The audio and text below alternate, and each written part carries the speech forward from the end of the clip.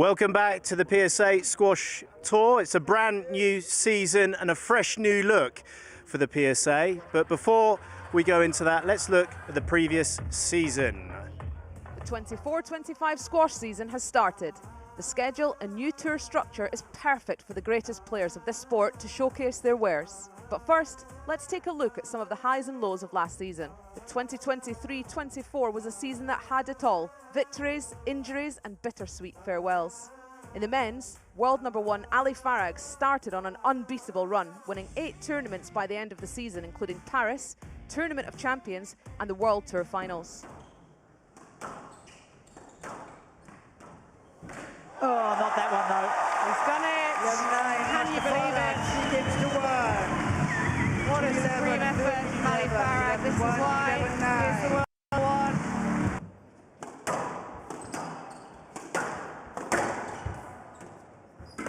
Now, for Farag, 11-5, manoeuvres his way 3 games to 2 through this match with Elias. It was a classic, probably one of their best matches they've played to date. And Ali coming forward to collect his winner's trophy from the great Jahangir Khan.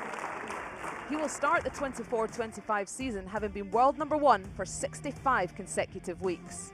In the women's, we saw the 2 best players continue their rivalry. Nour Sherbini and Nour Gohar met in 7 finals last season. However, by the end of the season, Gohar took the honours over Sherbini, winning their last 4 meetings. 11-6. It's the first time this season that Nour Gohar has beaten Nour Sherbini. What a turnaround. What an end to the season. Game, set, match, as they say, to Nour Gohar. A little fist bump goes a long way. Injury struck Amanda Sobhi at last season's Hong Kong Open, suffering a torn Achilles in the final against Hania Hammamy for the 2nd time in her career. Well, locked in at 5-all. It's been a really high quality start. Oh no. Oh no. Oh no. She had a situation where her Achilles. Oh no. She blew her Achilles in Colombia. Oh no. Oh no. This is absolutely shocking. I think it could be the Achilles. After an operation and extensive rehabilitation, she returned to the tour at the inaugural event, the Egyptian Open. Another player who's also rejoined the tour at the Egyptian Open is New Zealand's #1, Joelle King. Last season was not without upsets. Many lower-ranked players had some great results. Japan's Satomi Watanabe won her first World Tour title event at the Optasia Championships. Oh, to end! How fitting with the flip that's done the damage in the body of Gillis so many times in this match. Absolutely immaculate performance from Satomi Watanabe. Malaysia's Ian Yao Ng overcame the competition to win the German Open. He's got it back though. And there we have it. There you go. Well, not such a big roar because it was not really the best rally to finish, but there's a big smile, a winning smile from the Malaysian. That's nice to see. A good bit of applause from Steinman, the runner-up here. He played his part, but it's Yao that comes through. Possibly the greatest surprise came when Sivasangari Subramaniam beat Nour Sherbini and Hania Hammamy to claim the London Classic title. Oh.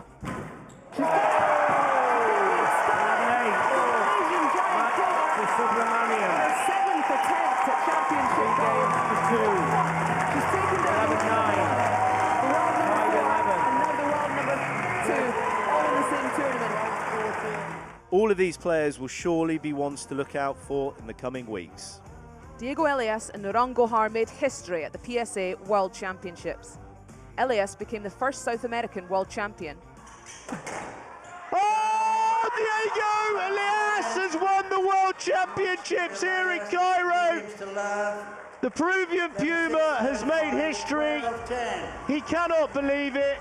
Nour Gohar claimed her first World Championship after coming runner-up on the previous 3 occasions. 5 championship balls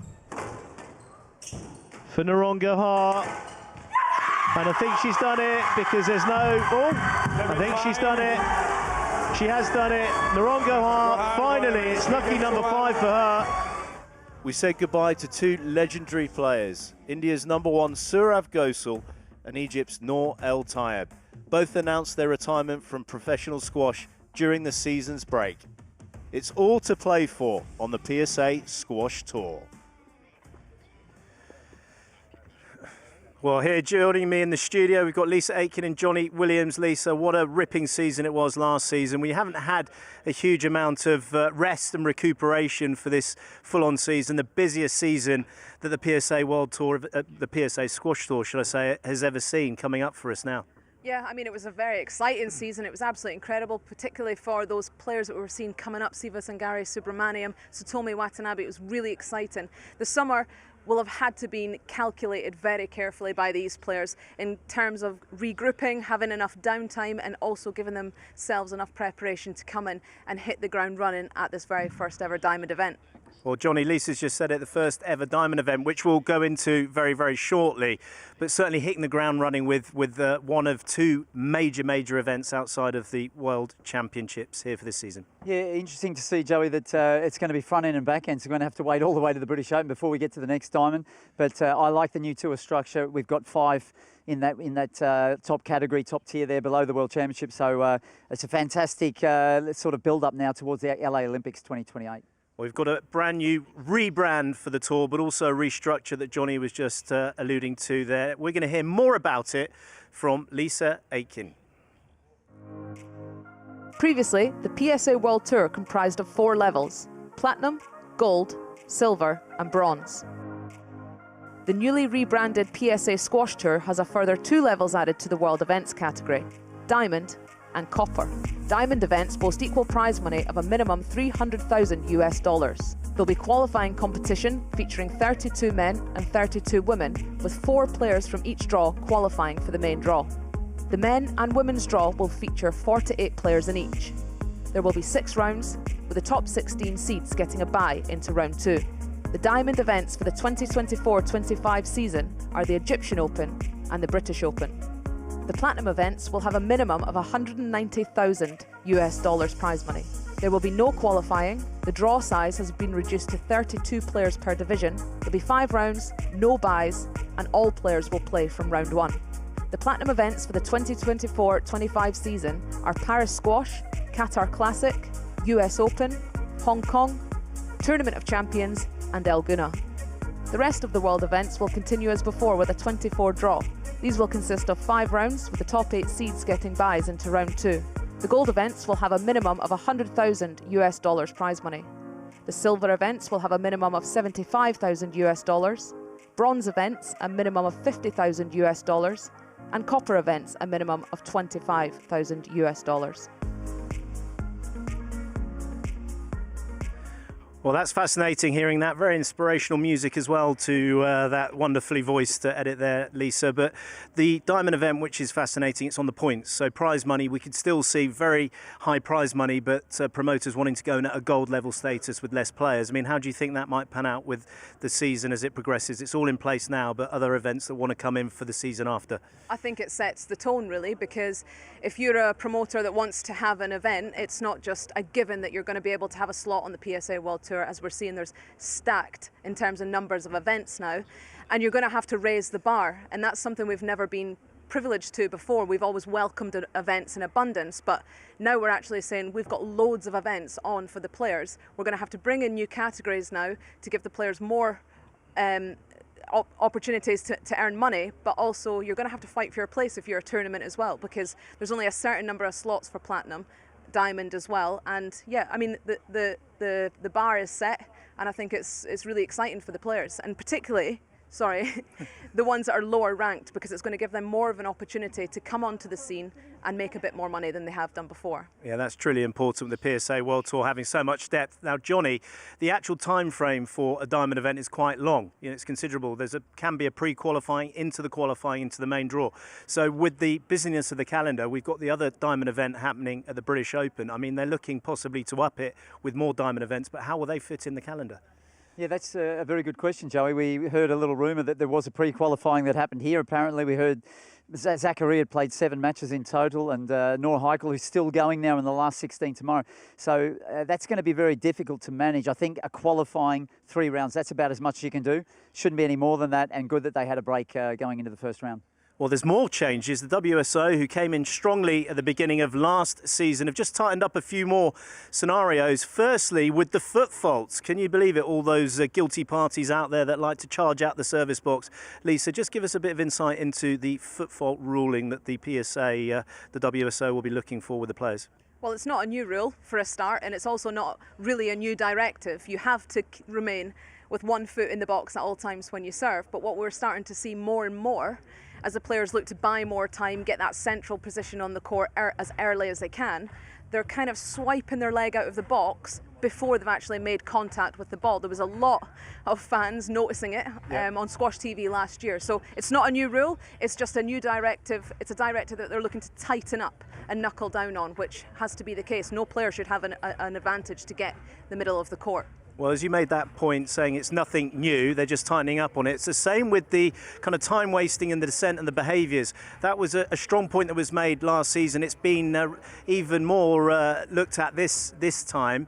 And we've had already had a situation with Feroz Dasuki and Tariq Momin, Johnny, earlier today. Yeah, it was 8-all in the 5th, and Dasuki opted to go sort of into the back of the moment on that backhand side. Now there was a match almost 2 years ago where Dasuki did that against Paul Cole. It was at the Motor City Open. There was no squash TV there. I think he got away with it there. Today he did not get away with it, and he'd already been warned and given a conduct stroke for behavioural issues, and this one was for coercion. He was trying to influence the referee's decision. He yelled out stroke, and the conduct game ended the match, of course. So I think that Roy Gingell was well within his rights to do what he did today, given those directives we've seen. Well, we're going to have a look at it now. This was earlier today at the club just by the glass court.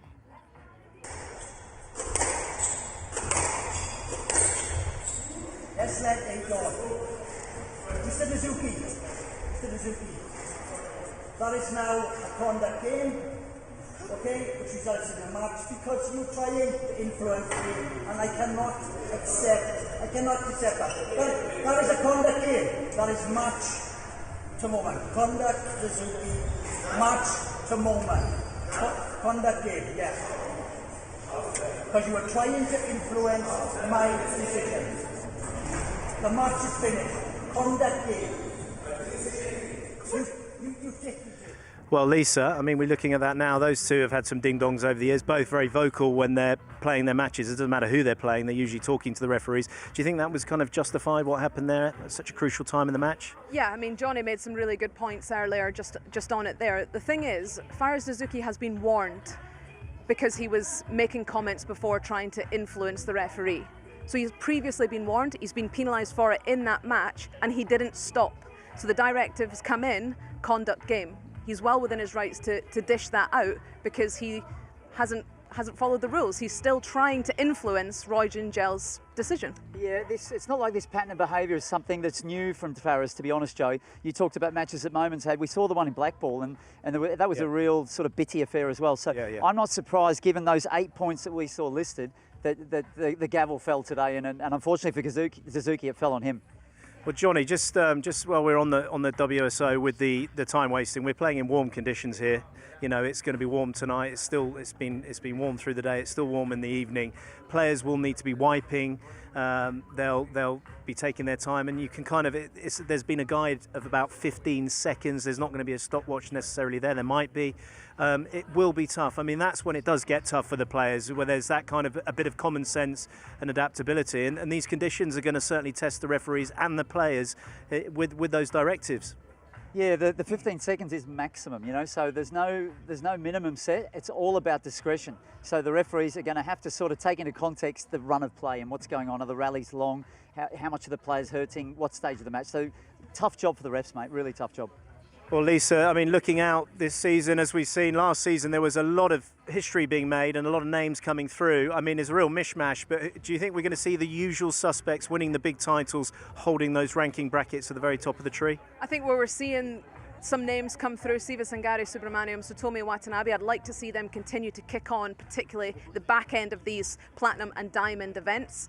We're starting to see already some new young Egyptian, it seems like a common theme that we always have, coming through. Nour Haikal, going to be playing her 7th match in this tournament already, and she's taken down the likes of Lucy Beecroft. So we're going to continue to see young Egyptians coming through, I think. But yeah, I certainly hope that we're going to see that crop that's following the pack at the top of the tree.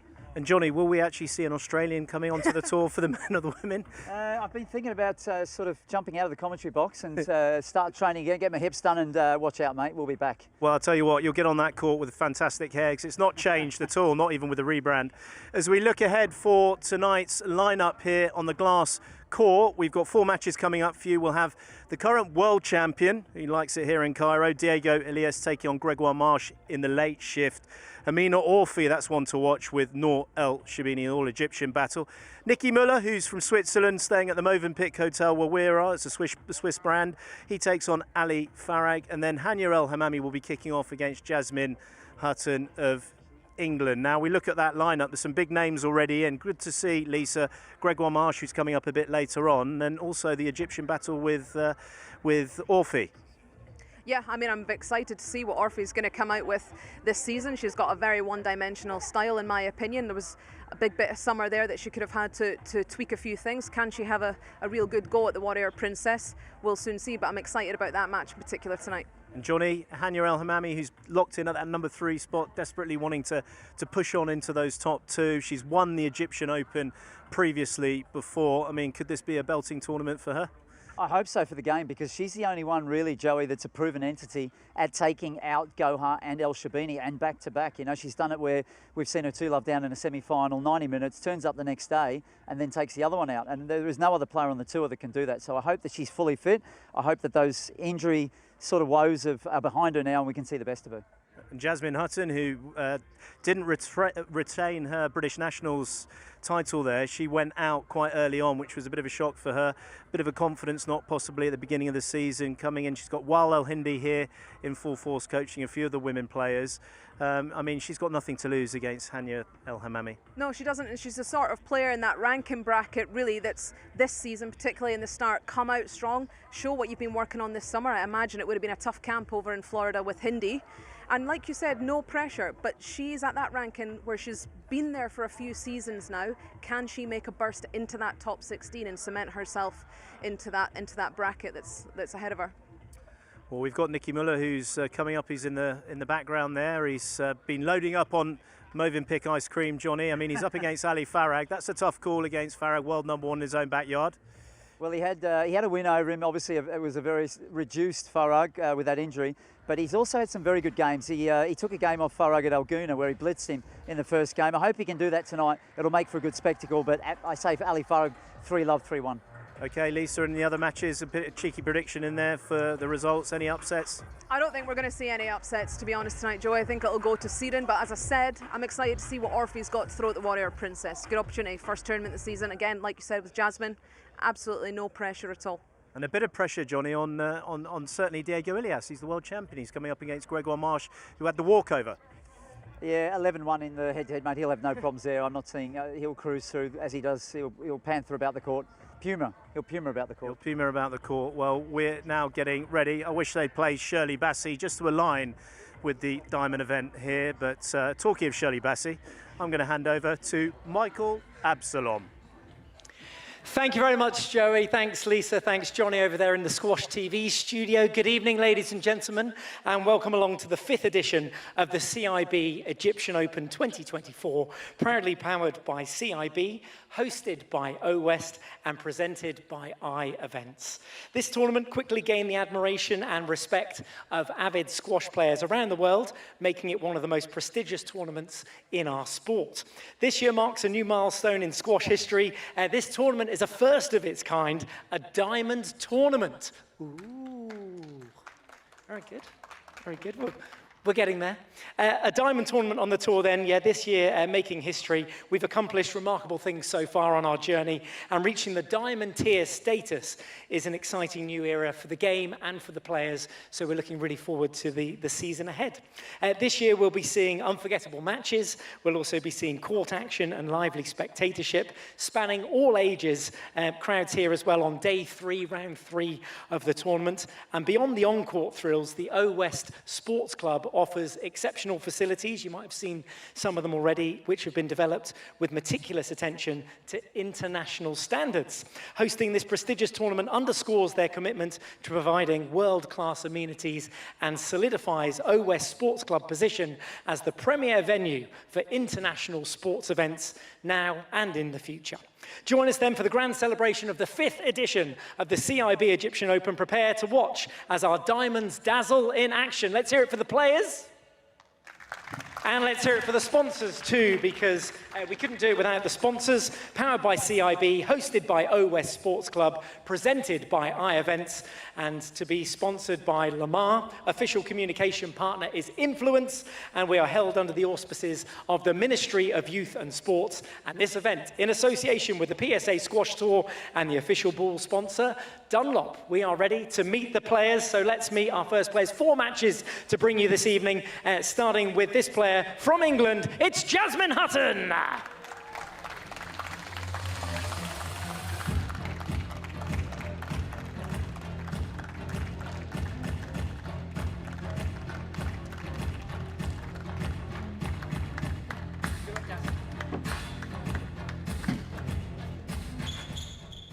And her opponent this evening, some home interest in this first match of the evening. It's the world number 3. Let's hear it for Hania Hammamy.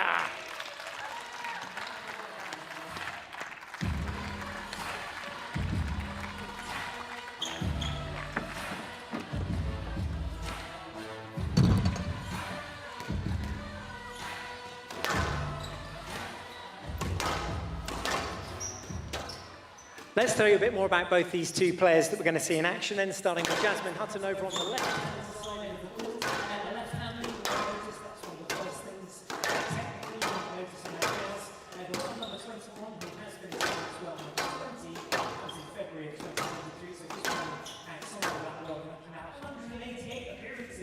On the PSA World Tour, 8 PSA titles to her name, and in round 2, we're in round 3 now.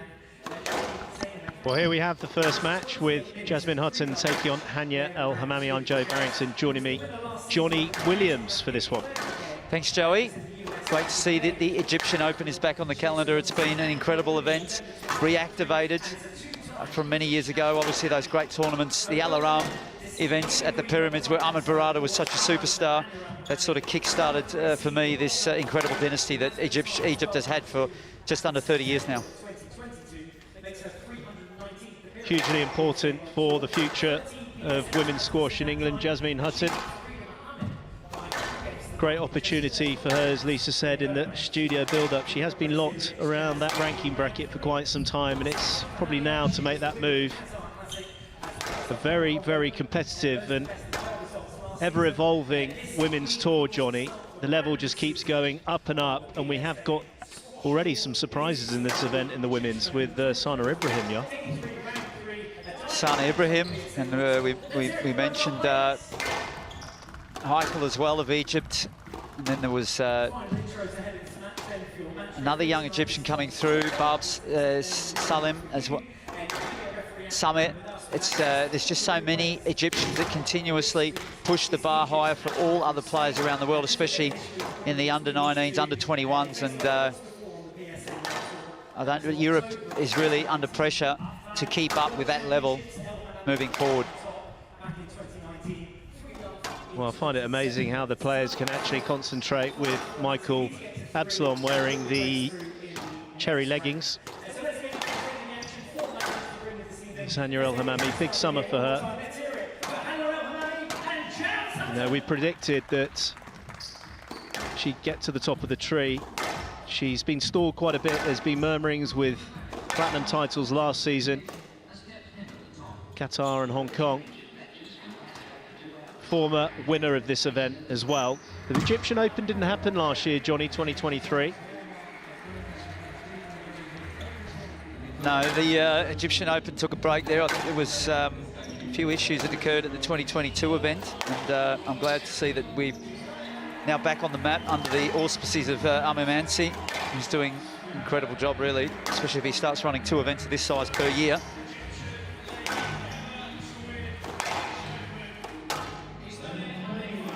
Well, sitting straight back as ever, Thomas Forter from the Czech Republic. He's an accountant by trade.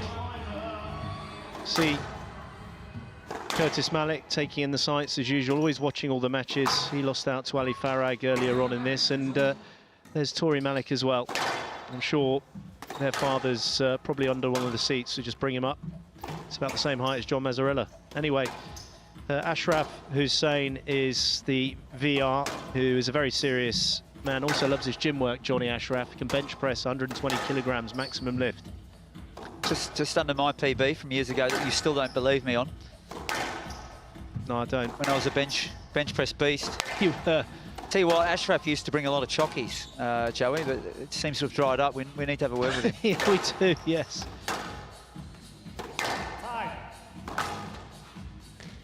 Well, this event marking the season as the first diamond event of the 2024-25 season. The Egyptian Open, the last time it was played was back in 2022. Down 11. And El Hammamy managing to start that season quite superbly well. She also had a changeover back then with the coaching staff. Her mainstay coach had moved over to the West Coast of America all those years, Haisim Efat, and she started to work with Omar Abdelaziz. She's now with Laura Massaro, Johnny. Yeah, the musical chairs of the coaching game continues as coaches are getting shifted around left, right and centre. It's very hard to keep up with. 12 months seems to be about the lifeline that you get as a coach these days. You've got to watch out, Joey. Well, I'm not coaching at the moment, Johnny, but you are. So thank you for that. But there's Wael El Hindi, who's got a good stable of the women players there now. He's got Jasmine Hutton, Rachel Arnold, Amanda Sobey, Grace Gear from England, and also Rowan El Arabi, Johnny. Well, there's some good stocks there in his stable.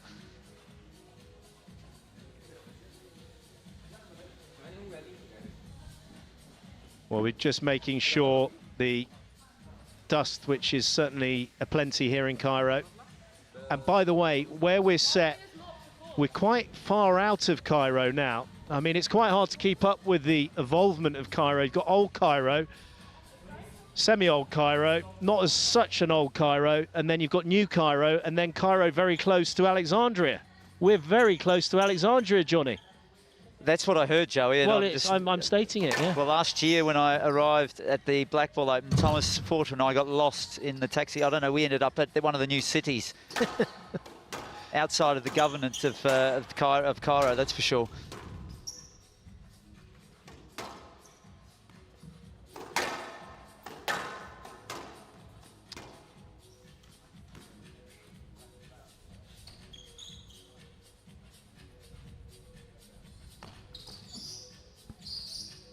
CIB Egyptian Open 2024, Women's Round 3 match. Hania El Hammamy of Egypt to serve, Jasmine Hutton of England to receive. Best of 5 games, love all. Oh yeah, we're in, Johnny. That is an interesting start to this season, Joey. Kick things off.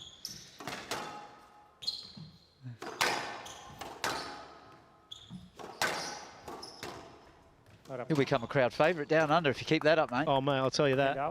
You keep sending me all those Insta things, Aussie Rules Football, and all the bleeps going on.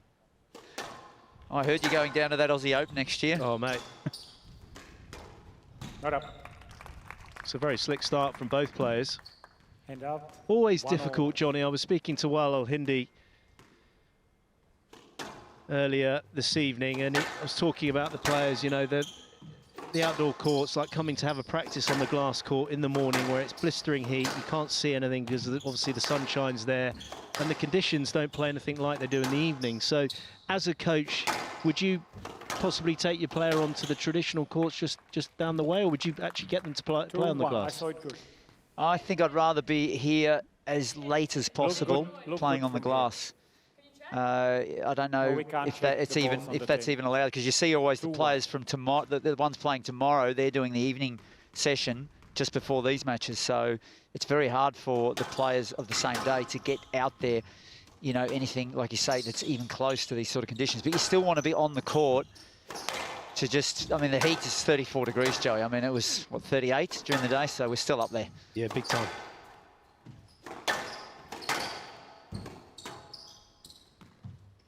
Jasmine Hutton, though, has been training in Florida this summer, so I'm sure she's had a good experience of the heat.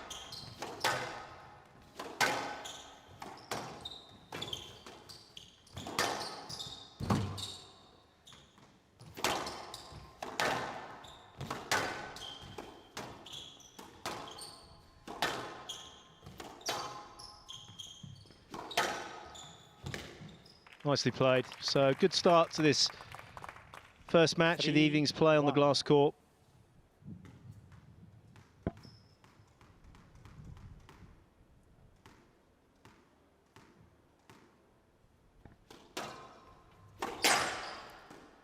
Four, 1.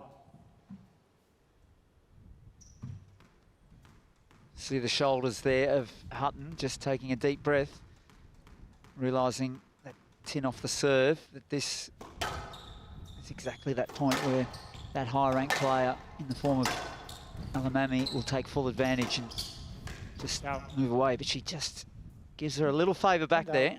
2, 4.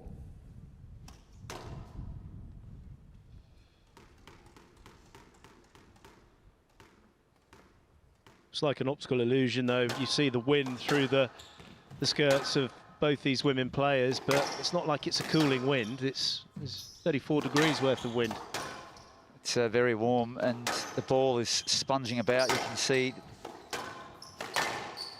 just the bounce. It's not shooting through really quick. It loses pace towards the back of the court, and your best bet is to really find the sidewalls, as Hammamy did there, Joey. Just keep drawing the ball into the sidewall, whether you're going short or long, especially when you got the line open.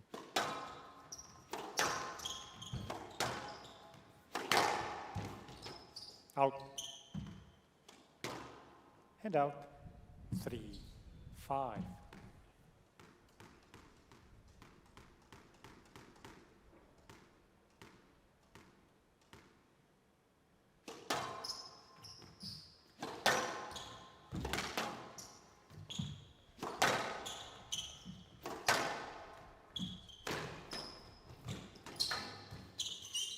Yes, let.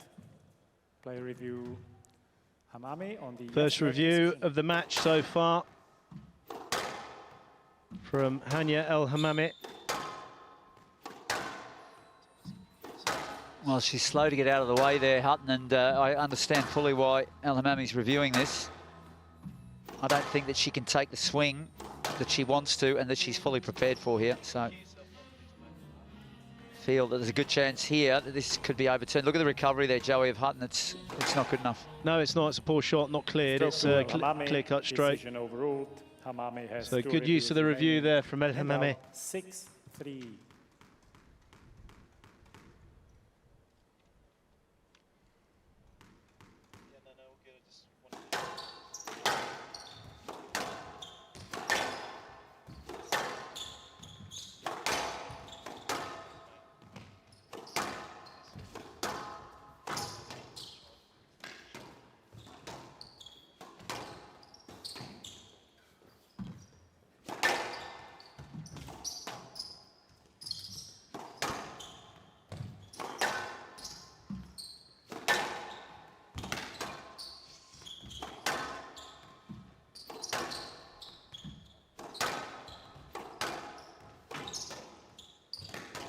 Quite interesting that Hammamy is liking to use the tactic of the boast into that front left-hand corner, Johnny, for the lefty.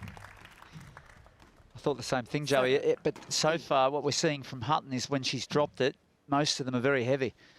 She's not able to get that ball fading nicely finding the floorboard. So as long as she keeps doing that, Hammamy sees just another opportunity to work her front to back. She's doing it very well here, Hammamy. She's really taking control. The line work in general is a lot better. She's just quickly getting advantage in the rally and able to move Hutton around.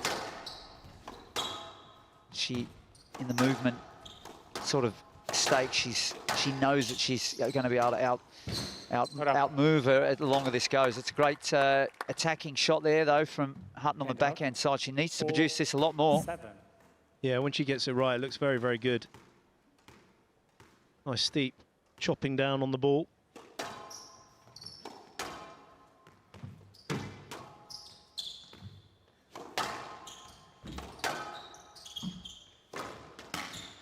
There it is again, right on cue. A bit of a hold and then whipping it through. And out. Just to go back to that, the left-handers usually like to move into that front left-hand corner. It's a stronger movement, more options on that forehand side, but it's an obvious tactic.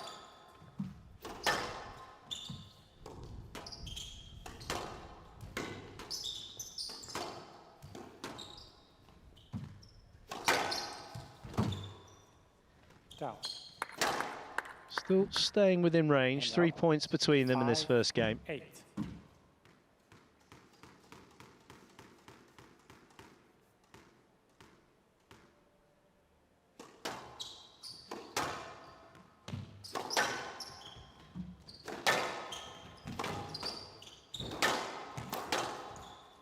Stroke to Hammamy. Oh, that's a missed opportunity. She worked the rally nicely there.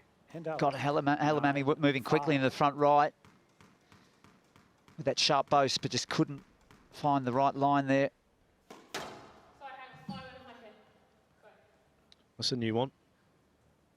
So Jasmine Hutton having to stop because a fly went in her ear. Now hopefully it's come back out again, Johnny. And she read the directives very well because there was nothing there about flies in your ears. Be updated tomorrow. Yeah.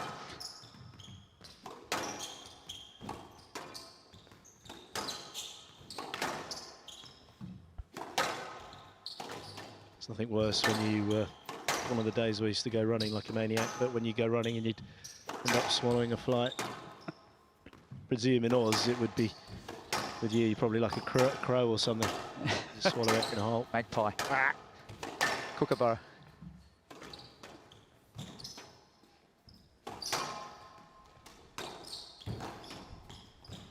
Down. Another big opportunity missed. So she's had some chances here. Hutton was moving on to that ball better. 5 game balls for Hammamy, who takes her allotted 15 seconds to serve.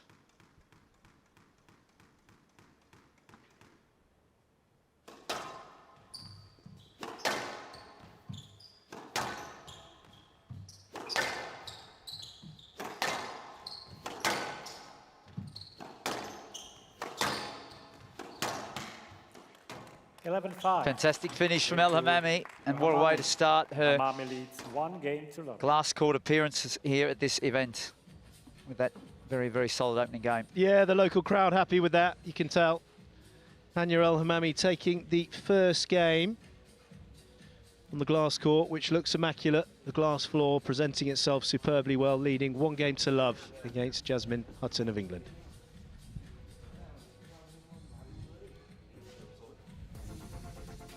Yeah, this was very well worked by Hammamy. She was just working the back corners a lot better than her opponent, and she also seems to have a bit of a plan there, taking it into that front left area. I think it's also got a bit to do with the fact that her and her coach feel that there's a little bit of a lack of speed from Hutton to react to that. And Hutton's short game in general was just a little bit sloppy, a little bit heavy. So she needs some good advice here from Hindi to get her back on track. Well, there's Kareem Darwish. Never forget him playing Wal Hindi in the World Championships. He was at the Pyramids, and Wal Hindi did a number on him, took him out 3 games to 2. The wedding day.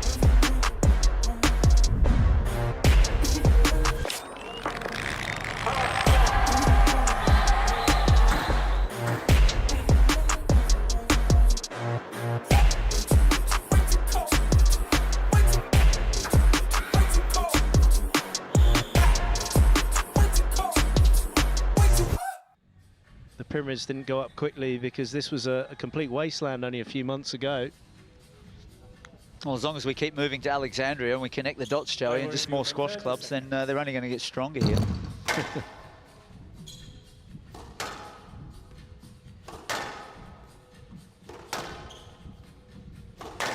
15 seconds. Well, trademark fashion there, while Al-Hindi, you can see just behind where Hania Al-Hammamy is standing in the front row. He's got the headphones on, listening to Hammamy leads. well music at the moment. Just helping to relax. Not a podcast. Al-Hammamy kicks off this second game.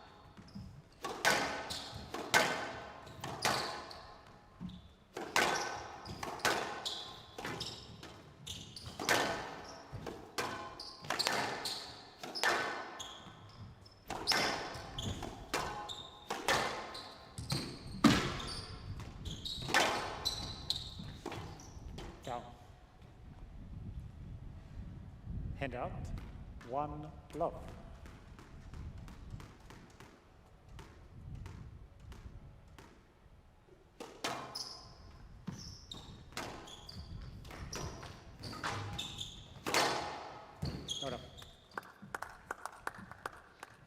Well, this is a better start from Hutton. We're just seeing that she's coming out of the blocks a little bit sharper, hunting that volley. Just looking to be a little bit more aggressive. And Al-Hammamy, just a couple of sloppy choices. She's already finds herself 2 love down. Down. Hand out, 1, 2. Johnny, do you coach many left-handers? Currently not, no. Ah, there we go. Still thinking though, aren't you? Which is a worry. Yeah, I do coach in Switzerland. There's a couple of Swiss guys that left-handed, but Fabian Seitz is one name that comes to mind. He's a top junior in Switzerland. Hello, Fabian. He needs to have a look at Jasmine Hutton's forehand here, because she's got it nice and open. That's where he needs to, what he needs to work on.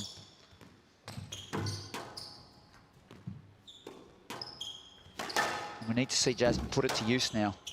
Like you said, a little bit of hold and a little just presenting that threat there across that short line. She hasn't been active enough so far.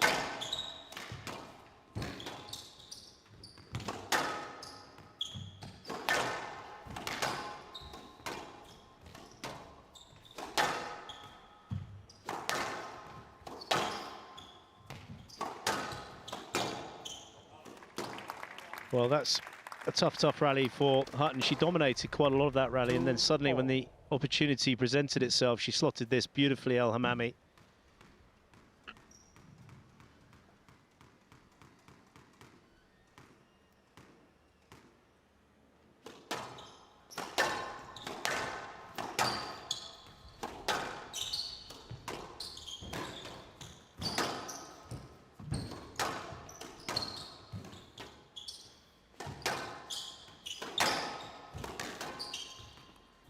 To Al-Hammamy. Just turning it on a bit more now, Al-Hammamy. Pressure. 3, 2.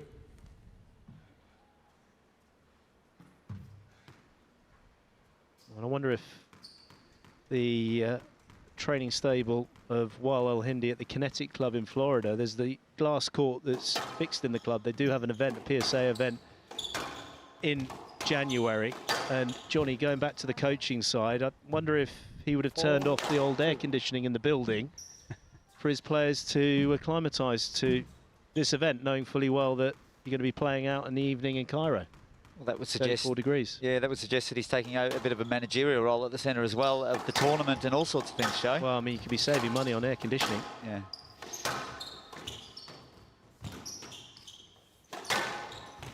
Down. 5, 2.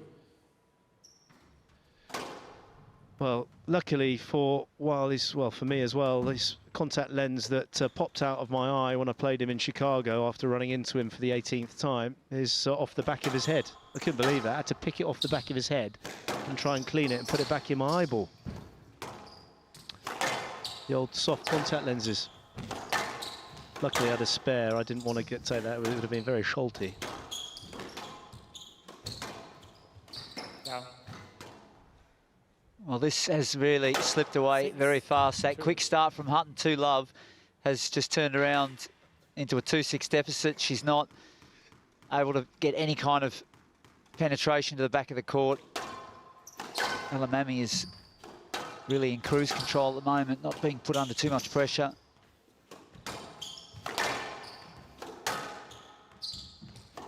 Being able to really take control of this match without having to go to that top gear of movement that we know that she has as well.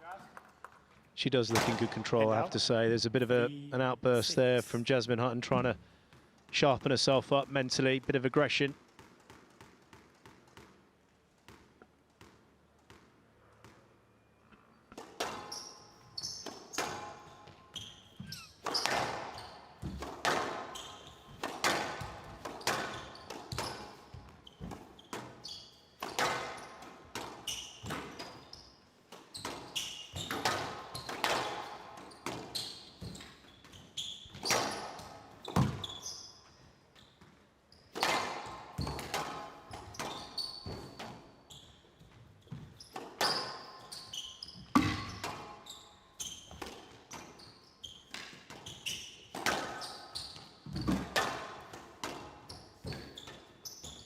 Well, this is a big rally, Joey, the biggest of the match so far by a long way. And Hutton, importantly, takes it. She needed to. 4-6. Well, you're talking about that steep swing, Johnny. There's a nice bit of cut there from Jasmine Hutton. High bounce. She's going to see on this court. And when she gets it right, it looks good. It's just that, it's always the consistency factor. Still a lot of work to do for the English woman.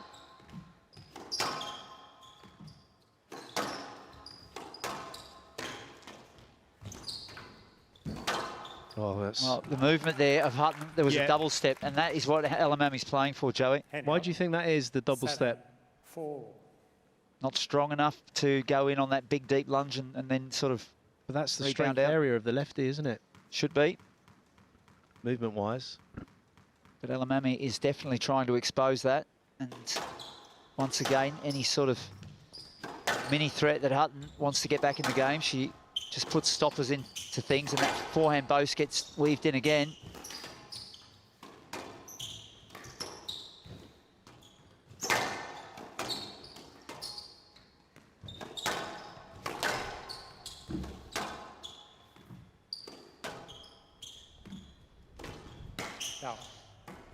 Just cocks the leg up afterwards. I think she knows that she can still keep weaving that shot in. She tried to be finesse with that one a little bit too much.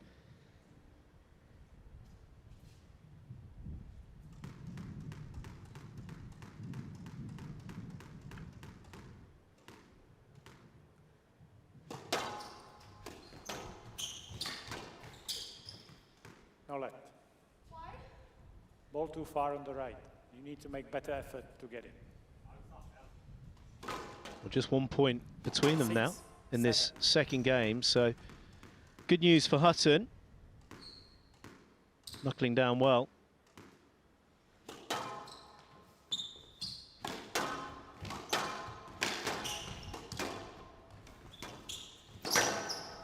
Stroke to Hammamy. Well, this is I reckon this is a bit of a breather review.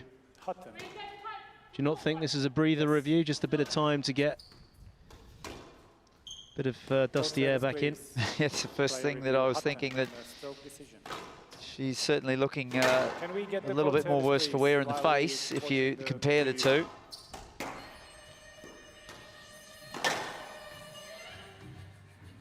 It's a tired shot. And What do you think there, Johnny? I mean, is there room to play? Could be a bit of room. Or is it going to be upheld? That should be upheld. She can hit her with the cross court there. This is a great angle now. Oof. I think she's there, ready. Has she cleared enough? She hasn't cleared enough, therefore it's been upheld as a stroke. An army of court cleaners. It's the green, isn't it? It is. It's an interesting one, because we've got the two floor and then the window wipers. Not sure what the that... Can we please next time get the court service quicker when we ask for it? Thank you. The PSA directives again, so the court cleaners are also going to be targeted. They'll get sent off for too slow manoeuvring around the court. Just being told off by Thomas Forter, who his back can't get any straighter than it is at the moment, Johnny. Amazing posture, I do envy it. Unless he's come on one of those flights, those British Airways flights, over to Cairo, where you're basically facing, you've got your forehead on the other person's seat in front. They're that bad, the seating. Seats killed like that, are they? Absolutely horrendous planes. Don't do it. Great advert that for British Airways.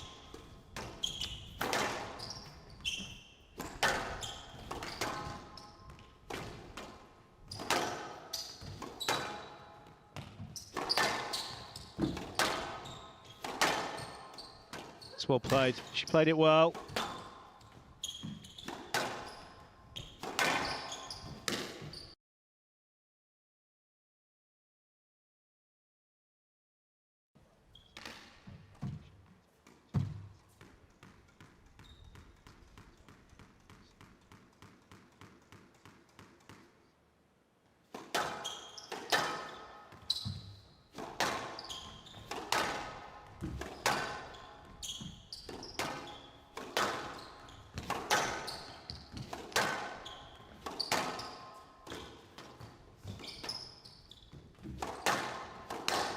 That's nicely done, Johnny. That's nicely done. Can she make a final move? We're at the back end now of the second game. Will we see the higher ranked player take the advantage?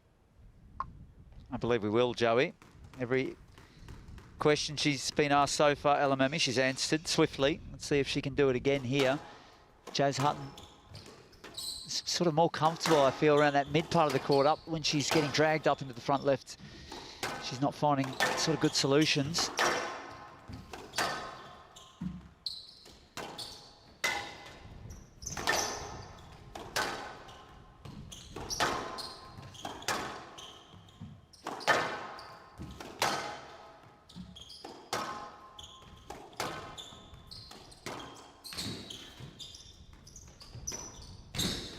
Lovely score. Oh, wow. What about the retrievals? The retrievals, you wouldn't expect anything less from Hammamy, but that opportunity was there for the taking for Hutton. She'd done all the work front right-hand corner there to set up this one. Oh. That error giving Hammamy 3 game balls.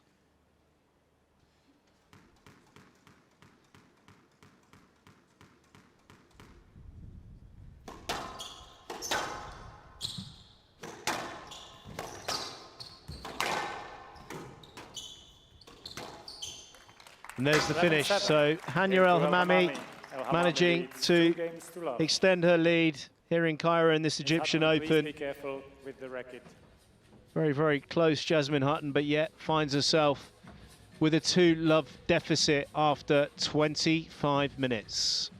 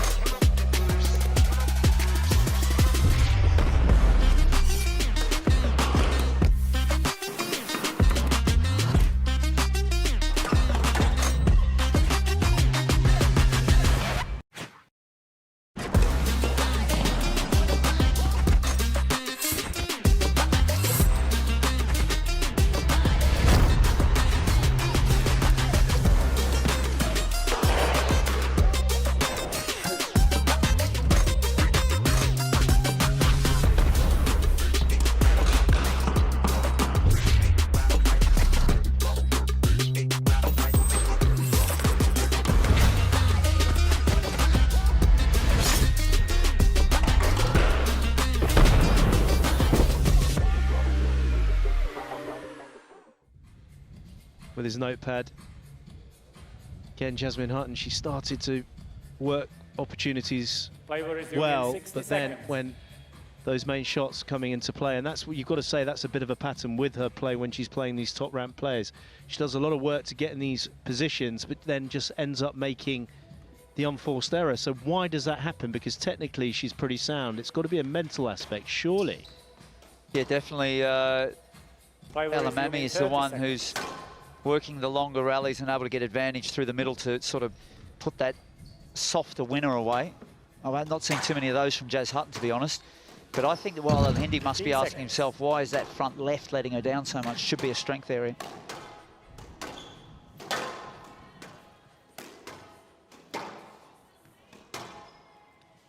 Hammamy leads 2 games to love. Love all. Well, Laura Massaro will be watching afar in Chorley. I don't know if it's 34 degrees there, Johnny, in northwest of England. You're seeing probably quite a lot of Hania Hammamy coming to the UK to do training there. Joelle King, who's back on the tour. Kiwi, the great Kiwi player. She also works with Laura Massaro. It's the first one that she kind of took out the top 10 to coach.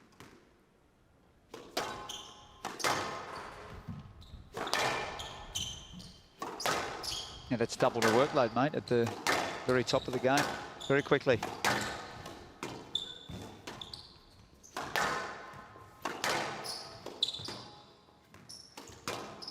There's that finish from the mid part of the court area on the left-hand side. Jazz Hutton has not missed too many of those.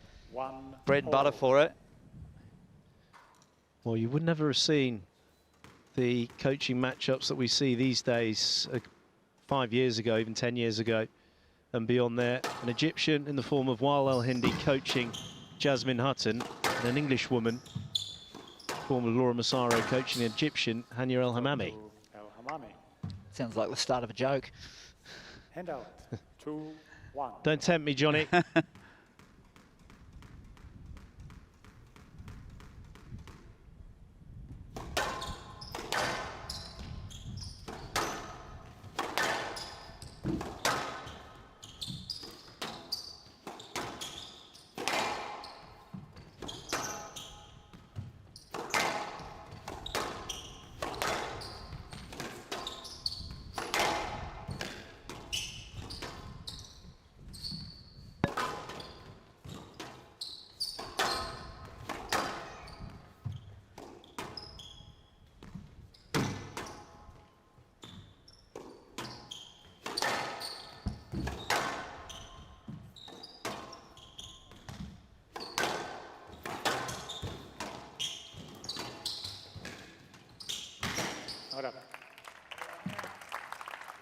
There's a lot to be impressed about here in the way that Hammamy is just going about her business.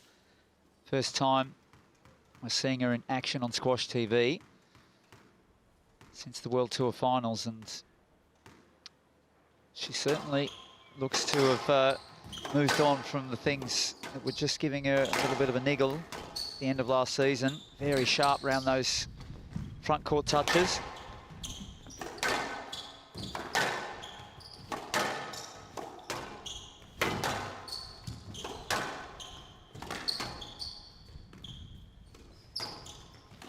Down.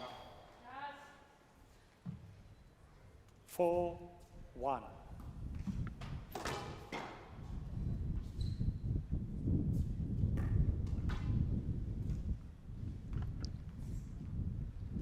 Well, we're very high up, Johnny. Must get the sea level indication where we are. I mean, Hania Hammamy, she's not going to be able to settle that down now. No, the Marilyn Monroe effect has taken over. Yep. How many metres above sea level are we here? About 600, 700? No, I'd say probably more. We are actually very high up. Giza Plateau, where the pyramids are, is over 750. Well, when you take, I mean, could be with higher that than and the heat as well, that is absolutely, that is really starting to push the needle a little bit, isn't it? Down. Hand out. 2-4.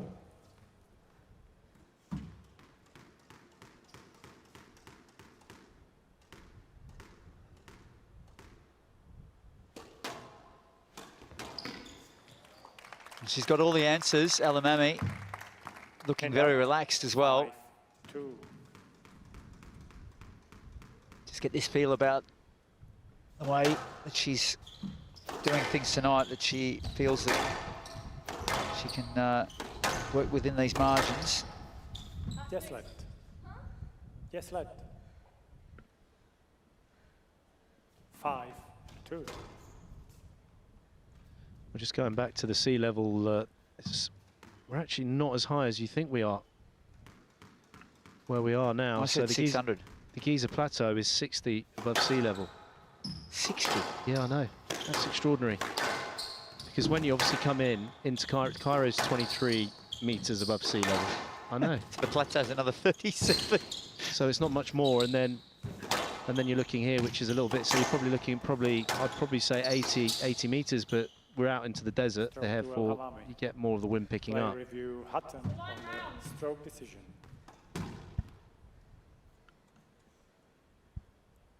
Well, let's look through this one, Johnny. Again, it's a sloppy shot from Jasmine Hutton. There, she's not cleared it. It's a poor shot. That's going to be, in my opinion, upheld. She's not cleared it. Yeah, the movement needs to be quicker and further away. Back to the tee. She didn't Stroke to Hammamy, decision give enough access. Hutton has no reviews remaining. 6-2 right.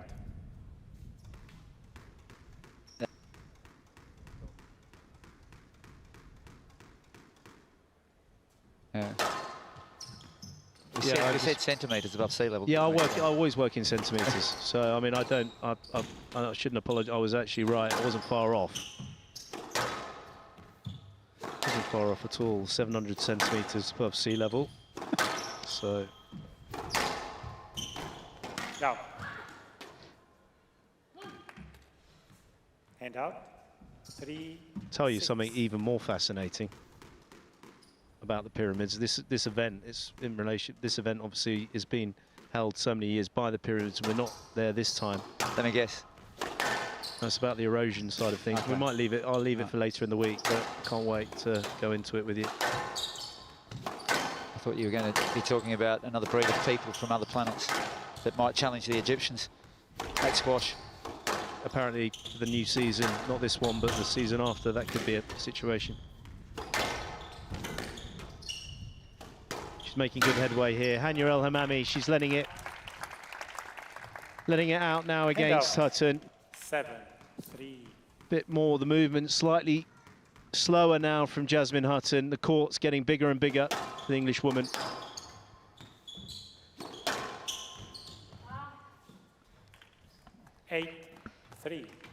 This is certainly more like the Hammamy we saw when she was really troubling the top two. They'll be watching closely. I would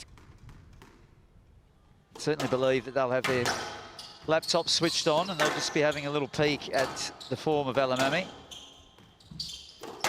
Sherbini will be here, of course, just getting ready to play.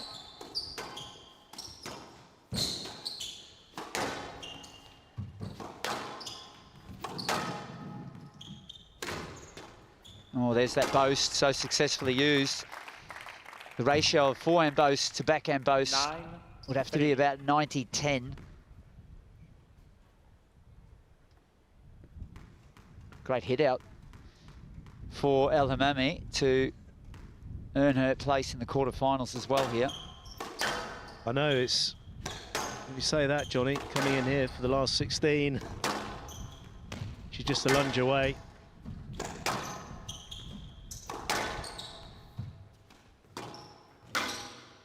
Well, there's only one word for that, Johnny, and that is... 10-3. Tied. Match ball. I don't know what that means. It's tied.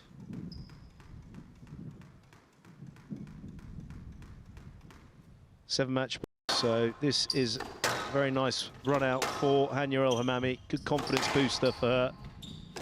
Agree with my colleague, Johnny Williams. She's looking nice and confident. Oh, wow, that's a lovely finish. So good finishes there. Important for Hammamy. She doesn't have a bad movement day, we know that, but she's finishing the ball into the front of the court like she's been doing here this evening. She's going to be a contender for this event. Great stuff from her. Making that shot look easy, but it was an immaculate finish. 34 degrees worth of heat in this first match this evening of the last 16. Oh, she's now down with Michael. They have a great rapport. Let's hear from both. Thanks very much, Joey. Let's get some instant reaction through to the quarter-final stages, and looking confident there. They said that you look like you've been working hard over the summer and back to your very best. Did you feel like you're at your very best tonight? Yeah, I mean, I think I'm excited for this season. I've worked hard, over the off-season. It's been a bit tricky coming through this event, but yeah, as I said, I'm very excited and very confident on court. What do you make of the new format? Obviously, it's a new look season. This is a diamond event now on the PSA World Tour. There's been a wealth of squash for some of the players to get to where they are in this stage of the tournament as well. But it's pretty exciting for the sport, and I imagine for the players too. Yeah, definitely having a diamond event, it's very prestigious, and it's even bigger than playing a platinum event. So makes it even more exciting for players to have 2 diamond events, and obviously it's like bigger points and bigger prize money as well, so it makes everyone keen and hungry to win. I guess your hunger is still the same, and the players that you're hunting down are still the same 2 players, and I guess just your thoughts ahead of the season to come, and where you can narrow those margins and get yourself into the top 2. I mean, I've ended last 2 seasons, or maybe 3 seasons, as world number 3. So obviously, I'm very hungry to break the top 2 and finish off the season as a world number 2 or even world number 1. But no pressure.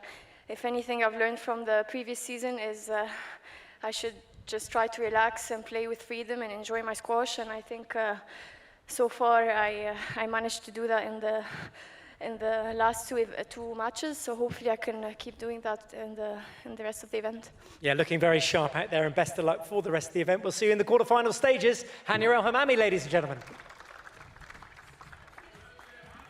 So we'll see Hania against Gina Kennedy in the quarterfinals. Well, this was a real confidence boost of Hammamy. She was able to roll through her paces here very nicely. She set up things right from the get-go. She was throwing that forehand boast in, testing out the movement of Jazz Hutton, and she really struggled in that front left area when she was on the stretch. We see it there. But the tight work of Hammamy to the front of the court, back of the court, she had all of her markers in place, and she looked very settled out there. The movement also back to where we'd expect. So all things looking pretty good. Looking forward to some of the big matches coming up. 11-5, 11-7, 11-3. Hania Hammamy overcoming Jasmine Hutton. 36 minutes, 3 games to love, setting up an encounter with another Englishwoman, English #1, Gina Kennedy, in the quarterfinals. So match 1 done. We've got Ali Farag, who's the current world #1, taking on the former Swiss #1, Mueller. I'll be handing over to Lisa and Johnny for that one. Join us again shortly.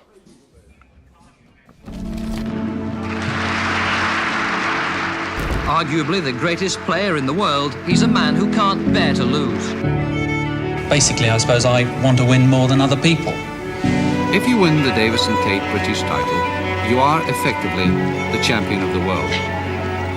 And to Jahangir, it's a familiar route. Khan from Pakistan has stunned the world champion, 34-year-old Jeff Hunt from Australia. It's the 16th British Open title for Hutton McKay.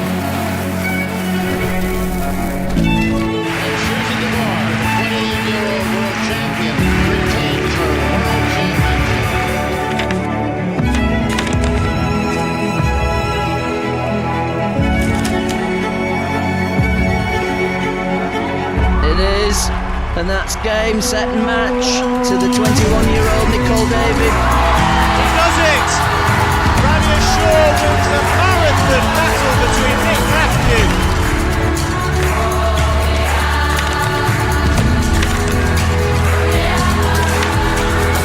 Gregoire Gauthier, your world squash champion.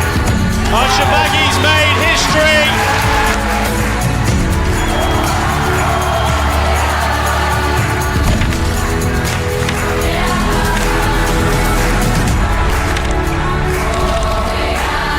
There is Malili, his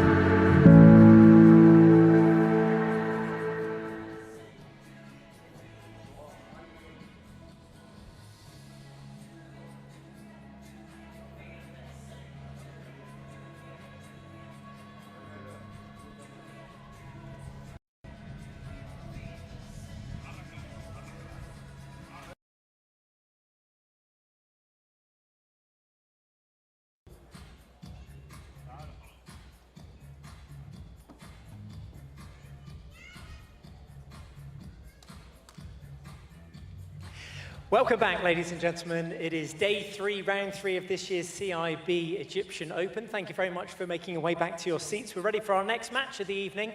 We switch our attention to the men's half of the draw, again playing for a place in the quarterfinals.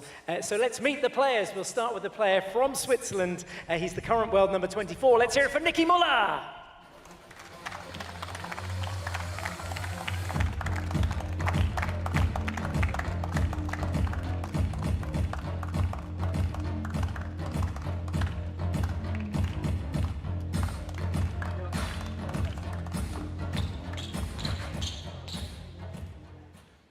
And his opponent this evening is the current world number 1 from Egypt. It's Ali Farag.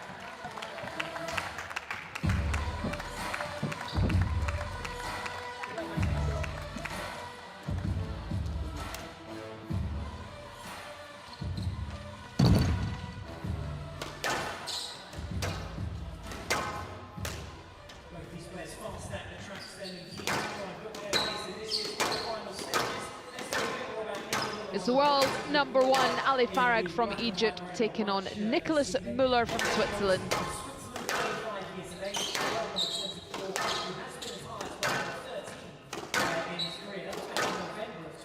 And Lisa Aitken, and joining me in the commentary box for this match is Johnny Williams.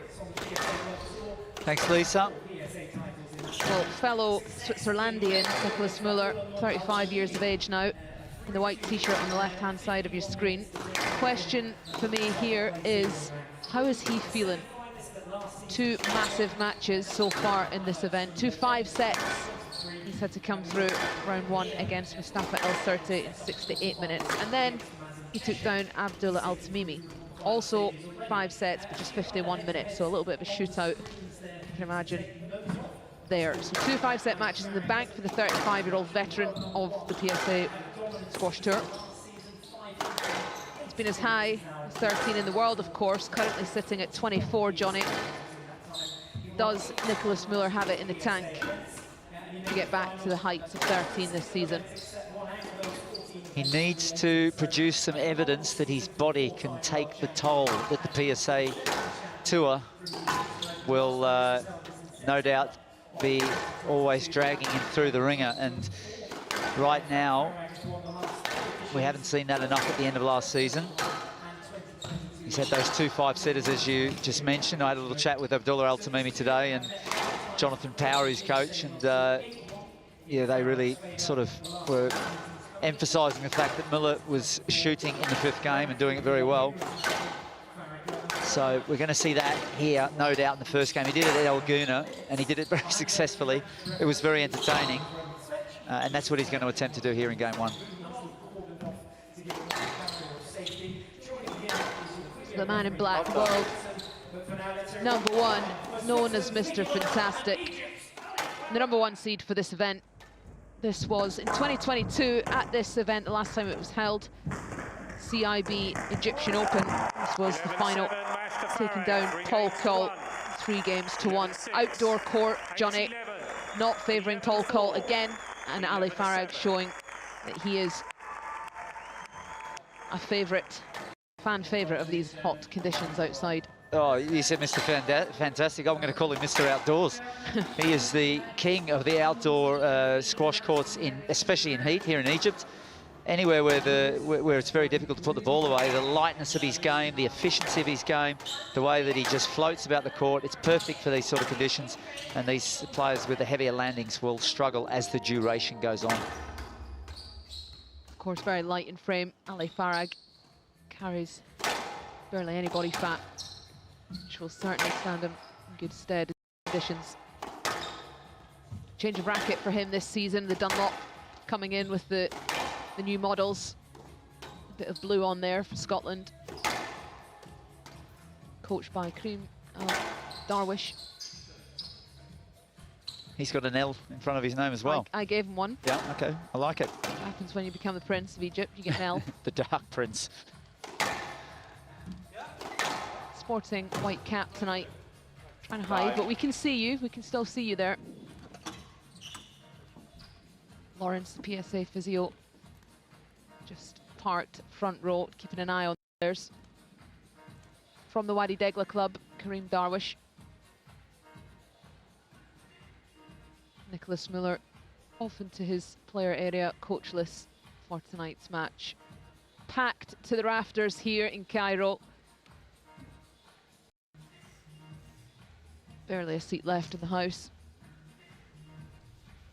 Long-term partnership now between these two. The previous match, Johnny, you were just talking about how coaches are rarely given a 12-month lifespan these days with players, but this has been a staple in the corner of Ali Farag for his career.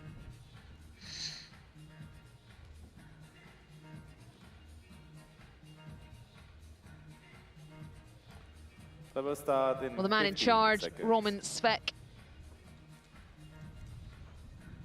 and Alex Chewitson in the video referee seat. CIB Egyptian Open 2024 men's round 3 match. Nicolas Mueller of Switzerland to serve, Ali Farag of Egypt to receive. Best of 5 games.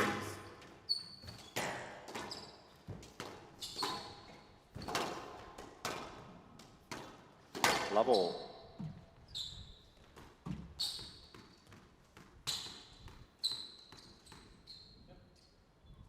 And we're in the first men's match of this evening.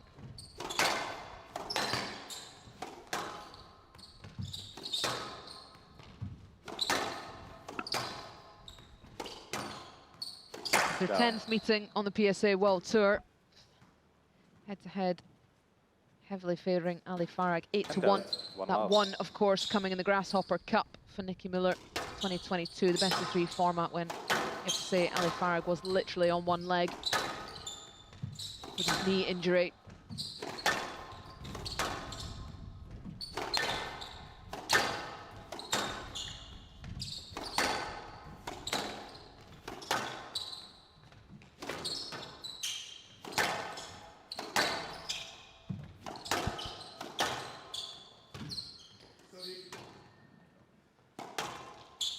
Love.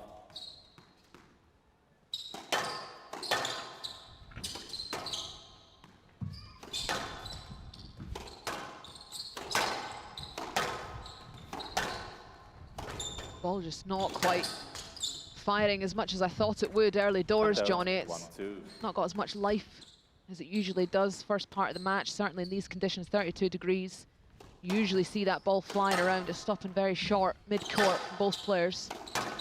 I just think the conditions, I said that in the last match, Lisa, the sponginess of the ball was just off the charts. So it's not one of those balls where it's going to rebound off the front wall and go through quickly, you know. And there's that very strange movement there from Mueller as he almost jogs through the front corner there.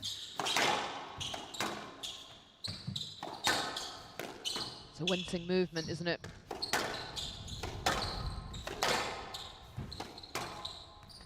Good pace, though. Both players very active. Farag certainly, you feel that he's just putting down some defensive markers across the middle. He doesn't want to let Mueller do what he did in Alguna in that first game.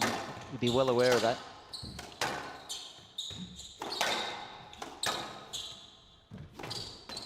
No, he's not read that one at all. The boast from Swiss Rocket.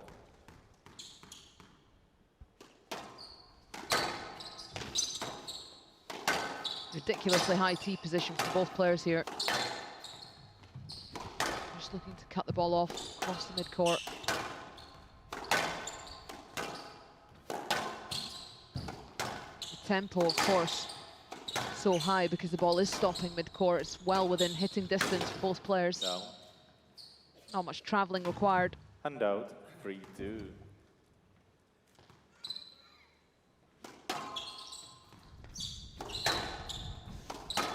Yeah, it's interesting, the contrast in mindset. Farag will be wanting to get that bottom edge working under the ball, find the right angle, make it draw into the sidewall, whereas Mueller, if he's got an angle to work with, he's going for the neck. He's all in, all guns blazing.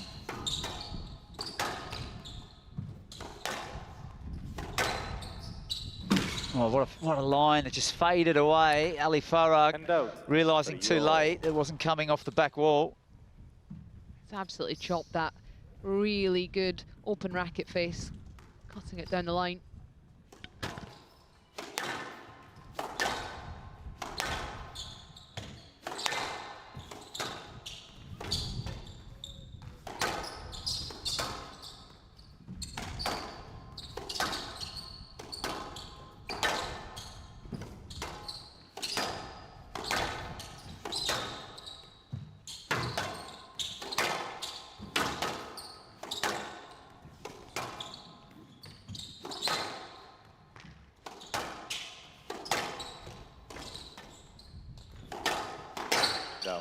Just trying to get onto that Farag rush. Mueller on the left. Just missed time slightly. 4-3.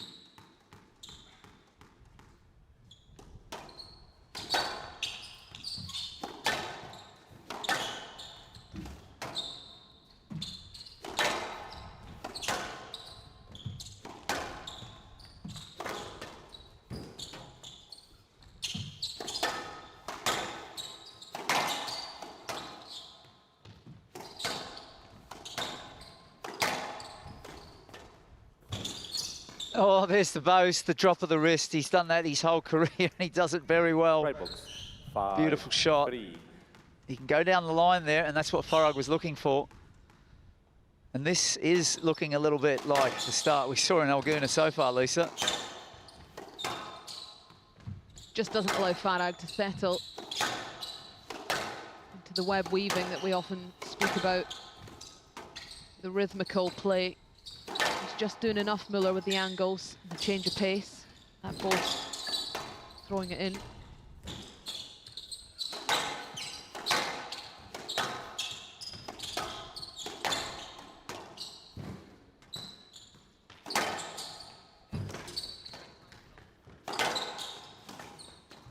Oh, did he get that up off that cross court from Mueller? Seemed to nick out, and the rally goes on. Oh, awesome. That is double bounce for sure. Heavy movements from Mueller. That was hard work rally. And out for 5. Oh, he got it, yeah. It was a great adjustment, as always, from the master, Farag. Made that look easy.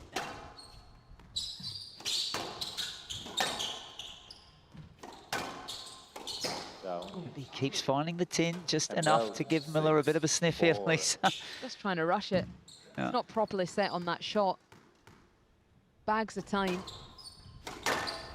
Bags of time. That's a Bags.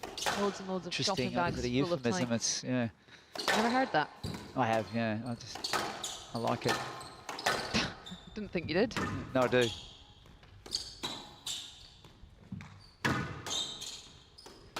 And there's that little flick. So Mueller is just cruising along nicely here at 7-4.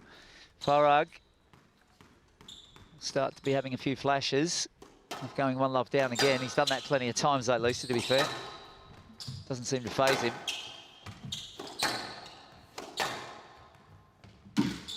Down. 22, 23 season. I'm sure it was 15 7. times in a row. He lost the opening game.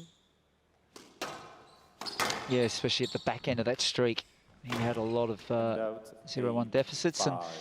But he's really had a drop-off here, Farag, as well. He's making it too easy for Mueller at the back end of this game. There was that one lengthy rally, and he hasn't backed it up. And that was the perfect time to sort of put a stamp on things.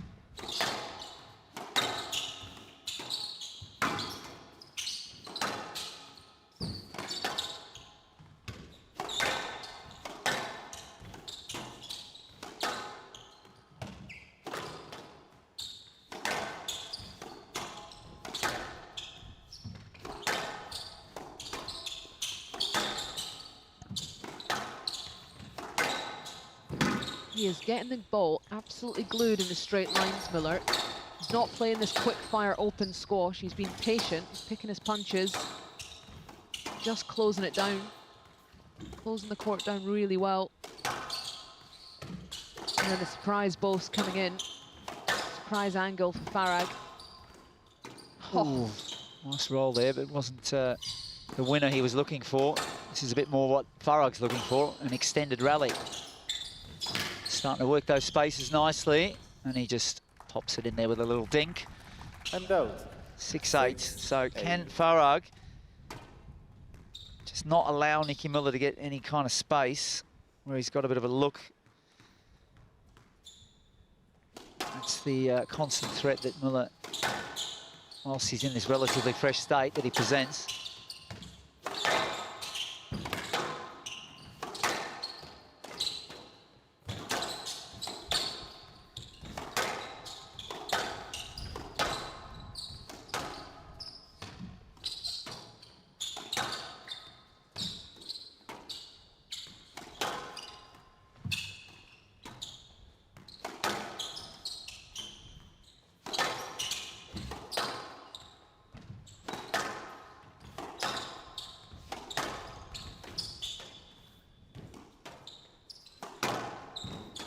The ball just sticks, doesn't it? It's just got a different bounce in these conditions.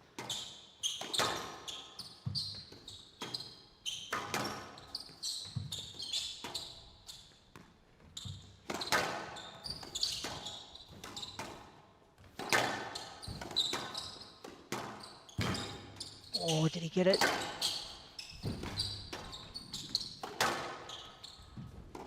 Oh, this is a tremendous rally building. We're seeing some real high-quality exchanges down the lines, and then the short attacks. Oh. There's the error. Huge rally for Mueller. Certainly slightly winded. 9-6. But he's got the 3-point cushion here in this opening game. Type of rally, as you said, Johnny, the Farag's looking to do, extend. Now entering a dangerous part of the game with the scoreline.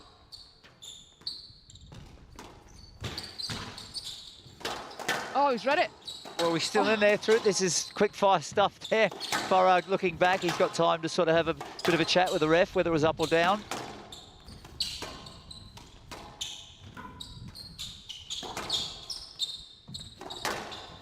Down.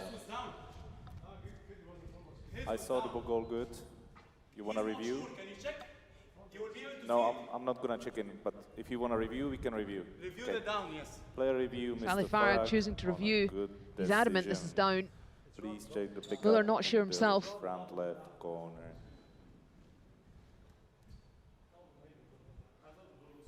So the front left corner will be looked at. It was initially Farag who had the huge sort of lunge and very tight pickup, and it must have been shortly after that. Nothing. Should we get on? Should we get on? Looks good. Looks fine. It's 10. Oh, he's talking about a 10. Can I open the door to That's explain? fine. When I hit the cross court, he played a 44. So the pickup's good, but we need to No, it was good. That's what I'm checking. No, have a no, look we at the checked 10. The pickup, we 10 cannot is hit what the 10. Farag's Go back referring on the to. court. Good, decision upheld. Yep. Farag has one review. No. No, Mr. Farag, I need you to go back on the court. I did close the door. not review the double bounce. You reviewed it. I did not review it. I told him that was good. I was reviewing the down. Ask him. I knew that it wasn't the double bounce. I was not reviewing this one. There's 2 reviews. I have 2 reviews. Mueller just saying there, he's still got his 2 reviews because Okay, but I don't want to lose a review for no reason. he wasn't actually reviewing the double bounce. He knew that that was one bounce and it was good. He was referring to the ball hitting the tin. Well, he's actually, yeah, I mean, obviously Roman Svech would never allow that kind of review to happen anyway, so... No, you cannot review. But it's great to see Nicky Mueller settling out all the arguments, saying, look, he's got 2 reviews, let's get on with it, I've got game ball, let's finish it off. Absolutely. Nice little breather for Mueller as well to regroup for this big rally. There it goes. 6. Reminiscent of El Guna between these two. Nicolas Mueller coming out the blocks after 2 5-set matches, round 1 and round 2. Takes the opening game against the world number 1.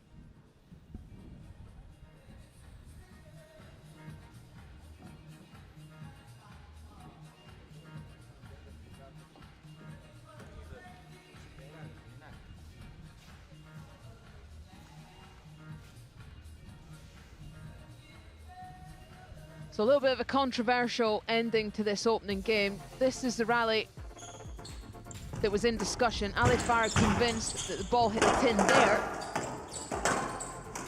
And the showcase went on. He's questioning there whether the ball hit the tin or not. It's a reflex volley from Mueller in that very start of that exchange. Down. I saw the goal good. You want a review? Miller, he picks this one up. We saw that. That was good. It's the next shot that Farag is adamant was down. No, it was good. It was all good.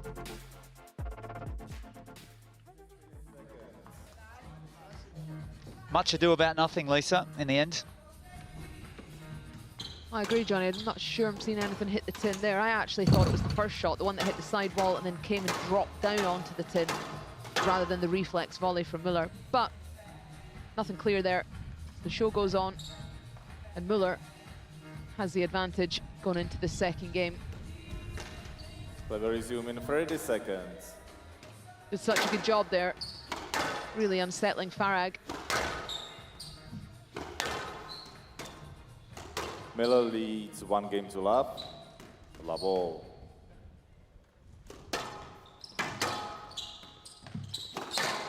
Well, their longest match, Lisa, was at the Egyptian Open 2020. Now, that was a 3-2. I commentated on that match as well, and Mueller was in sparkling form that night also. He has the ability to make Ali Farag edgy and nervous like we're seeing.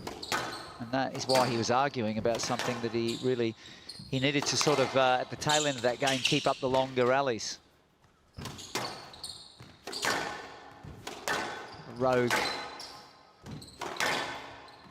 selfie pole there, trying to take some footage of the game as Ali Farag sharpens his sword on the backhand line there. That's tight.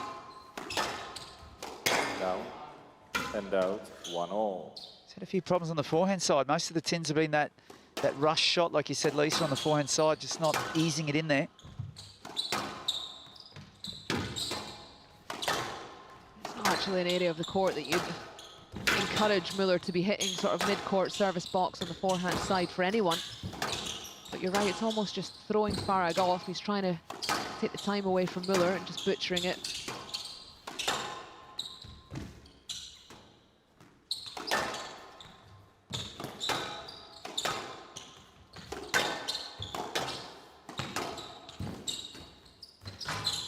Oh, what a shot from Mueller. Absolutely curled this round. 2-1. Like a hair roller. Oh. You don't think of two about that, don't you, Lisa? I'm new to the hair rollers, Johnny. I saw the little curls at the front there on your fringe tonight going in. I could put one in for you tomorrow. Okay, gonna struggle, I think. Watch the space, Squash TV. And out, 2-all.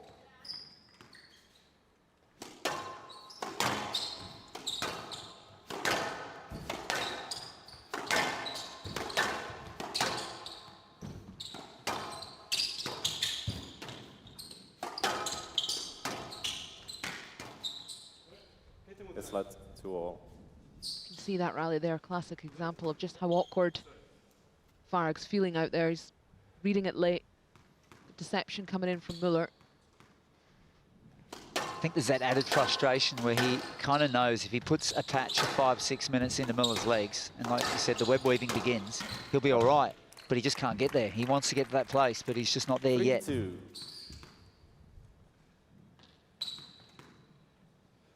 Only really once in that opening game did we see two really tough, long physical rallies back to back.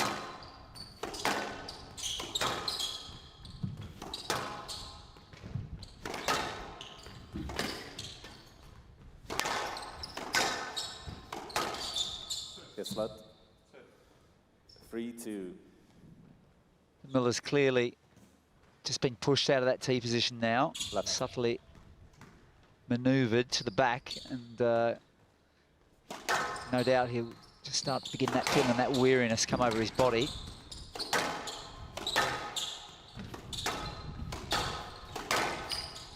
Throw to Farag. Just what the doctor ordered if you're in Farag's camp, just getting on the way on the scoreboard and not having to come up with anything special in this game so far.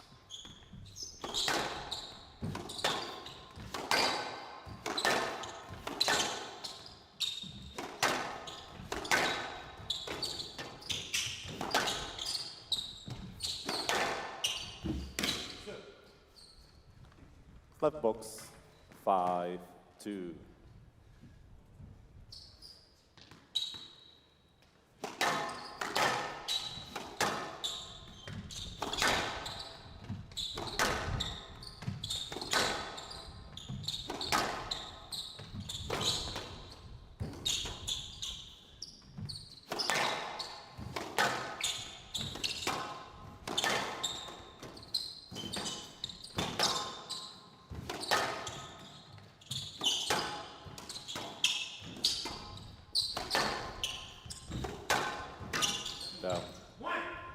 Another forehand error, certainly going to be looked at in the review.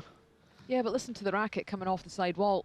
I mean, consistently, Mueller's getting that squeeze, very, very tight. The new racket, Lisa. 3-5. What do you think? Ali Farag. Yeah, just going to put it's got a different sort of head feel to it. It's brilliant. It's a move. I mean, more in the sense it's a big move and maybe just a bit of an adjustment phase going on with those forehand short balls. It is the new version of his racket, so should be the strictly same. speaking, it is designed the same. It's head heavy. It's one of the heavier Dunlop rackets, which he likes. I always think that the specs can never be replicated from one to another. It's not possible. I do agree. Lovely looking racket though, isn't it? Matte black. Oh yeah, sure it is.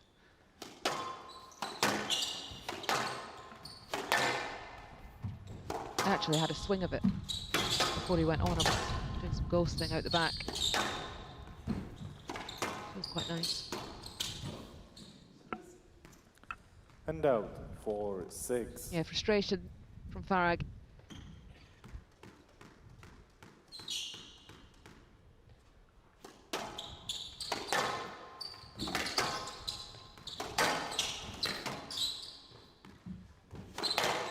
That sponginess really showing in terms of where the ball's landing. Players are putting a fair bit of power into it, and it's just stopping mid-court. A slight adjustment on the front wall, more so coming from Farag. He's just trying at times to hit it a bit higher on the front wall to get the depth into the back of the court. 7-4.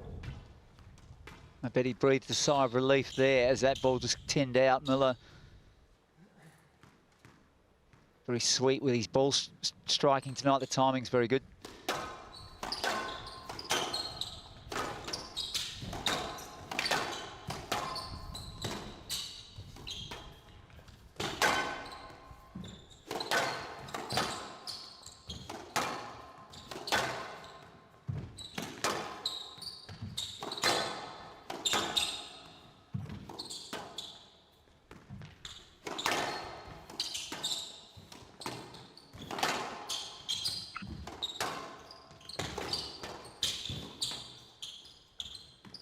Lovely lift from Farag.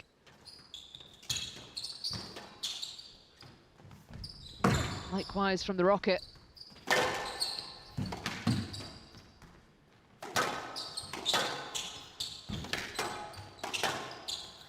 Well, that backhand volley just holds it, shows the straight one, and then just drags it cross court. That was a very, very tough rally for Mueller. From the left. Heavy movements at the back end of that rally, and Farag's just moving along nicely now at 8-4, starting to weave the ball around the court, not having to use the boast too much, but certainly the back two corners are being used very expressively at the moment. Nice combination from Farag. 9-4. Soft hands.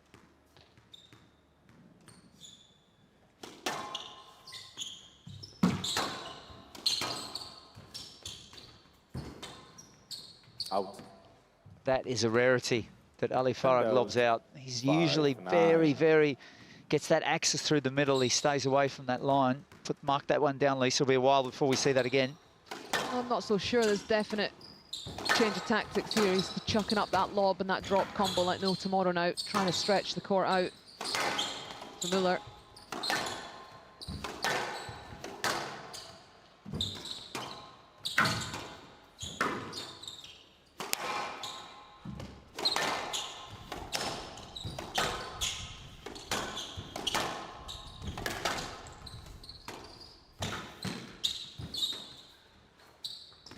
Didn't go out, Lisa. Like you said, Johnny, no chance he was going to stick 2 in a row out of court. Well, number 1. Down. Just trying to do a little bit too much with that one, Mueller. 10-5, game ball. It's Farag. It's 5 game balls to equalise. Body language, telltale and sign here from Mueller.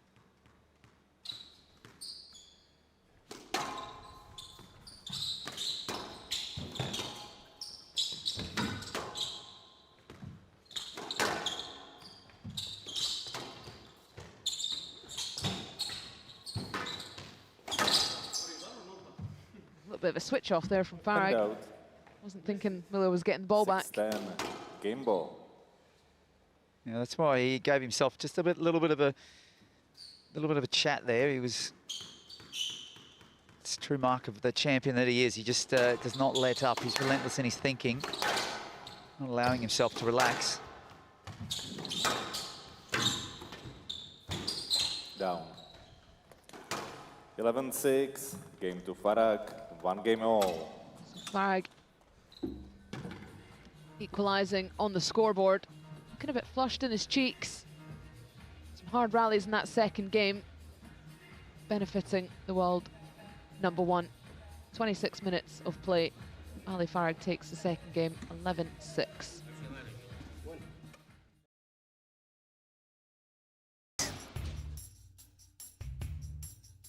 Squash is played across all the continents in the world. With heroes of the game coming from everywhere on the globe. Squash has the power to enrich people's lives. The Professional Squash Tour is a catalyst for positive change around the world. The strength of our sport is our community. We're on a mission to unite the squash community and leave a lasting legacy wherever the tour goes. We do this by supporting community programs and collaboration in our sport. Once you play our sport and learn more about it, you'll make new friends and also grow as a person. Saying, Lisa, you're lip reading, I can see it. I was actually just wondering if Ali Farag could open his eyes any wider. Diego Elias, the world champion, with his dad watching on. Very relaxed pair.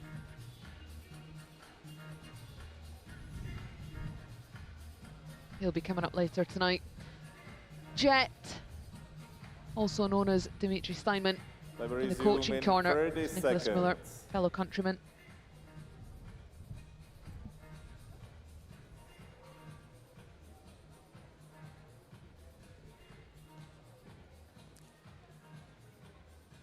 $15 seconds.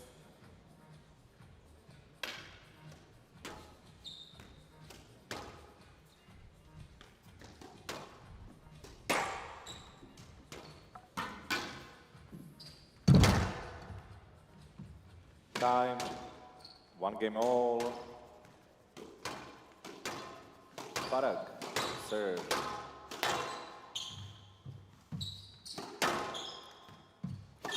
Level.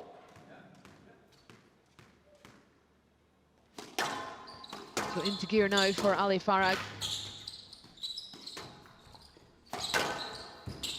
Down.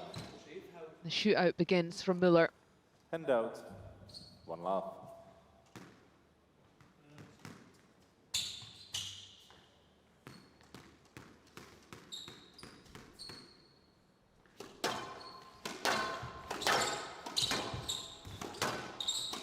The earliness now of Farag pouncing on every volley opportunity.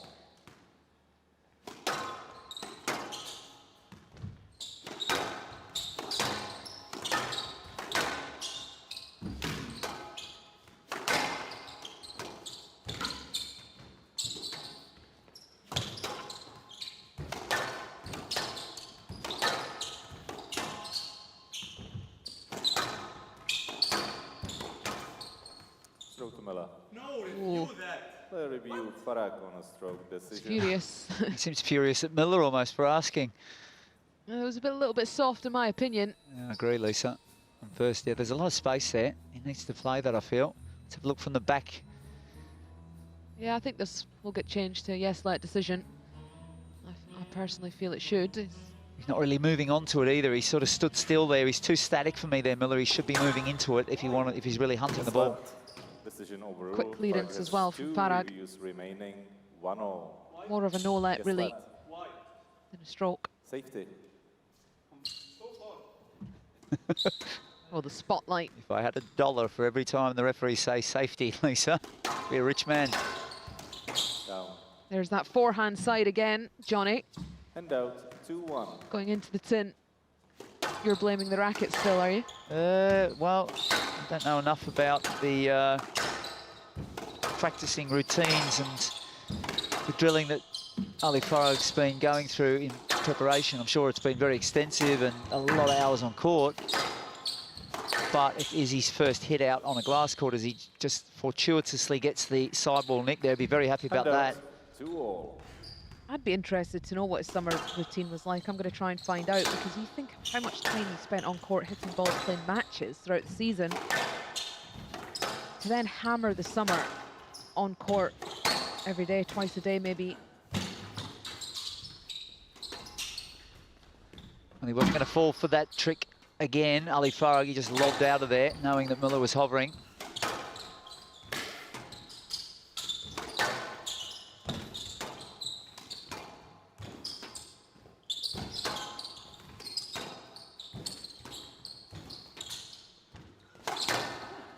Well, that's a shot we rarely see Farag go for on the backhand side. Attention to detail with the extra width on the cross court as well. This is a fantastic rally again for Mr. Fantastic as he tins out though. So the frustrations just continuing a little here. And out.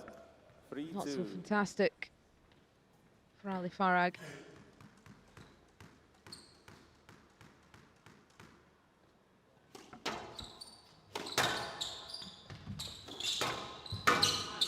That's glued again. 4-2. What scoreline do we need to have where you say now it's getting interesting, Johnny? 8-all. Not 8-4 for Mueller. I don't think it's going to go 8-4 Mueller.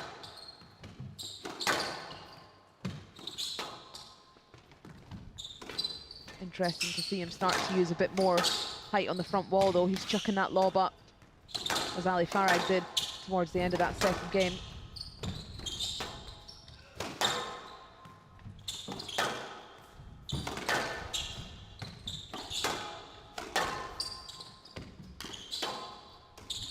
Oh, there it goes, Johnny. The racket has been switched on. Well, just a nice open racket face there going into that, able to connect with the movement. That's what he wants. It's always good when you can just sort of back it up with a bit of solid movement if you've not got that real sort of confidence about the touch on a particular day.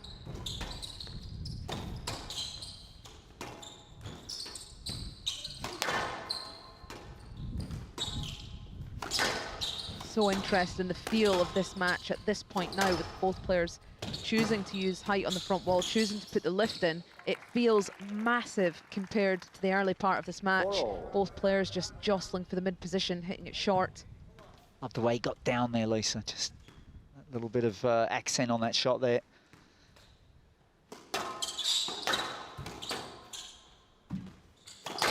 Well, that's a great line, and it's gone. He just keeps coming up with these big plays, Mueller, when he needs them. And out. His forehand straight work has been sublime. It has, yeah.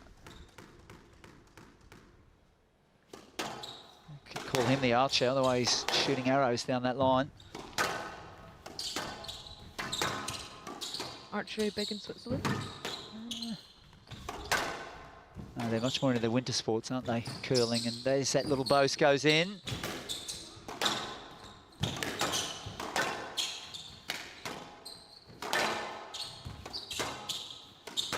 Got that one skier who's just cleaning up all the time in recent seasons, and it's another error. This is getting a little bit tense. I did say 8-4, Lisa. I sort of just put it out there. 6-4s already. Certainly, as Mueller just walks to the front.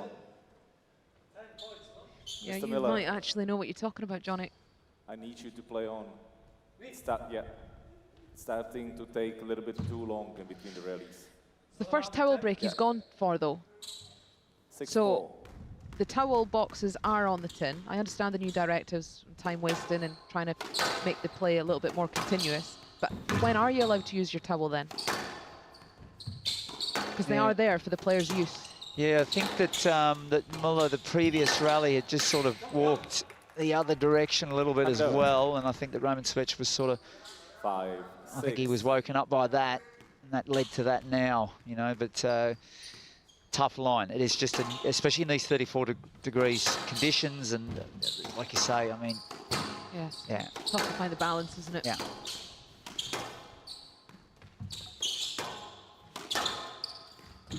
So 6-5 is the scoreline now.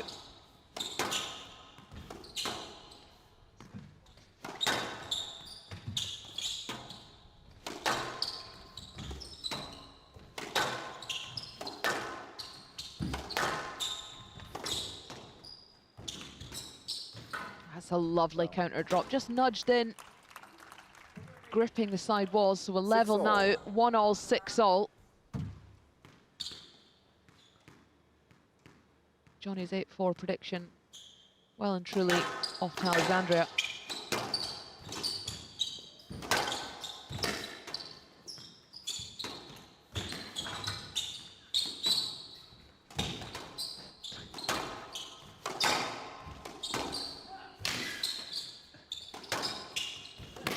Farag. It's floated out. That's another painful rally, and that is first time in this game where Farag starts to look like he's able to get into Mueller's legs once again as he's haunched over. We're going to see something wild from Mueller early in this rally. We're going to see another line just absolutely glued to the wall. Been doing it all match. Look how open his racket face is. So much accuracy down that forehand side, Lisa. That's what's keeping him in it, and there's that ability to come up with some just X-factor winners. Add a couple of errors into the mix from Farag, and then you've got a tiebreak.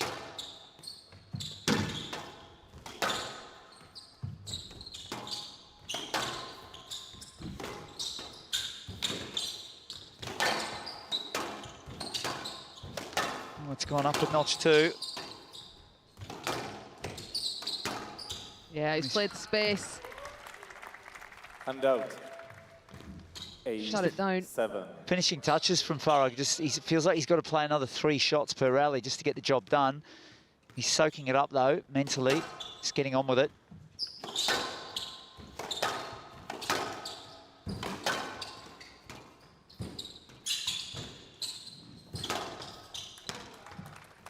Mueller just pointing to his head. 9-7.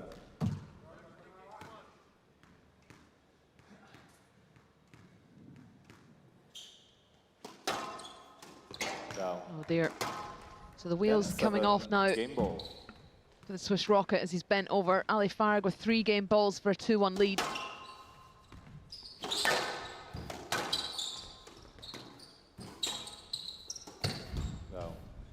There it goes. The new ball request from Nicolas Mueller. 2 games to 1. New ball. So the players can request a new ball after the 3rd game. In the end of the 3rd game. So that will need to be warmed up before the 4th game starts. 38 minutes in duration so far. Ali Farag leads 2 games to 1.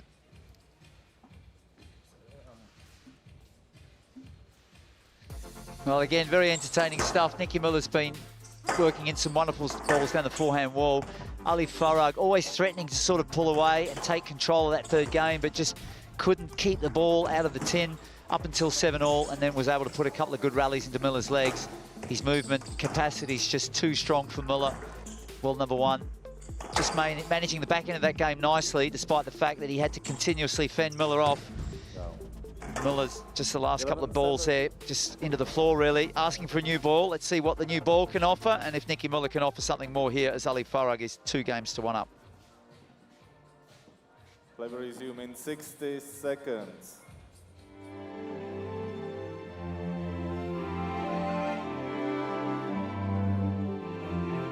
Paul, the mark of a true champion is knowing how to fight through and get the victory when you do not have your best stuff. Oh my goodness, he's going to get this! Oh, he's got it! Well, that is absolutely ferocious hitting from Gregoire. Oh, that is an absolute screaming win from El Sherbini. Outrageous! That is outrageous! What a rally, what a last couple of rallies! Oh, on for Sophie. If it's on, it's on. She's taking it in.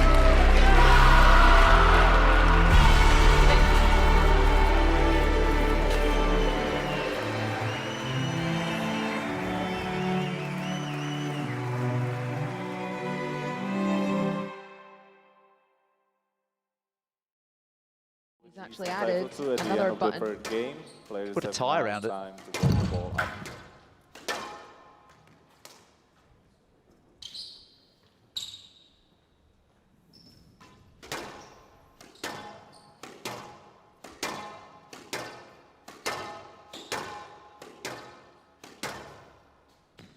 So there was some telltale signs coming in the last couple of rallies there. Nicolas Mueller just really going exhibition style in the front court.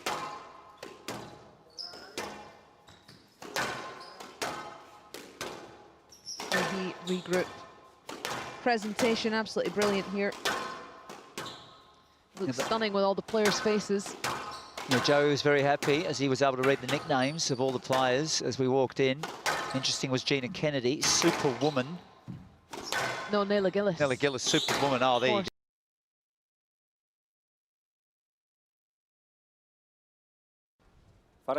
I guess Superwoman is better than Mrs. Cole.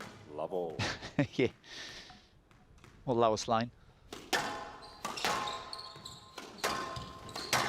So new ball, new game. Ali Farag with a 2-1 lead.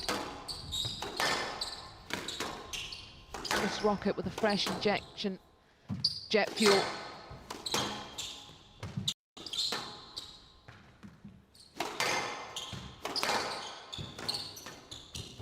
Yeah, this ball has just got a little bit more zip through the air. You can see it, it's very clear. Certainly not as spongy as the one before. One love.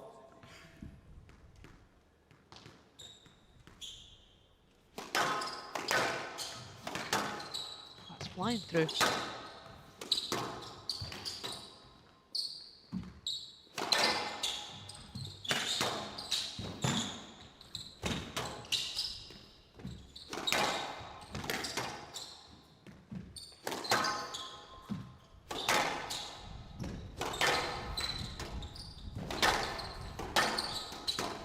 Well, there you go. That's more likely Ali Farag that we expect to see here in this last 16 match, just dropping the wrist here across the short line and just angling it in beautifully. It's interesting that Mueller opted for the new ball, Lisa, because it means it's coming through quicker. If you get a faster one, he's going to have less time to get set. He wants the higher bounce with the life in the ball, but actually he's going to have to move a lot quicker because of the speed. Catch 22.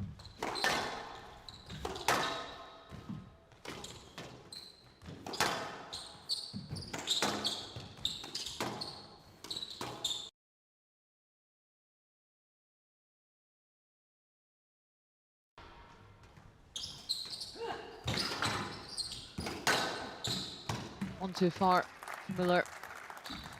Good start for Ali Farag.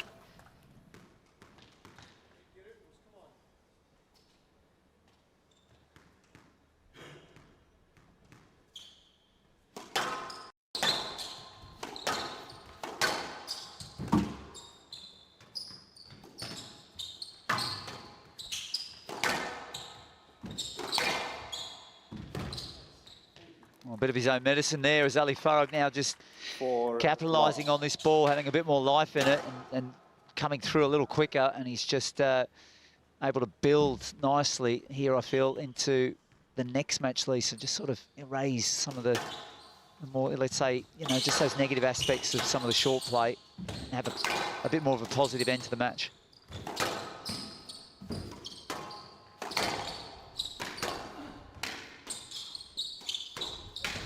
Oh, that's a lovely finish. 5 love.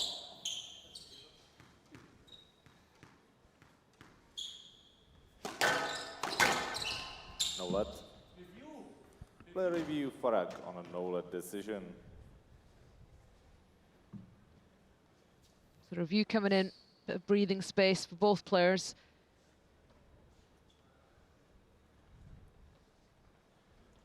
Why does it take so long every time we review?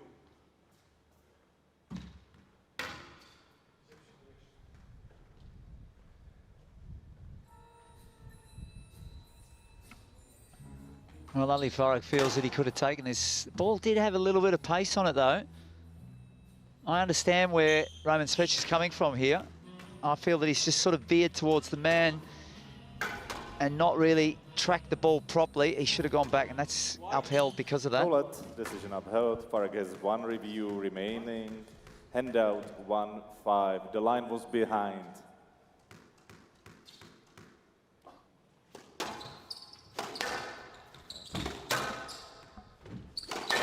Has Mueller got anything left to offer here? We saw the prodigious talent that he is. Can't get his way out of that, though. As Ali Farag, again, just great width. He puts the ball in those spots all the time. Gives himself that chance. Certainly more than most players, I would say, Lisa, if not all players. 7-1. Just the cleverness there. He's just sort of taken on board that the ball is now, you know, those trickles are playable now, but not with the ball it wasn't possible. But now he's just able to use more options. Has he had a bad night's sleep, do you think? He's a little bit irritable. If you can just see the top button's not actually fastened. Right, yeah. I think that's what it is. He's not got his top button done. Mr. Irritable.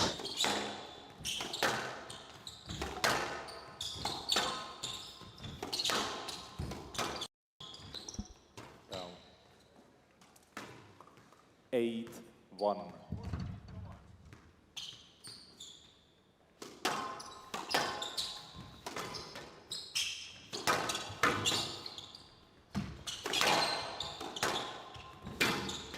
Go. Handout. It's a lovely boast. 8. Down. 3-8.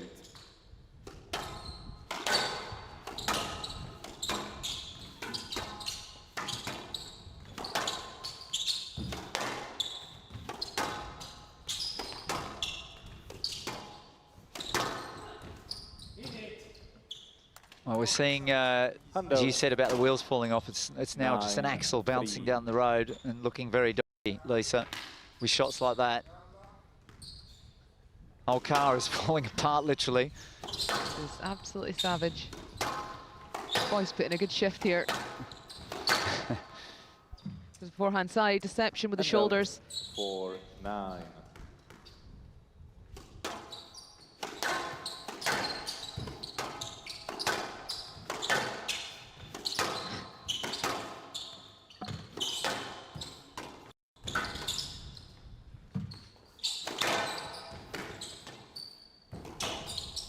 Throw to Mueller. 5-9.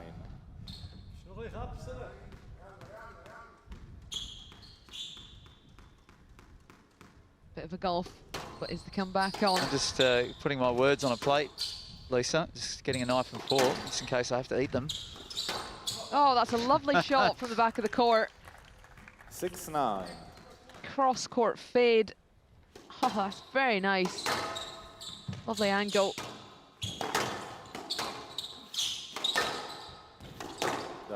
That is not. Yeah, that's the other side of the coin, Lisa. Unfortunately, it's just too often the case as Ali Farag manoeuvres himself nicely here to 4 match balls.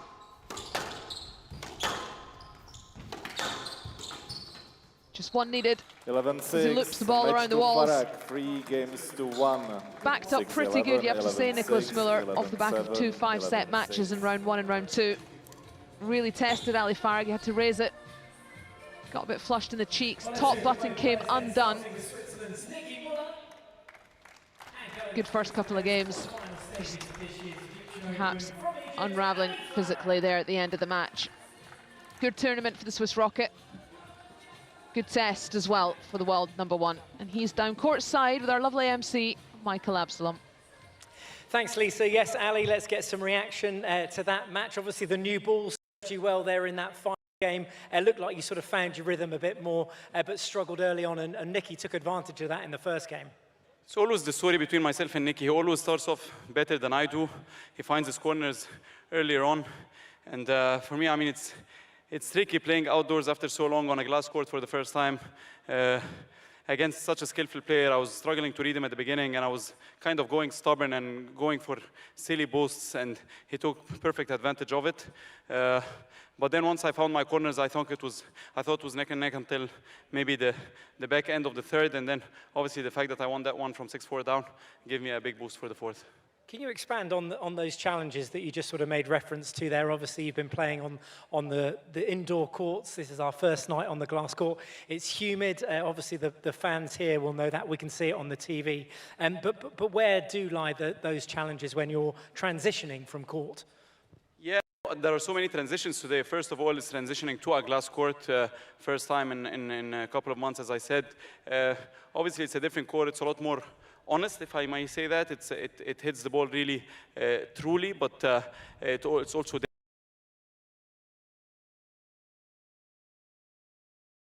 and then there is outdoor conditions as well. You know, playing outdoors is never easy. I mean, I'm saying that as an Egyptian, so I assume it's even harder for Nicky. But I thought he fought really hard.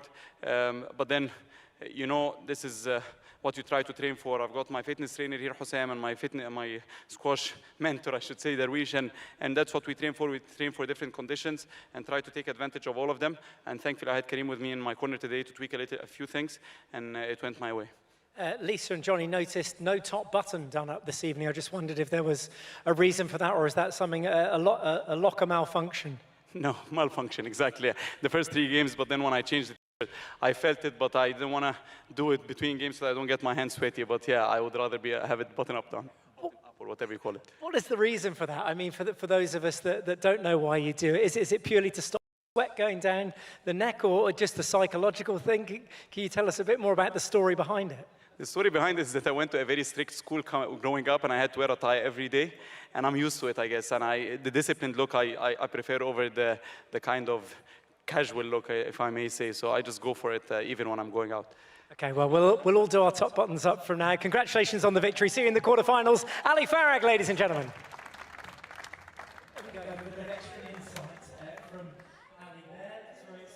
Yeah, Nicky Mueller presented once again a few more challenges for Ali Farag than perhaps he would have wished for before he played him, but Ali Farag is all well aware of the talent that Nicky Mueller possesses. We saw some great lines from Nicky Mueller down the forehand side, great finishing as well. Sprinted away in the first game, but Ali Farag was able to tidy things up and finally got a bit of control in game 4.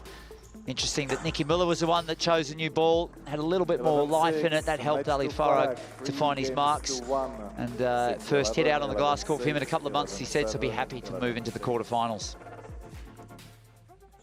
Well, there it goes, 49 minutes in duration. The world #1, Ali Farag, takes down the Swiss rocket, Nicolas Mueller, 3 games to 1. 6-11, 11-6, 11-7, and 11-6.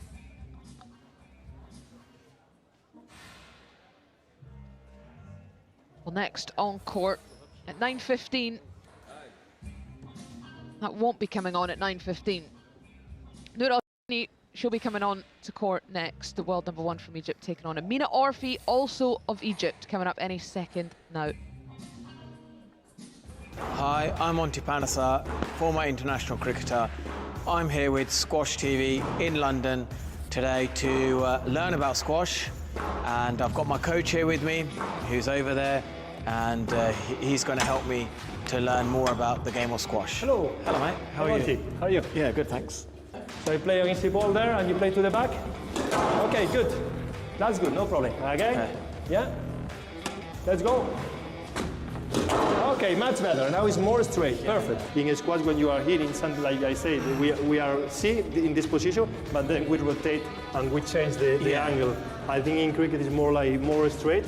Yeah, so initially they teach you to play like this, but then afterwards you have to then, right, okay, maybe play that shot and then maybe switch. You know, so I've switched here and then I play the reverse sweep. So then these movements help you to play the 360 game. Oh, okay. Yeah, okay, so yeah, it's very similar, yeah. Yeah. Okay, Monty, so it's time to play. I think enough theory. Now we go for action, yeah? Yeah, I look Let's forward go. to it. I take this, I'm sweating now. Okay. You put me some pressure. Yeah. Okay, Monty, deciding rally. This is the good one, eh? Yeah. Let's go.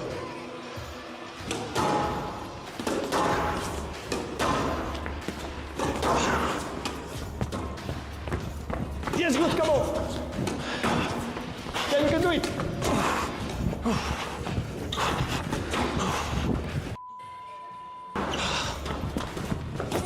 Oh, yes.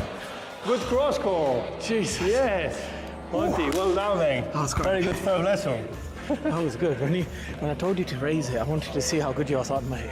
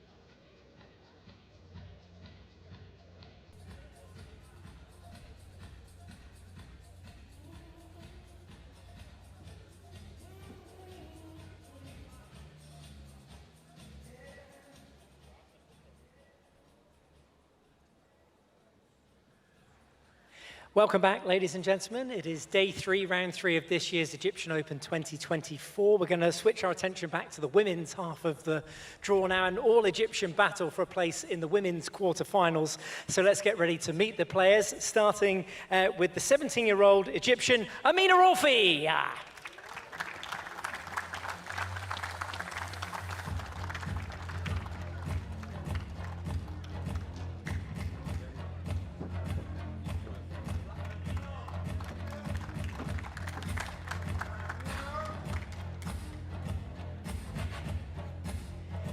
And her opponent today is the current world #1. We know her as the Warrior Princess. Let's hear it for Egypt's Nour Sherbini.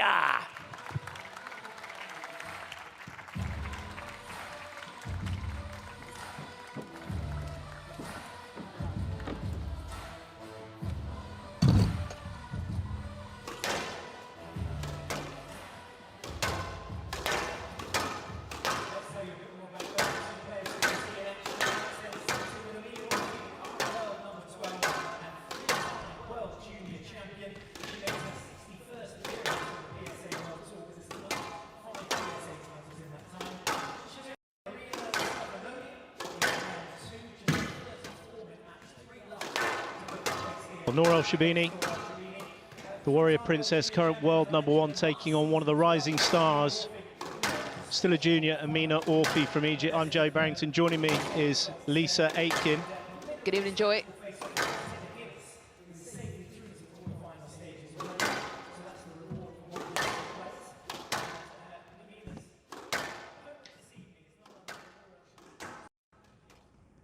Well, Amina Orfi has been one to watch, up and coming. This is the World Championships and the juniors. These two players here already hot on the PSA Squash Tour. 11-7, 15-13, 11-5. Well, Nour Sherbini winning the Egyptian Open back in 2020. It's only been in the last few years the Egyptian Open has been resurrected for the women. We didn't have it last year, but Sherbini winning by the Pyramids 3 years ago. Well, she knows what it's like to be an up-and-coming player at a very early age, Nour Sherbini. 17 years of age, Amina Orfi.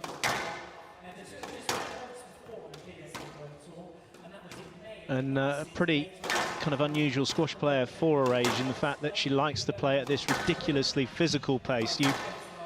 When we did our studio intro, Lisa was saying, you know, quite one-dimensional. There's not a plan B there for her at the moment, and if it's not working and the opponent's dealing with the pace, she starts to come a bit unstuck. Yeah, and I mean, there needs to be a little bit of grace there. She is obviously very young. She's got her whole career ahead of her, really, and it's up to the job of the team coach to develop that skill set. She's definitely capable of making a few technical changes, adding a bit of softer to her game, getting a bit more feel, becoming a bit more friends with the ball, I think, rather than just bringing out this barrage of pace, as I said, that's quite one-dimensional.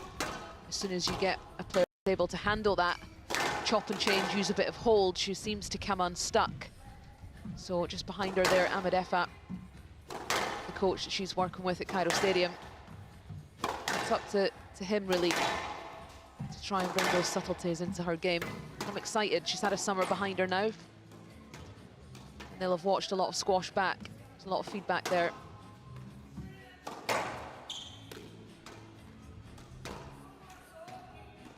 Well, there you can see, just making sure everything's in order. Omar Sherbini. We can see you now. Oh, goodness me, don't do it. And the father. And our coach, Vito's been a long-standing coach. Gregoire Gaultier not here. But Nour Sherbini, she got married this summer, big wedding. I think there was only 300 people that attended, so quite small scale for Egyptian standards. It won't have cost much at all.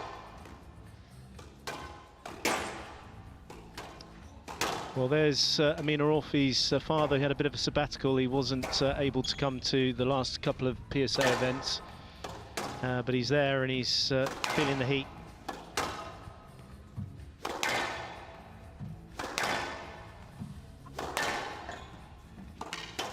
Time.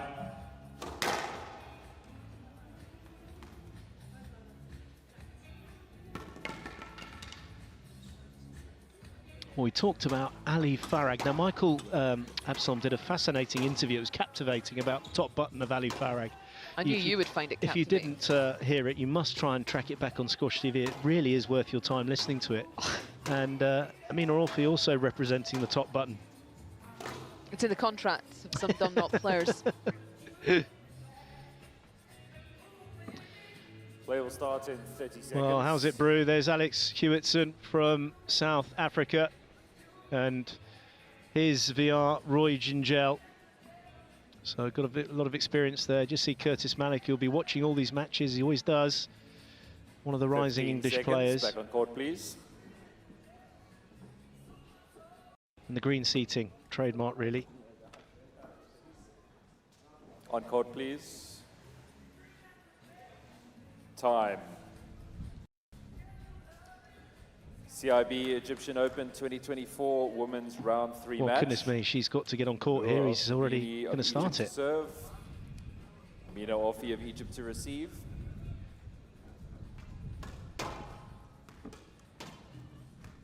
Best of 5 games.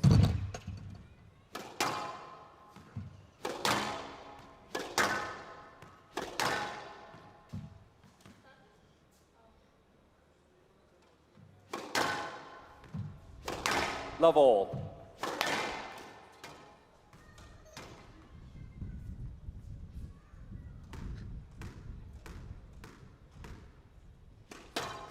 Well, Sherbini starts her campaign on the glass court.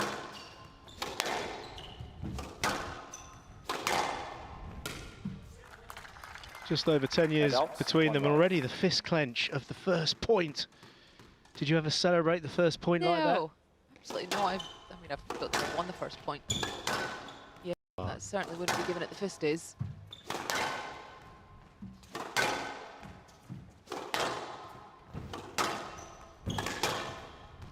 "45 minutes was the last time these two played. It was 3-love, but there's a tie-break in there.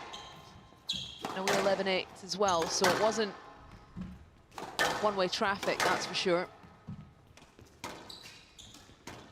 Which is impressive, really, because of the first time you play Nour Sherbini, you're not really sure of what's going on, to be honest.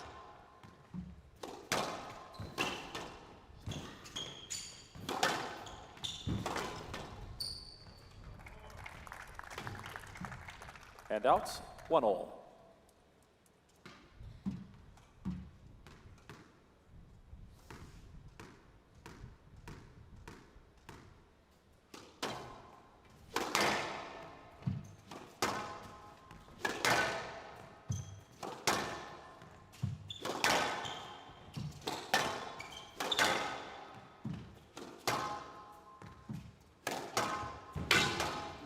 Stroke to Orfi. And out, 2-1.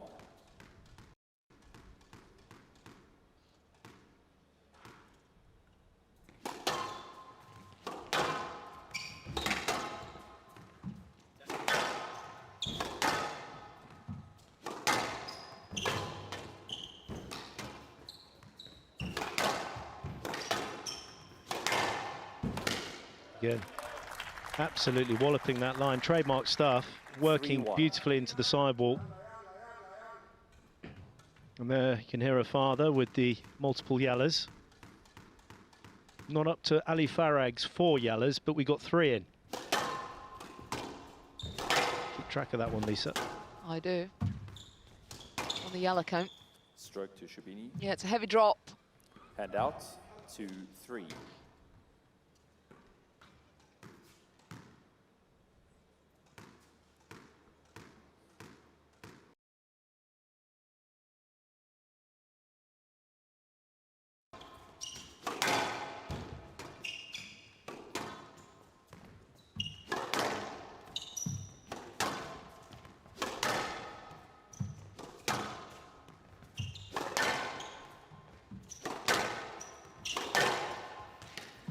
Yeah, not read that one, Sherbini. And out, 4-2. Orfi fists away.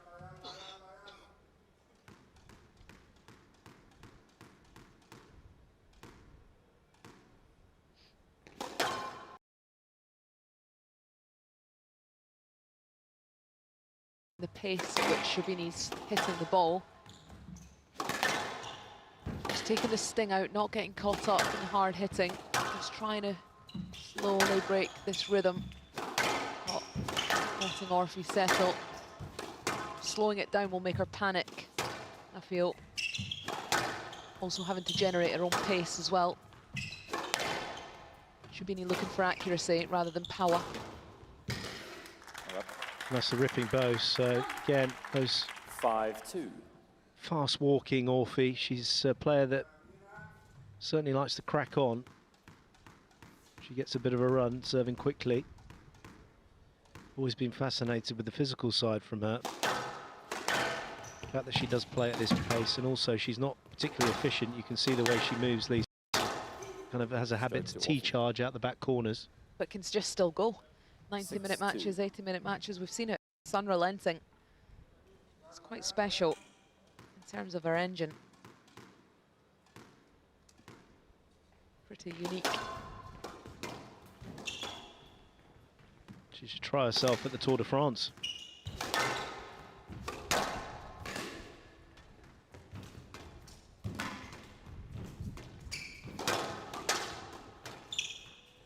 Stroke to Sherbini. Hand out. Just slightly swallowed his stroke there, Alex Hewitson. Got through it in the end, but it's pretty much clear cut.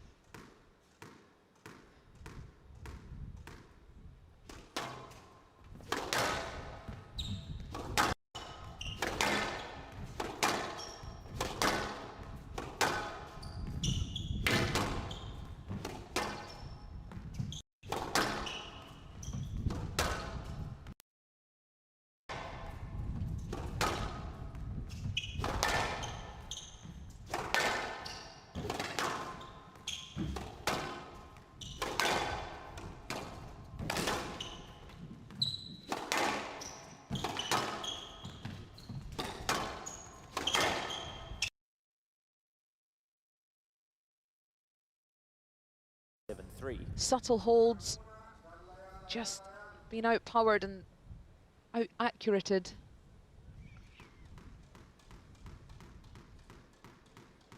The effect that she's looking for here, Sherbini, just not quite coming to fruition yet.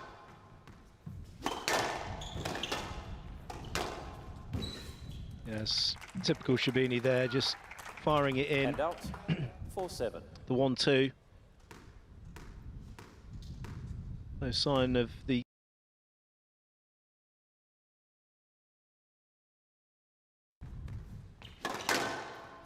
Because she's a junior, she still has to wear them.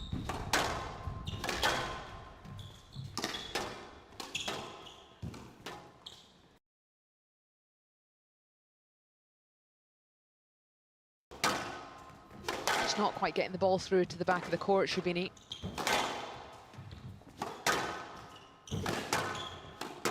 Oh, that is a lovely intercept. 5-7. Yeah, full stretch, classic.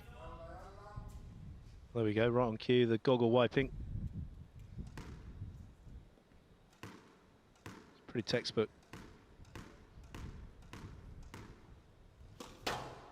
Fault.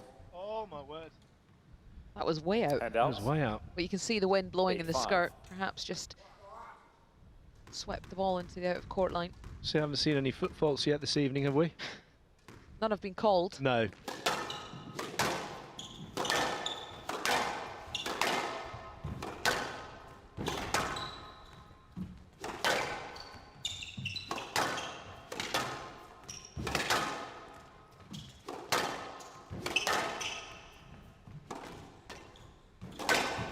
She's read it.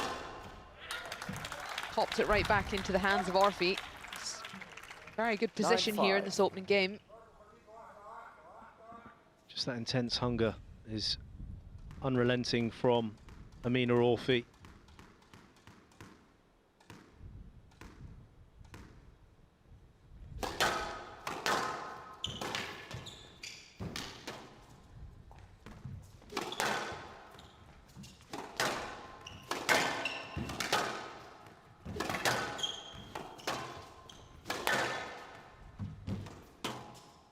Out. Oh, sneaked out of court, 2 out of courts, 1 off serve, 1 down that backhand wall.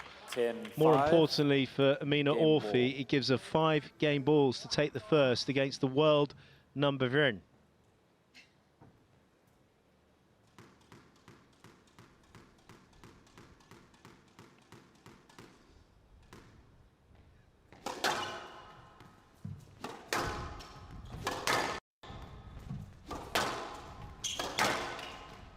Stroke to Sherbini.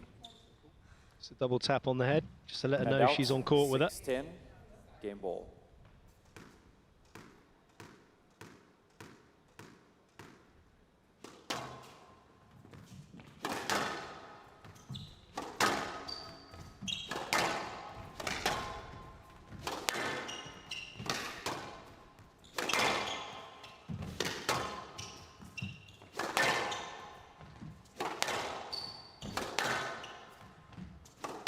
Down. So Amina Orfi 11-6, game for takes the Orfi. first game Leads 1 game to against the love. Egyptian icon in the women's. 17-year-old world junior champion taking on the former world champion. Pretty much dominating that first game. Just 10 minutes there, Amina Orfi looking in great order in round 3, leading 1 game to love.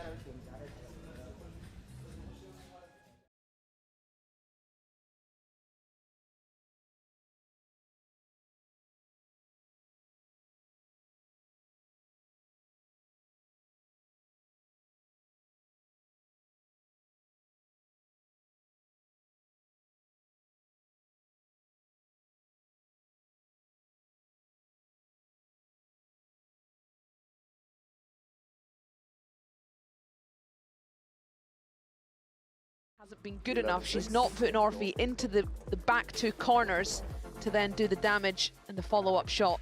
So the youngster taking control of this match so far.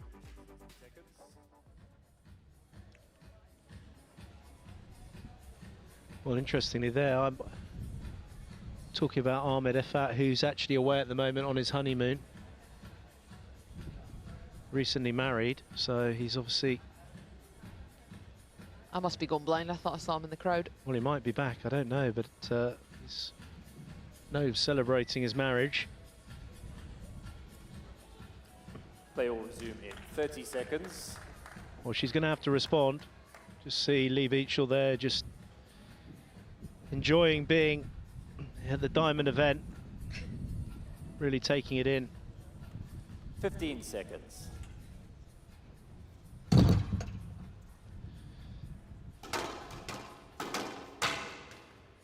Well, we've got confirmation that you're not seeing things. Ahmed Effat, who is about 6'7", cross-legged, is there. Orfi leads. So he's obviously left his wife in the honeymoon and it's back to his working duties, but electing not to talk to Amina Orfi in between games.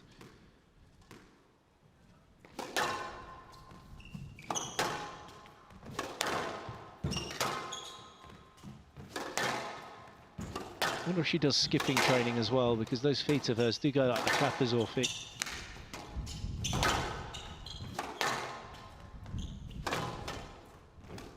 Down. Not a good start there One from love. Sherbini. You see him, there he is with the, well, they've both got beards, but the slightly taller gentleman in the middle.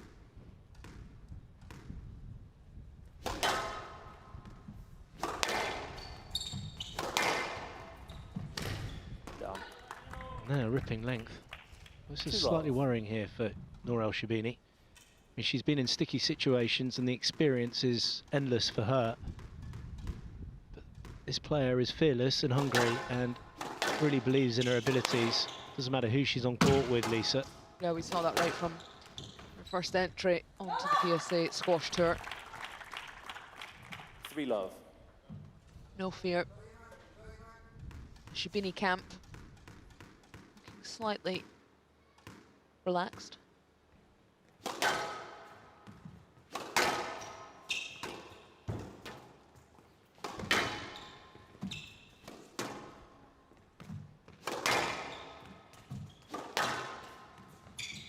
Like to see Orfi take on a bit more forehand volleys across the middle.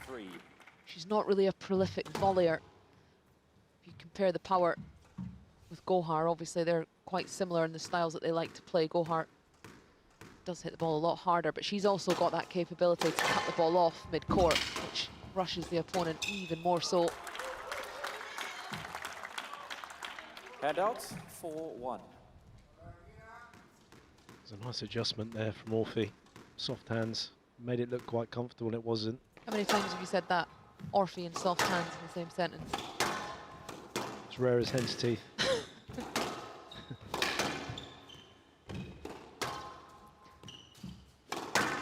She starts to develop that side of the game, though. That's when things start to get really interesting, when she's playing the big guns.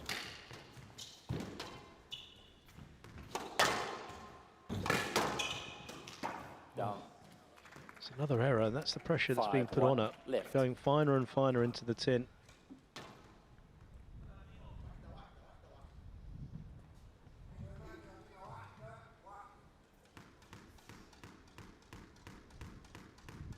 Very high trigger finger there on the grip of Orfi.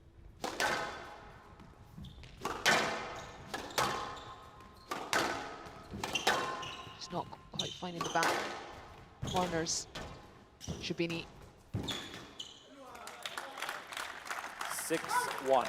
So going for the towel. It's better movement, actually, from Orfi into the front. I would say that's an area of noticeable improvement. Not quite coming in double-footed, collapsing on the shot. 6-1, Joey. I know, I can't believe it. Thought there might have been a bit more of a response off that first game, but she's hitting her marks here. Look at the corner pressure. She's got an outright winner to the back of the court. I mean, this is a serious opportunity now.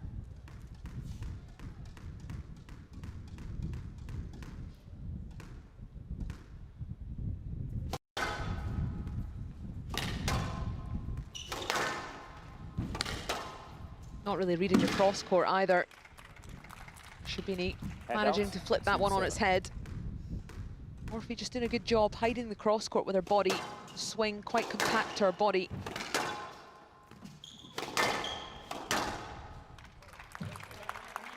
Here we go. 3-7. Warrior Princess blowing in the wind.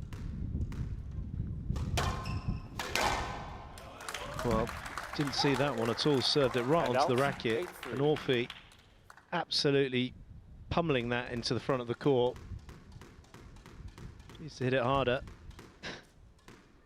Clear by 5 points.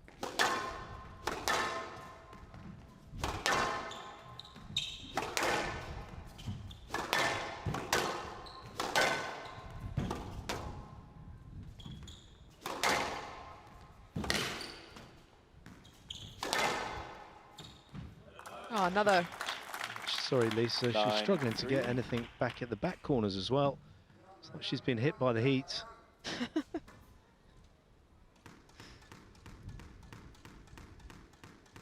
You know, as I say, a big social summer for Nour Sherbini, getting married, now experiencing that side, which is obviously massive, and she's suddenly thrown into this Egyptian Open and slightly looking kind of 9-3.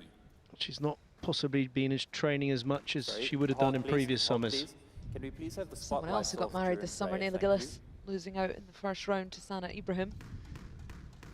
She will have done the training, there's no doubt about that. It's a massive upset. Well, I'll tell you what, Lisa, if this goes to plan for Orfi, it'd be a monumental upset. No net. Yeah, she's nowhere near that one, Sherbini. 10-3. Game ball. She's out at sea here. I mean, we're not near the Red Sea, but Sherbini's swimming in it. Yeah, we're not that high above sea level, around about 75 meters. 750 centimeters. And out 4-10. Game ball. I thought there'd have been a few more fans from Alexandria that might have taken to the green seats, because we are actually the closest side to Alexandria in new Cairo.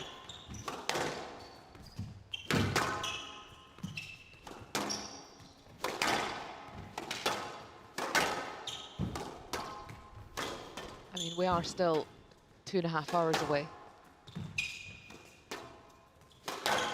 But we're closer.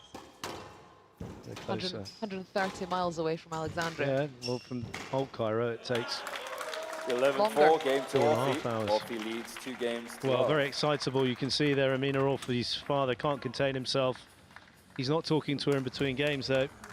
And this gentleman that is, which is not a mainstay coach, Ahmed Efat, is doing a very good job. I've got to say, it's majority of this is down to Amina Orfi, but she is dealing with the Warrior Princess, who looks really out of match play, I have to say. And it's a 2-love victory for the 17-year-old. 2-love victory. No, it's not. It's a 2-love lead in the best-of-5 format. Well, I mean, if it was best of 3, Joey, then it certainly would be a victory. All about Amina Orfi. It absolutely is. Just a little bit rusty here from Nour Sherbini. She doesn't seem to have much answers to the youngster, who looks fresh, she looks sharp, she looks hungry, as Joey said. On the flip side, Nour Sherbini looks full up. Not much accuracy coming in. She's not got that typical hold, the stop, not got that ability to stop-start Orfi like she did in their previous meeting. Will Orfi get overexcited, though? That's the question now. Will she be able to contain the emotions? Play will resume in 60 seconds.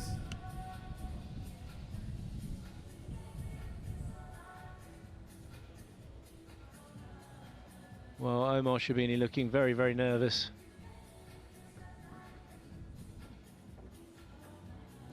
I mean, she has been in a lot of sticky situations. We've seen this on quite a few occasions over such an outrageously long career so far.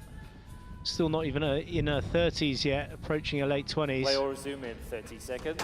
Something drastically has to change, and I just can't see Amina Orfi suddenly deviating away from a kind of Terminator-like mission here. 15 I seconds. don't think, Lisa, we're going to see a flurry of kind of bizarre tins from Amina Orfi. It's kind of opened the door slightly for Sherbini. No, I don't think we will. I mean, I was just wondering whether she'll be able to keep the emotions in check, but time. Not really an Orfi emotional leads type 2 of player. games to love. Shows Level. zero emotion, in fact. Well, I mean, she's quite mechanical and robotic in a lot of different ways there, and it's certainly serving her well in this situation.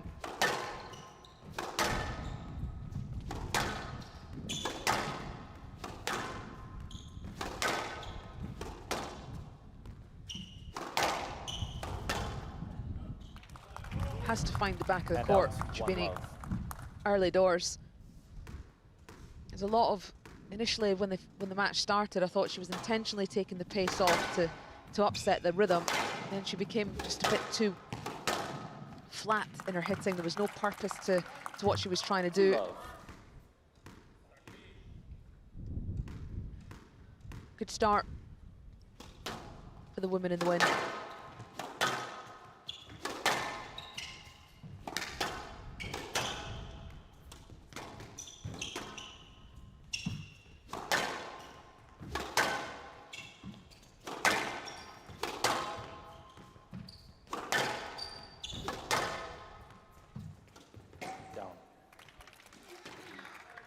And out 1-2.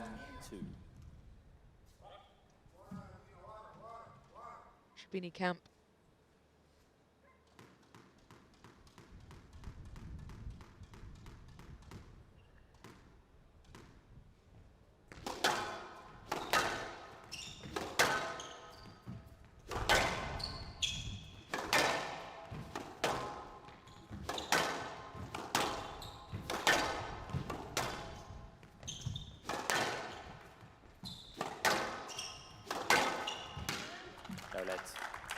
Again, just getting stranded there, Sherbini. Her initial ball just popping into the service box.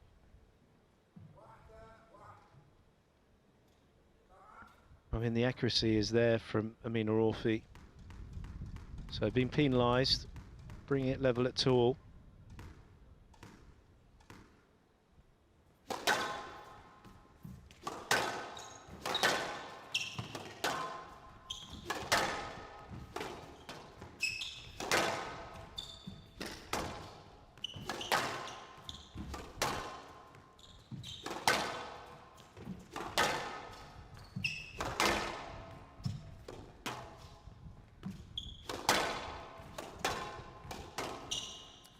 Starting to perk up here, I feel, Sherbini, with the body language. And out 3-2. Looking like she's hunting more.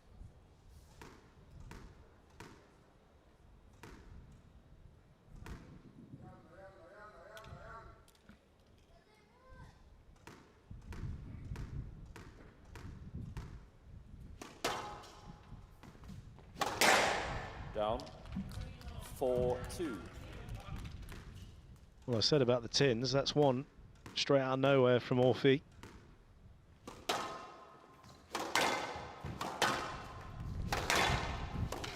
When you're talking about Sherbini waking up, I kind of had these visions of her coming out of unbandaging herself as a mummy and coming out of the tomb, which is probably a bit hardcore.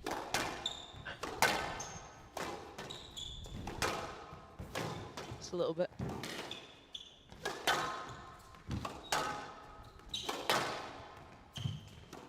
Too many Hollywood movies. Oh, lovely combination. He's not Crowd even go moved, wild. His father's seen this shot played like this many, many times, but it doesn't matter how many times you've seen it, it looks exquisite.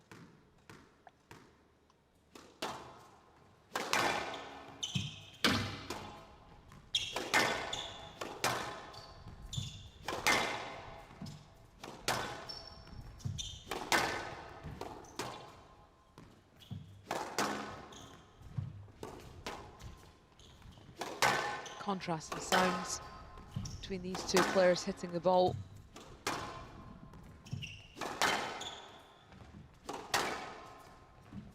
Orfi now having to come right to the back of the court because of the length. The improvement in the length quality from Sherbini. Down. It was good pressure from Sherbini, just slowly carving the ball around the court. Oh, she's just how many times we always say this. I mean, she was basically came in on a wheelchair at the TOC when she was able to beat Gohar with the back. We kept thinking she was going to concede at some point. She didn't, and she's definitely not had a massive summer of training for obvious reasons, but she's coming back into this, and we are getting what I didn't think we would get, a combination of a couple of random errors from Orfi. Yeah, she's just starting to snatch.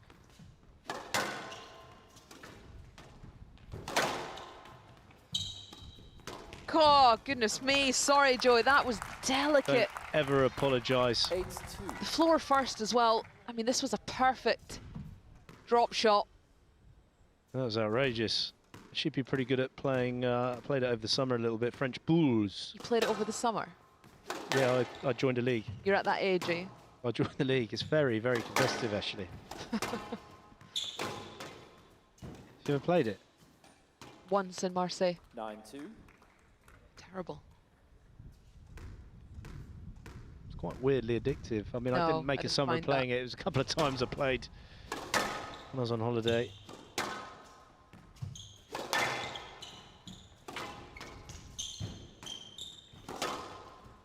Oh, perfect. Lovely Second whip. bounce. Right into the nick. This is turning into a bit of a masterclass. She's switched on. Well, I'm pleased with seeing this because, you know, for Nour Sherbini to kind of go out in 3 games would have been not only a bit of a shock, but very disappointing. It's great to see that Orfi's getting stuck in here, but we've got a response from one of the very great players of both the men's and the women's game.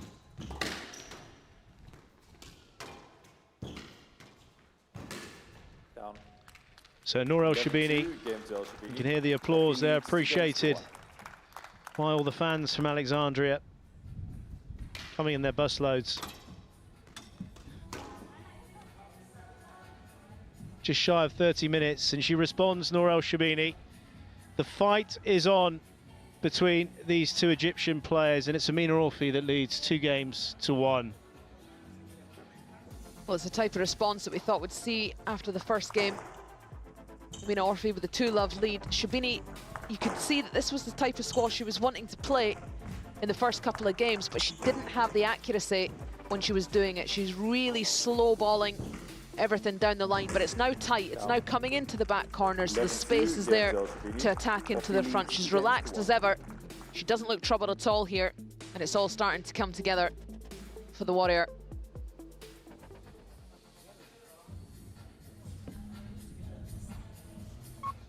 Fiona Barrington's almost fanatical dedication has kept him at the top. World Championship matches can last for up to 2 hours, and the pace never slackens. Has stunned the world champion. Jansha Khan's hallmark of greatness becomes deeper ingrained with every tournament. I've been coming here since I was 13. I never could win a tournament in this country, but the curse is broken. 4-time world champion. He's done it. Well, Matthew's produced an absolute masterclass. We have a new Hong Kong champion. First Egyptian lady ever to win the British Open. He's done it, Ali Farag has done it. He's become World champion. Nour Gohar, finally, it's lucky number 5 for her.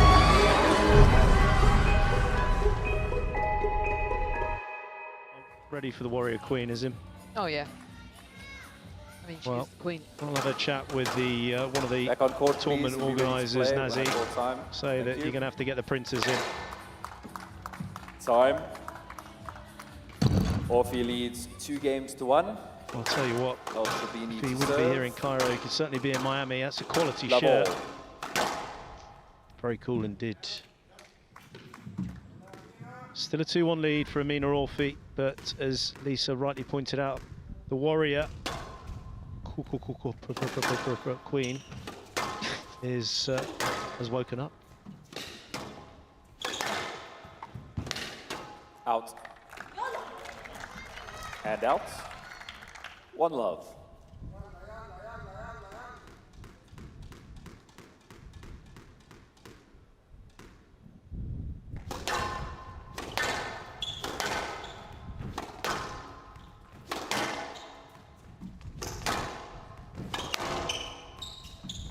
Yes, let's. One love.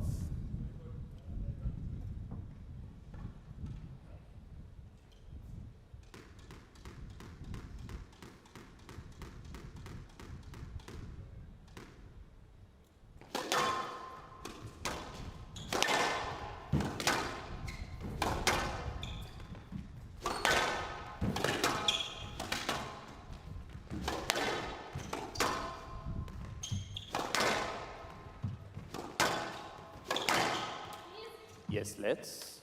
You just need to soften up your stance, Miss Orfi, to give your opponent access. Soften up your stance. One love. Well, a bit of coaching there from Alex Chewitson. Softening up the stance.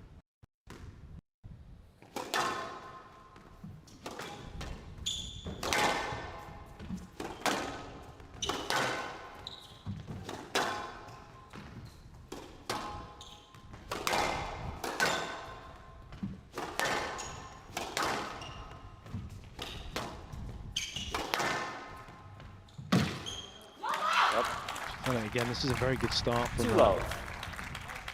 He's eradicated so far any kind of unforced errors and starting to pressurise the back corners again, Lisa.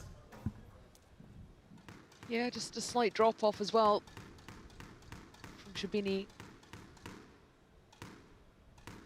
First two games, not enough. Sherbini's shots were doing enough to trouble Orfi. That was the difference in the third game. Every shot had a little bit of something on it, making it awkward. This is early hitting from Sherbini. Orfi's got it back though. Not that one. A look out from Sherbini. Well, just to prepare you after this, we've got the current world champion, Peruvian Puma.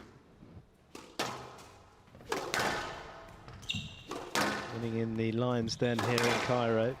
Shock, really, making history.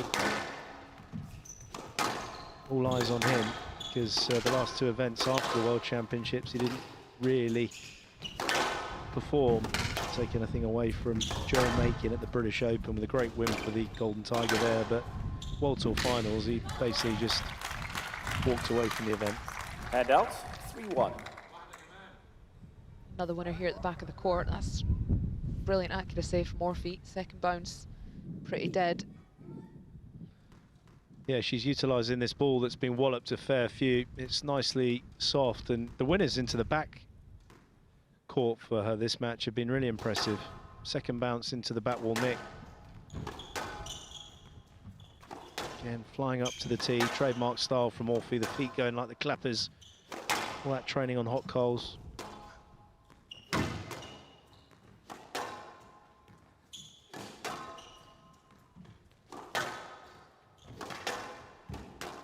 That's a lovely shot, though. Hand out, 2-3. First fist bump as well from Sherbini.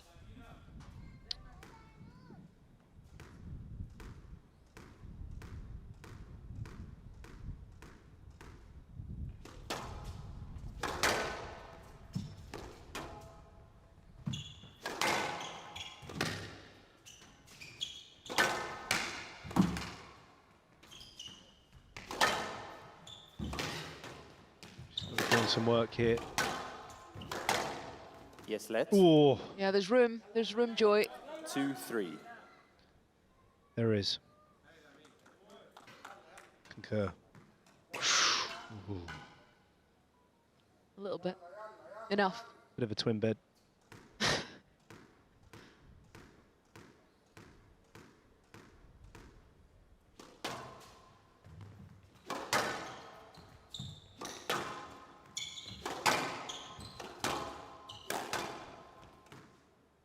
Yes, let's. Oh, there's a big delay there. 2-3. Same situation. I think there's enough room to play. I think there was enough room. 2-3.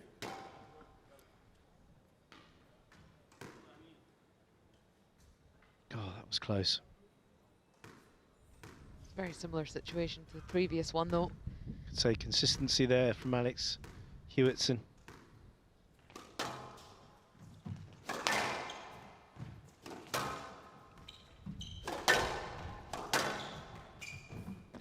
Bit of taste of the own medicine for Orfi, the outright winner in the back of the court. 3-all.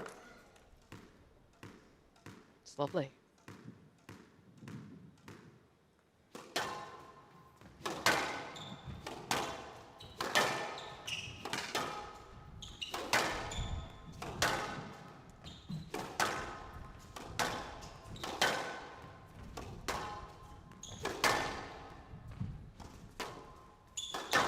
I do think Sherbini is getting a lot more joy. That is unreal. She's getting a lot more joy in this forehand side. More opportunities 4-3 to attack, I would say. That's so nice. It's really interesting just seeing the big difference in the techniques of these two. That kind of efficient, simple technique of Nour Sherbini, and then the slightly more mechanical technique of Orfi, where she literally runs right behind the ball to get herself in position on every shot, and that takes a lot of work. But as we pointed out earlier, we both have, we can't believe the way she's able to kind of play with that intensity for such long periods of time at this level. It takes a huge amount of energy and physicality to play like the way she does. Stroke awarded to Sherbini there for the movement of Orfi. It's quite clear. Do you want a review? Player review Orfi on the stroke decision.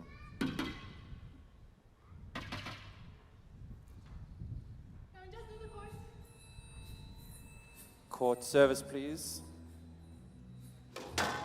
So as we look through here, there she's kind of understand a little bit what Orfi is asking. Yeah, she hasn't moved, but she's moved off the ball. No, she's moved into her, which is silly from Orfi because there's plenty of room to go and play this ball. Yeah. Plenty of room to play, so she's been penalised for the movement into Nour Sherbini, I feel. Absolutely, I agree. She hits the ball and doesn't move off of the ball. And court service, and allow a natural have court service movement for Sherbini to come in. She blocks her, literally. Thank you. Would you ever be tempted to go down the refereeing route? No. Orfi has just for pleasure. I have zero temptation to go down the referee route. 5-3 from the left. Thanks for asking, though. There, Alex Hewitson, right in the middle of the crowd with the spotlight on him, literally. I would burn, you see. The spirits were puffed, spoke. Oh. Oh, wow.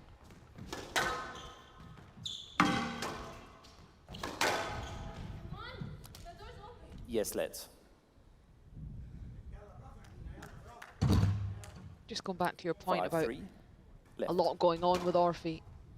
And feet going like the clappers, using a lot of energy to get to the ball. She also doesn't really use her movement and her swing in unison. So she does a lot of work with her body to get to the ball, and then there's a lot of power generated from the arm. They're not really often linked together. Yeah, two parts. Yes, let's. Must look for the ball and not your opponent, please. It's going to be difficult for her to bring that in because of 5-3. How mechanical she is with it.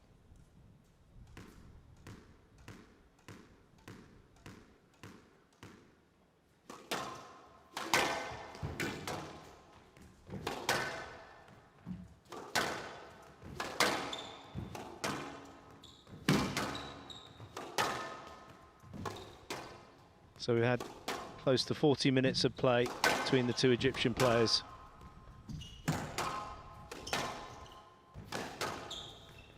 Yes, let's. Well, I feel that's more of a stroke. 5-3. I agree. Plenty of room to play. It was just safety. I wouldn't. A lot of space. Yeah, that's the explanation from 5-3. How the referee's seen it there. She's come off this ball poorly, and there's a bit of impact with the racket as well. The swing's certainly been interfered with. Has it been affected or prevented? All these questions.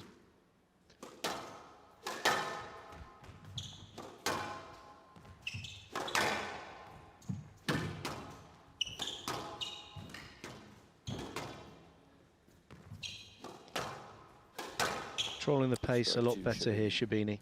Yeah, she is, and she's forcing Orfi to go short. Fortunately for Sherbini, she's clipping the side wall. She's kind of panicking a little bit. There's not that finesse around the ball control when she goes short, so it sits up It allows Sherbini to get in there, nudge in the counter drop.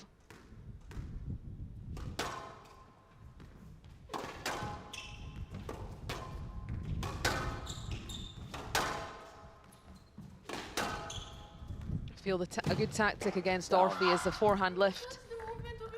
Yes. Sorry, the lift across to the forehand side. Miss Orfi. Same message again there. Don't feel she's really threatening on that forehand volley. Hand out, 4-6.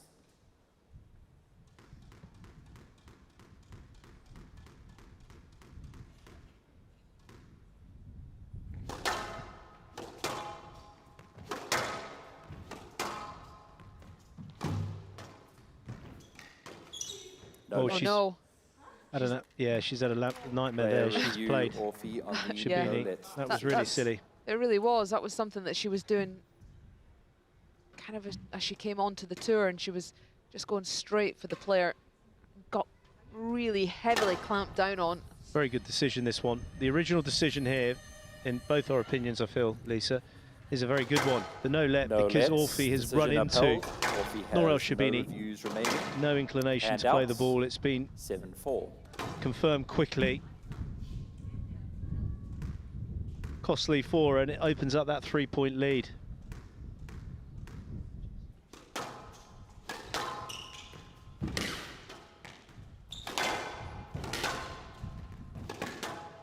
Out. Squeezed out of court.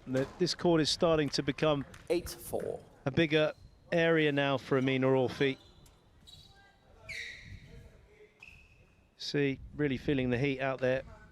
Amina Orfi's dad, he's not sure he's speaking to. He's oh, he's over there. He's really giving it some to the coaches.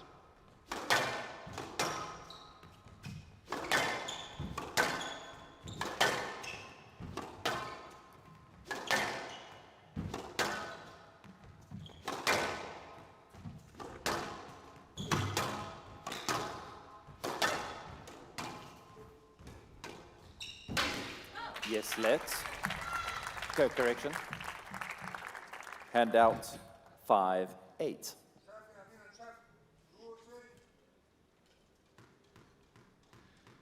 Well, Alex Hutton also reffing a match on the other court.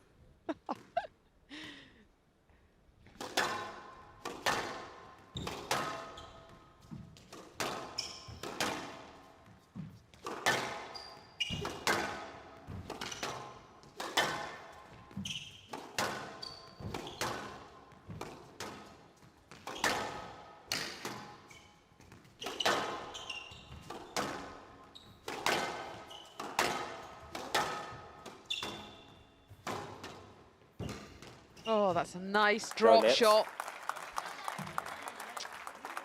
That's the touch around the front of the court. I feel Sherbini lost in the second part of last season. Yeah, it's a lovely technique. Again, just going back to the analogy of the French boules. Lovely technique there. It's the movement as well, Joey, isn't it? She's strong in that position. That area of the court's often one that we scrutinise. Hand out, 6-9.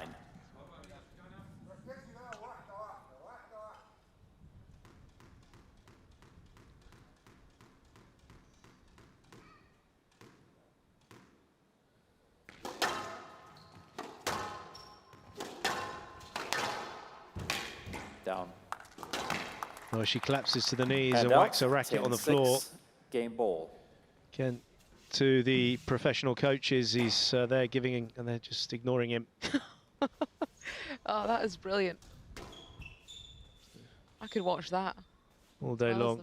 Absolutely walloping them, and Ahmed Effat and his team just 10-6, game pretending ball. that they can't hear probably what the father's saying.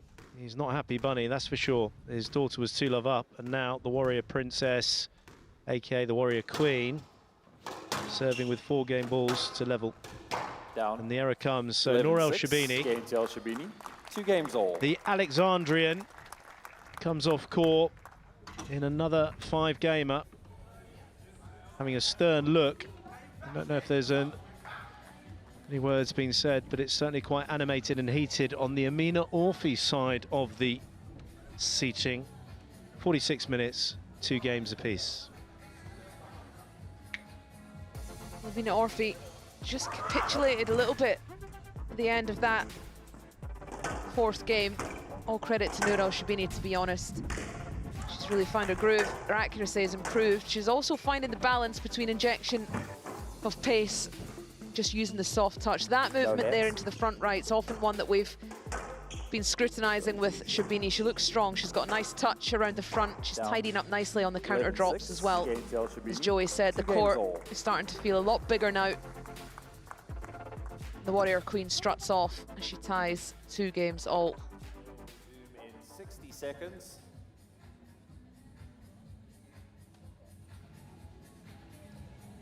Well, Amina Orfi just taking the goggles off to listen to the coaching staff there.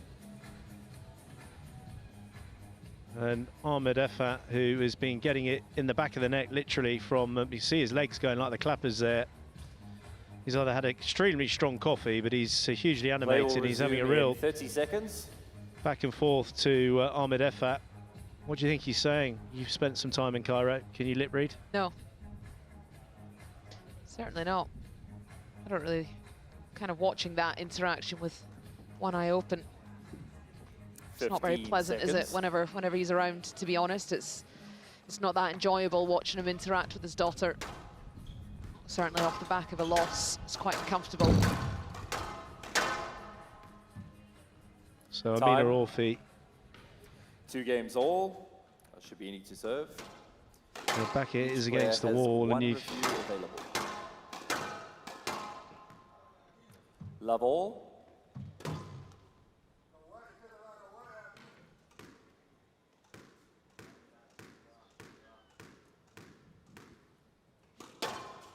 So the Warrior Princess now has got the momentum, Lisa. She started to wake up a bit more. She's got the momentum. She's also got the composure. It seems like she's comfortable with moving. She's comfortable with her front court options. Oh. She knows exactly when to inject pace like that. Like an addo. 1 love. She didn't look like she had much of a plan in the first couple of games. Definitely feel the clarity in what she's trying to do now.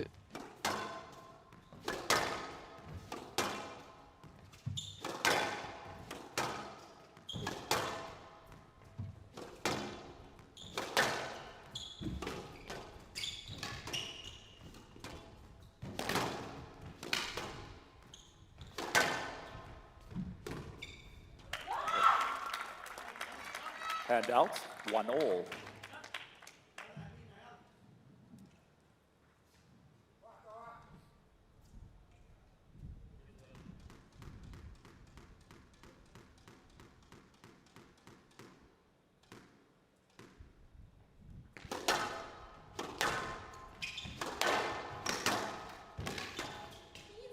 No let. Oh, wowzers. There's a massive yellow there for the no let. Trying to move into her, the ball was deep. Goodness gracious me. It was deeper than you thought, I felt. I thought that she was no way she could get through to that. She wouldn't have elected not to play that, Lisa. No.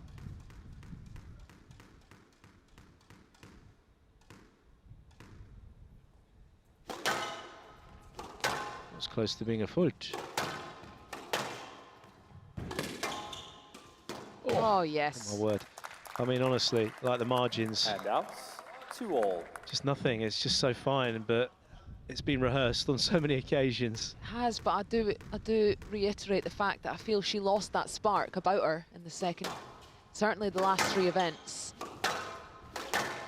I don't that feel, extra bit, yeah. She would have, yeah, I mean, that's a really good point. And that special touch that she has. With the physicality that's been coming with, and the movement that's been coming with Gohar. 3-2. Those extra kind of one-off finishes that she's so renowned for, on top of all the battling, yeah, that's a really good observation.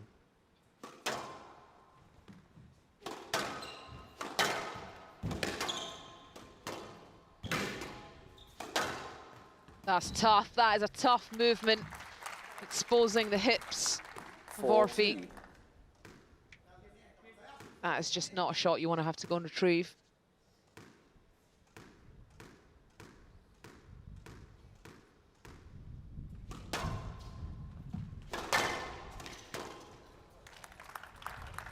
Five, 2.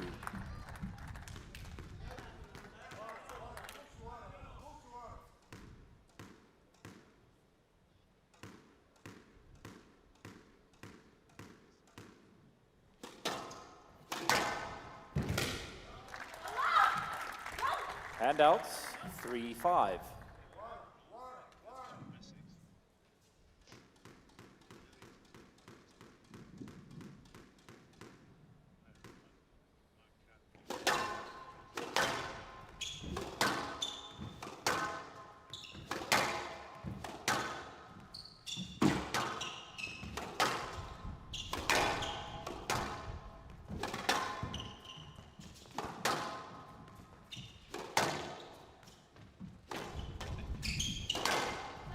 No let. No, I don't know why she asked for that. Another massive yolla for the no-let, and again the And it was so far, effervescent I can't even clapping. justify that as safety, I'm afraid. I have 4-5 never from the left. heard clapping being described as So much effervescent. room, you definitely need to play that. 4-5.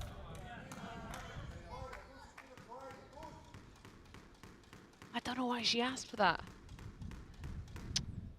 This is going to get nervy again. Just 1 point between them.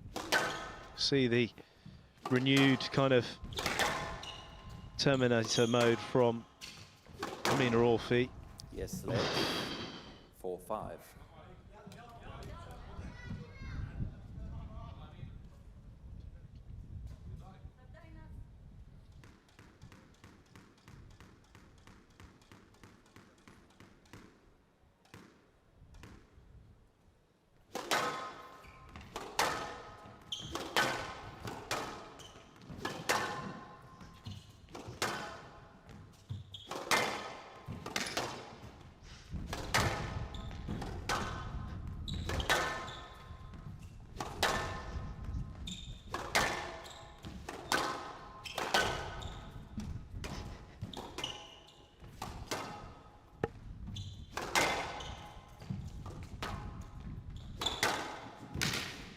Got it somehow. Got it. No, she got it. She definitely got it. And that's the That's best a good shot. backhand drop. It's a great we've shot. seen. It's a good shot. And the massive yolla. They're going to be coming thick and 5-all. fast.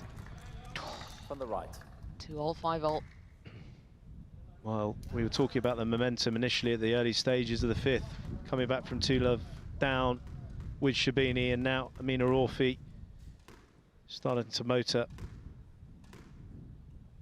One of the hardest backhand serves I've ever seen.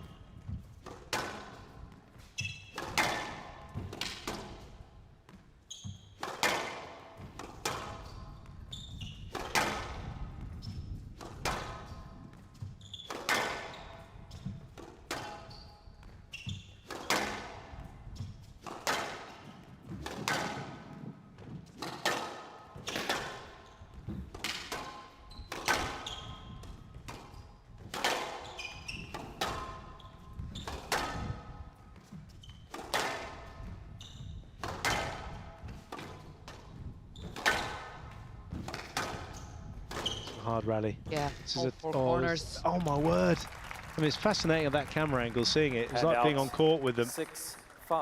Nour Sherbini was under pressure here. Look at this finish, Lisa. It's the movement. She's not looked that strong in that quarter in a long time. And then the touch as well. I love the way she's just walked away from it as well. Nasal breathing, calm as can be. And what?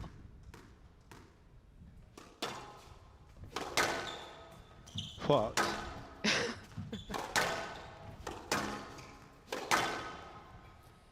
Yes, let. 6-5. He's gone for the let ball. He was dying to give a let at some point. He was shouting out even when it wasn't relevant earlier in the match.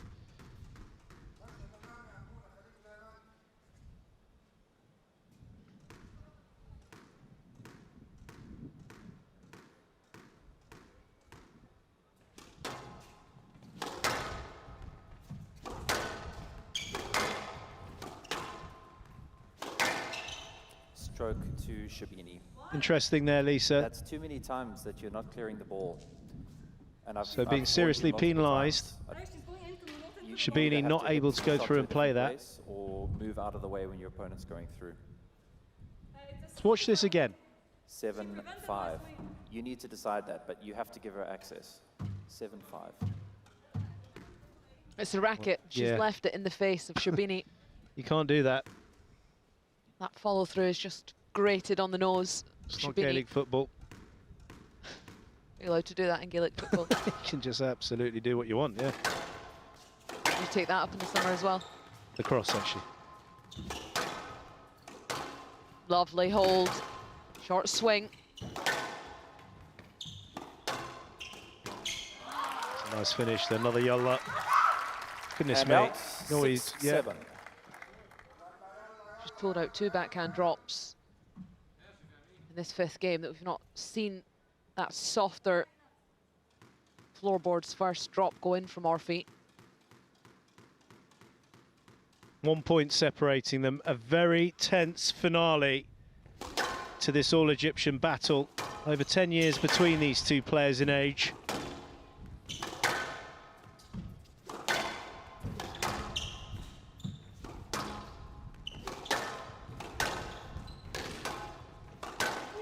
Stroke to Orfi. Yeah, it was 1 step to the ball and you were right in the way, right in the line.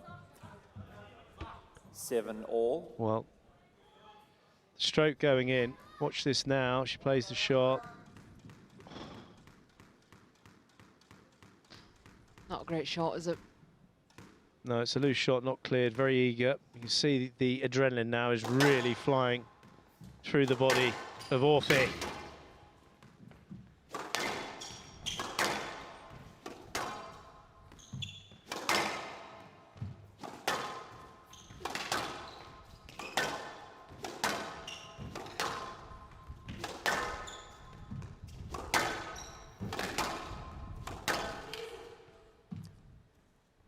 Yes, let. Yeah, she was definitely wrapping around a bit, trying to 7 accentuate all from the left. the stroke, if we see it here. Yeah. The old hand and wrap, as it were.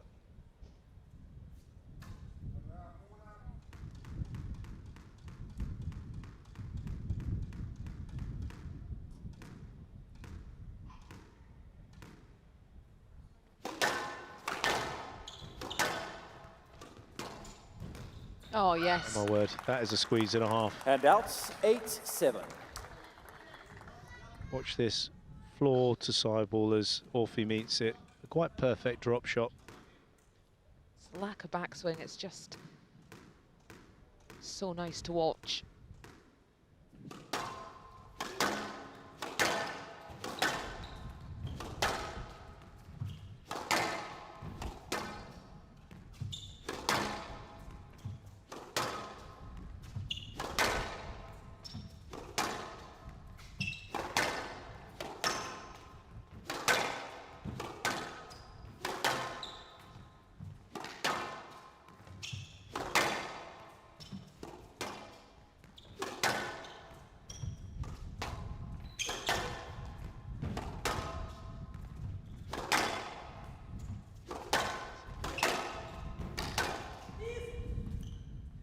An interesting ask. No let. Well, she's absolutely stitched herself here. Yeah. Amina Orfi, the edginess of the ask. There was a huge amount of room, it looked like. Review Orfi on the no let decision. We've got a... I don't think she does have a review. No, she doesn't have a review, I don't think. Sherbini's saying she doesn't. There's now a pause, a lost in translation moment as we hit 60 minutes.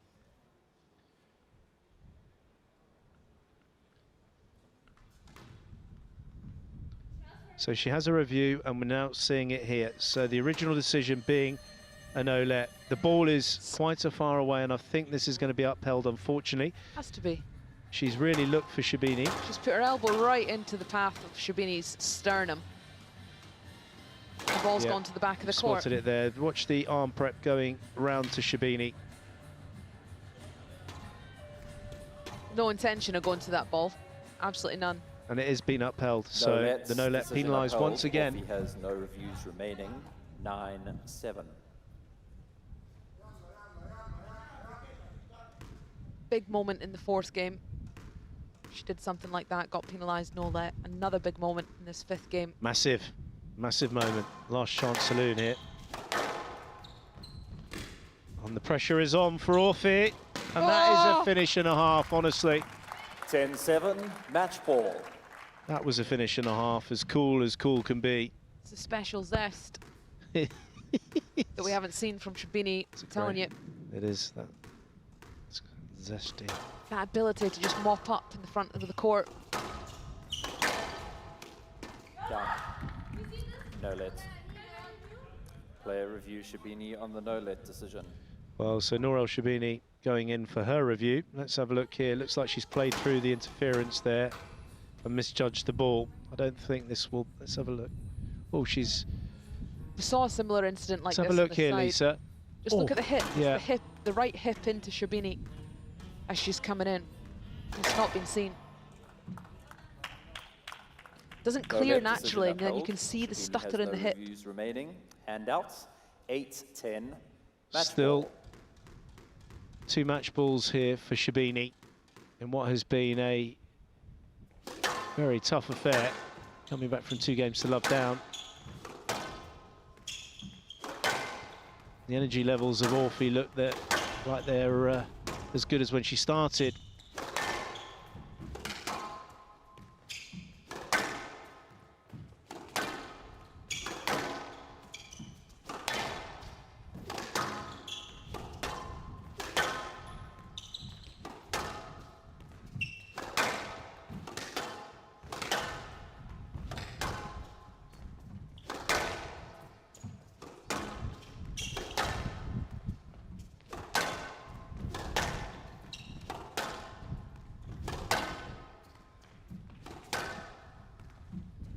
Well, the length game goes on, looking for an opportunity here. Could it be that one? No. Stroke to Orfi. Oh, she gets the stroke. 9-10. A miscue from Sherbini. So the no-let with the misjudgment of the movement and the contact to the movement. Then the stroke, which was a sloppy shot from Sherbini. The match goes on.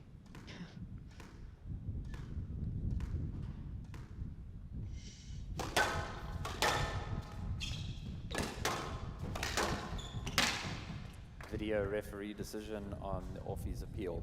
She tripped me. Let's have a look at this. Orfi saying Sherbini tripped her. Has she created her own interference here? Oh, she's just stood on her foot. She got trapped underneath the foot. Yeah, standard let ball. Standard let ball. Yes, let's. 9-10. Match ball.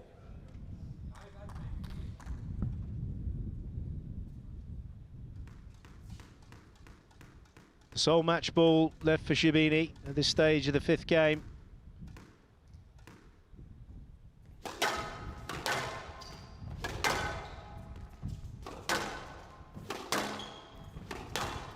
She's just lost the pause at the top of the swing here, Sherbini. Just not as composed. The ball taking her time, using her deception. Just getting a little bit into the power, hitting with Orfi. There it goes, though. It's in and it's tight. She's going to get it. Stroke. She's going to get the stroke. 11-9. She gets the stroke. There's no review.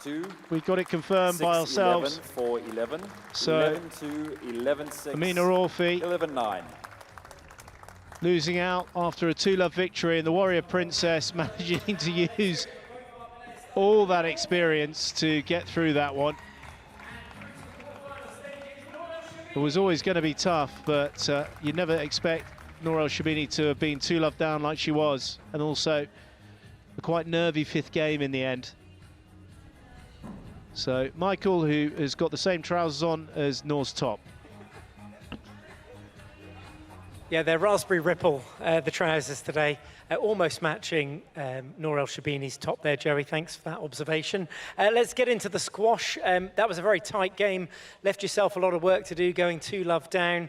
Let's just get your reflections and early thoughts on that comeback. Congratulations. Thank you. Yeah. Well, yeah, definitely it's tough playing Amina. She's an upcoming. She's not an upcoming anymore. She's been there, and yeah, it's hard to play her when you're not in your playing your best. So yeah, I'm definitely not happy with the way I played, and I think I gave her a lot of chances at the beginning of the first 2 games, but just try to find a way. That's it, and it doesn't matter what was happening. It's just what mattered that I won at the end. And yeah, definitely we try to regroup and talk with my team and try to avoid what happened today. What advice were you given throughout the match there? You obviously turned it around, getting it to 2-all, and that fifth was crucial. What do you think it was that made the difference between you and her this evening? Well, thankfully I had my coach here, Ahmed Shoaib, with me the whole match, and he tried to just keep me there in every game, and even if I was 2-love down, just to keep pushing, try to stick to the game plan, try to stick to the length first, and then try to go for the opportunities if there was some that I was missing at the beginning. So yeah, he was just cheering me up and just try to relax as much as I can. So so no stress, no pressure. Whatever is happening, match is not over yet. So just keep playing for every point.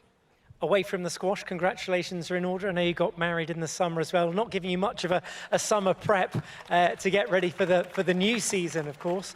This a diamond event on the PSA World Tour, but I bet that was a sort of a diamond moment in your life to get married over the summer. So I just wanted to get your thoughts and reflections on that. It must be jolly exciting. Yeah, of course, it was very exciting summer for me. Apart from the squash side, it was a very hectic on the squash side because it didn't have a lot of time to be prepared, or didn't have a very proper off-season. And starting with a diamond event as well is tricky, so I just tried to grab everything I could at the last month, so it was tough, but I'm happy. Good shape and perform good, not like today, hopefully better in the next round, but yeah, playing matches and tournaments will get me back better, hopefully for the next few tournaments. Do we call you the Warrior Queen now instead of the Warrior Princess now that you're married? I love it as well. I love the Warrior Princess as well, but yeah, both is good for me. Good stuff. Well, congratulations today, and we look forward to seeing you in the next round. Nour Sherbini, ladies and gentlemen. Well done. What a comeback. Well, Amina Orfi's father, who really is going absolutely bonkers. I mean, I'd like to see him get on court and try and beat Nour Sherbini. I think she'd absolutely take him down, but not happy there. But Amina Orfi, I mean, you've got to say, what a terrific talent, and the world's her oyster. Yeah, the world is her oyster, Joey, but it's also there's also a lot in her control. Don't really feel like her dad's behaviour contributes anything positive to her squash. Nour Sherbini, though, 2 games to love down. Still in wedding mode, perhaps. But certainly did she get shaken up here. Amina Orfi coming out, 2 games to love. A bit passive from Sherbini. Had to really knuckle down with the accuracy. You could tell she was trying to slow it down, disrupt the rhythm of the power hitting of Orfi. When her accuracy came, the court felt absolutely massive for Orfi. 65 minutes for this all-Egyptian battle, over 10 years between them. The world #1 managing to hold off the world's champion and the junior #1 in the world, Amina Orfi. 3 games to 2, got there in the end. I think you understand what I'm trying to say. But an exciting finale, a tense finale, but the Warrior Princess breathes more life into her Egyptian Open here in the neighbouring city of Cairo. Now we've got Gregoire taking on Diego Elias in the last match of tonight's play. I'll be on comms with Johnny Williams, so don't go too far for the last match of tonight's play.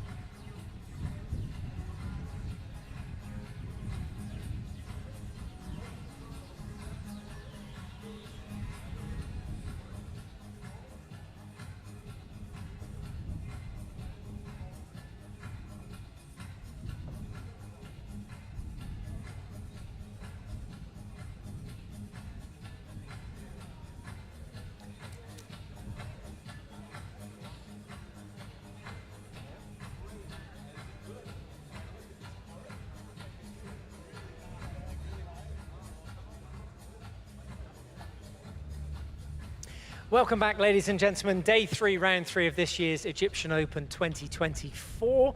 We've arguably left the best till last. We're going to see the world champion in action next. Peru versus France for a place in the men's quarterfinals against Tariq Momin. Our last match of the night here. Thanks very much for sticking around. Just gone 10:15 local time. So let's get the players out onto court. Starting with the current world number 27 from France, it's Gregoire Marche.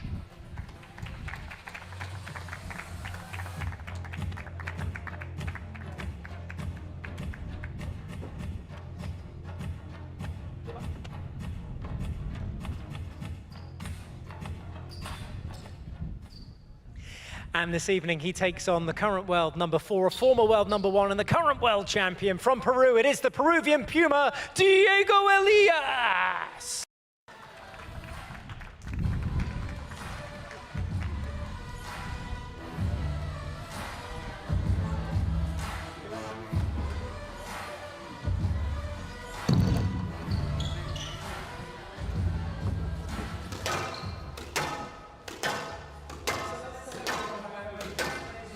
Well, Gregoire Marche from France taking on Diego Elias, the current world champion from Peru. I'm Joe Barrington. Joining me, we've got Johnny Williams. G'day, mate. Good evening, Joey. As we enter the darker stages of the night here on the outskirts of Cairo, the media city.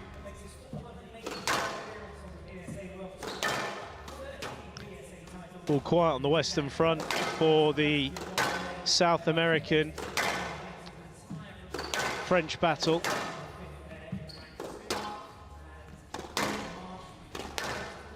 couple of months ago, Diego Elias making history here in Cairo out of nowhere. A bit of a shock, really. I say out of nowhere, of course he was in the mix, but everyone was looking at Ali Farag for another world championship, but Diego managing to take Farag down in the semi-finals, which we were both witnessing firsthand, Johnny. In those 4 games, he played quite brilliantly against Ali Farag, had a bit more bite about him, and there it was. Ali Farag absolutely stunned, the crowd completely stunned as well. As we were to a degree, and this was the big one here, Joey. And there it was, making the history. We had the sole corner of Diego Elias in his corner. Mustafa Rassal being very gracious there to him, which was good to see. Crowd again absolutely stunned. And there goes Diego's father, making that history. He's in the history books. It's unfortunate, really, for the Peruvian Puma. You can understand, obviously, a great world championship, but then going down to Joel Makin playing brilliantly at that British Open, and then, as I said, the World Tour finals, he pretty much shouldn't have gone to it because he had no interest in playing it, Johnny. So kind of flatlined to the end of the season, whereas Ali Farag, in comparison, managing to take that World Tour finals and cap off a great season for him. Yeah, Mr. Fantastic will stay Mr. Consistent all the way through to the end of his career. Ali Farag always got his eyes on the prize, wants to bring the best out of himself, very much in the same vein as a Paul Cole. And Elias, I think it was pretty well reported that he was off to Barcelona after he won that World Championship. And he was putting the feet up, he was relaxing. He didn't have a good prep going into that British Open. But I'm sure that will all be behind him now. And that is really what, as we're just getting a new ball going here. I'm happy with that previous one, as Leandro Remilio and John Power, Jose Manuel Elias looking on.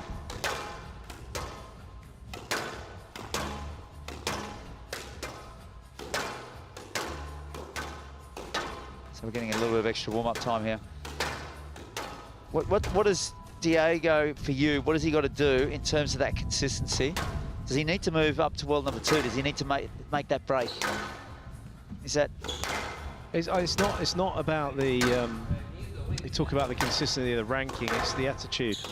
It's not the ranking will take care of itself, and obviously the results. I mean, he's won TOC and he's won that world championship. Having done it, you have to say the way he did it, he didn't lose a game up until that singular game against Ali Farag, and then took out a Sal 3-love. So, you know, I mean, it was an unbelievable World Championships for him in the Lion's Den, which to me is worth about 3 or 4 World Championships, maybe 3. But then just kind of went out like, you know, like a bit of candy floss towards the end of the season. Rather than building on that, Johnny.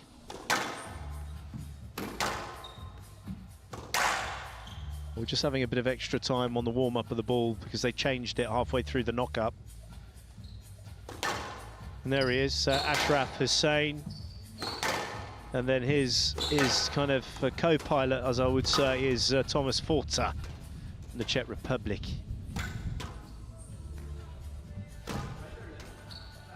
You know, you said the word consistent. I mean, that's where the likes of Mohamed El Shabagi in the past, obviously Ali Farag more. Thank you. In this last few years with the world #1 status. To get there and do it, you know, there's no doubting the quality of squash, but it's just that inconsistent mental side of it for me. It's standing up to the mark at the very highest level. You know, the ability is there. Never seen his father go hammer and tong on him. Do you know what I mean? Yeah, it's exactly. I just had to sort of think about the contrast between the last match and this match in terms of obviously that's a very extreme contrast, but never kind of, you know, they are like very good friends, and of course that's wonderful to have, but it'd be pretty cool to see the father really give it what for with him if he felt that he wasn't putting in, because his dad's renowned for being, you know, a very good player himself, multiple national champion for Peru, and somebody that's always fought like a tiger, apparently. El Tigre, the nickname, and yeah, I hear what you're saying, Joey, that the CIB Egyptian Open just a little bit less tolerance for drop-offs. Gregoire Marche of France to serve, Elias of Peru to receive. Just 5 games.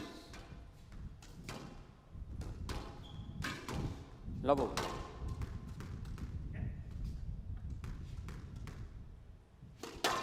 So Gregoire Marche completes his campaign in the early stages of this match. He had a walkover with playing his compatriot Sébastien Bombelet due to an injury from his teammate.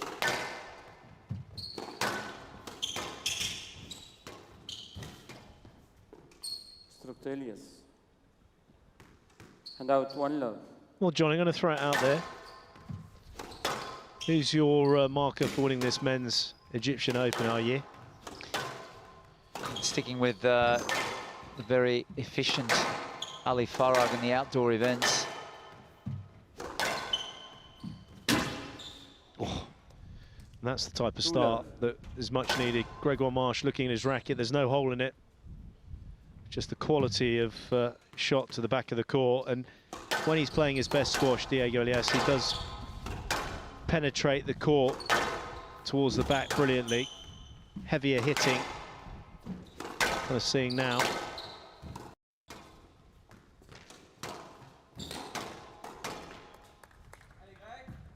Three love. It's the definition of simple squash, isn't it, at the highest level? You know, we talk about trying to coach people and teach them about the basics, and just that ability to bring that ball through a bit quicker, even at this level. He's quickly able to just break down Marche's position enough to put him at disadvantage.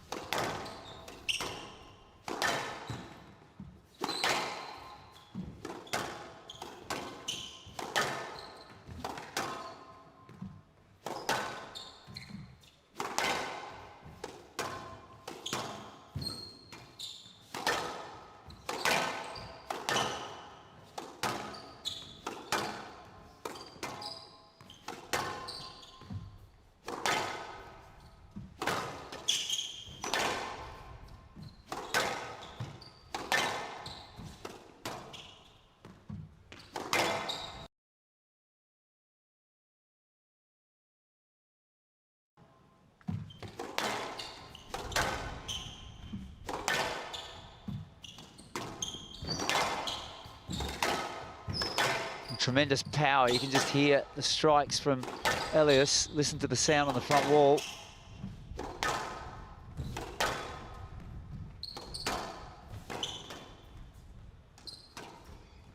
Does enjoy playing on these glass floors, Diego Elias. Suits his game.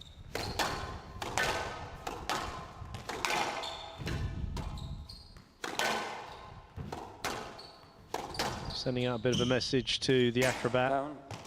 Rallies are going to be long and testing.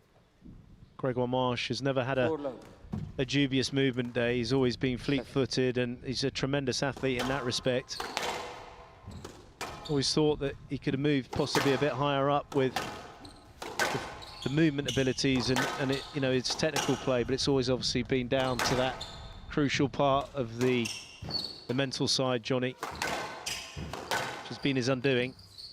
Yeah, especially in this sort of situation, a bit of a slip of the handle there as Diego miscues that one, but also, as you mentioned there, Joey, he's getting quickly into a very attritional, I'll say attritional is not the right word, but a very aggressive line hitting battle here against someone who's going to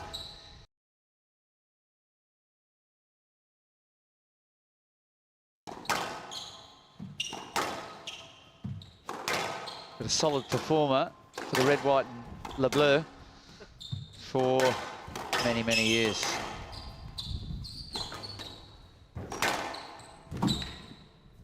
What a wonderful line that was, just a little bit of disguise on it. And he crafts his way here to 5-1.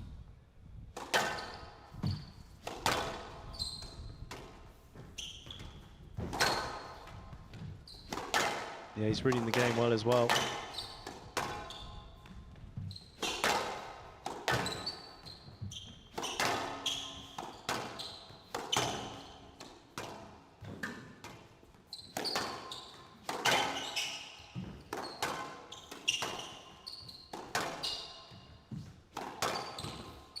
Yes, left. 5-1.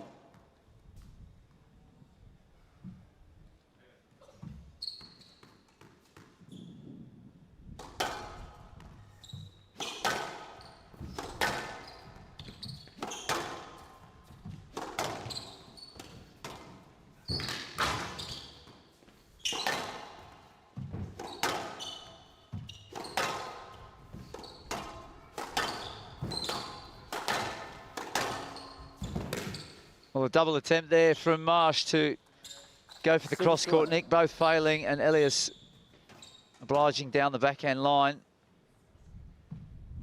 Marche is already feeling the pinch out there.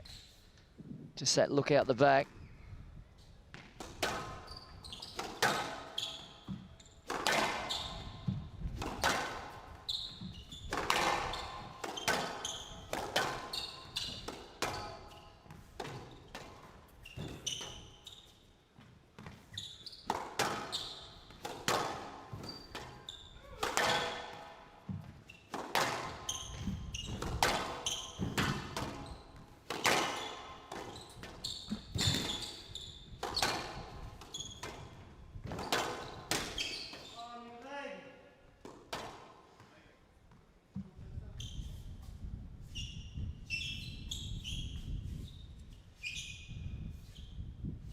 Right side. Well, Gregoire Marche miscuing that one. He's a decent golfer, apparently. 7-1. You ever play golf, John? I'd imagine you'd be like an Australian equivalent to Happy Gilmore. Thanks, Joe. Hand out 2-7.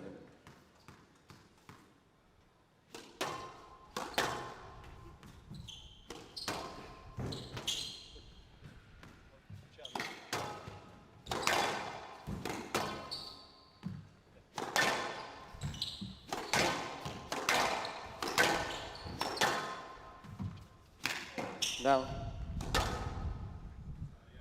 Hand out 8-2.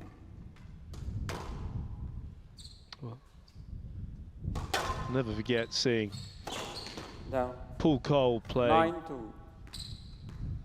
Diego Elias in the semi-finals of the Egyptian Open, and there's probably about, you could probably count on one hand how many people were watching. It was the last match of the night's play at the Pyramids. I'll never forget. 2 years ago, Joey. Semi-finals, Johnny. Yeah, so Kyle ended up playing Farag in that final, but yeah.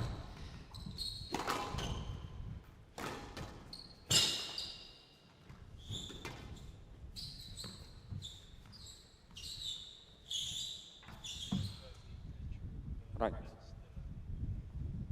10 to game ball. This is Diego Elias at his best. This is very much in the same vein as he charged through at the World Championships on this court in Cairo as well. It's another display of the power hitting to the back and setting everything up, just completely shutting Marche down. I don't think Marche has actually had a look at any kind of short drop shot where he's been able to hold drop, Joey. It's just, it's more defensive. Hand out 3-10 game ball.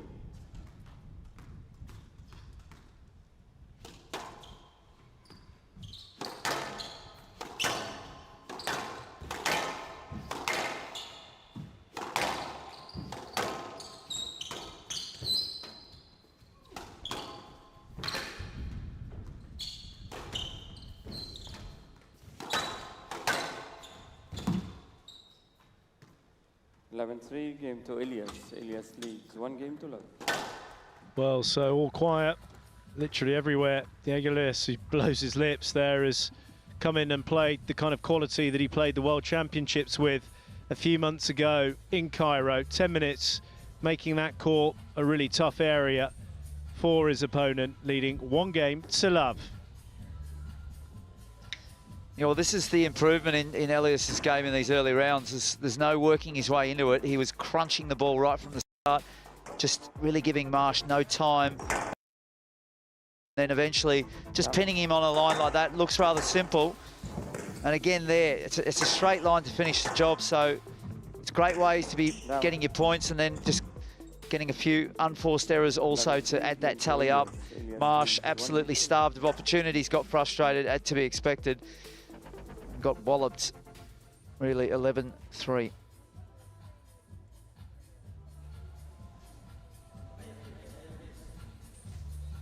There's Emmanuel Elias. We're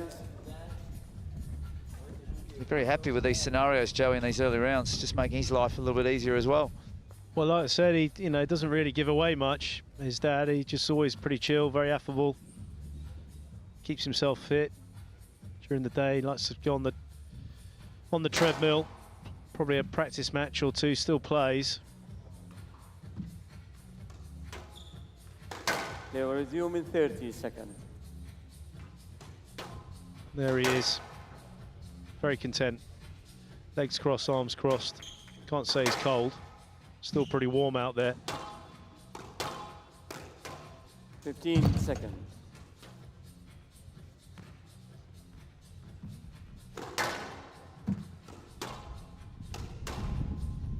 Well, you can see there Framboise and Jonathan Power, who both use the same hairdresser here in Cairo. Elias leads 1 game to love. Love all.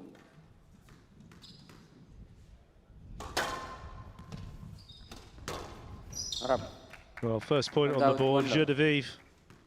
How's your French, Johnny? Bet you butcher it.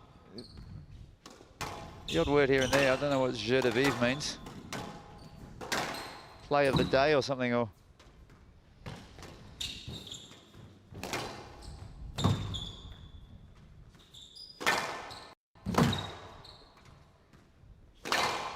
just absolutely caning that cross court. Surely he's not going to do it again. I'll tell you what, one of the coolest dives I've ever seen was Gregoire in Nantes, where he played a back wall boost mid-air dive, Johnny. He actually won the tournament there. He won that tournament 4 occasions, Gregoire Marche. Outrageous event. All credit to Roman Sissi and his team. You never got to experience Nantes, did you? No. It's a belting event. Not able to dress up. Packed from the first round, Johnny. Absolutely rom de terre. Down. Hand out 1-0. The French looking on.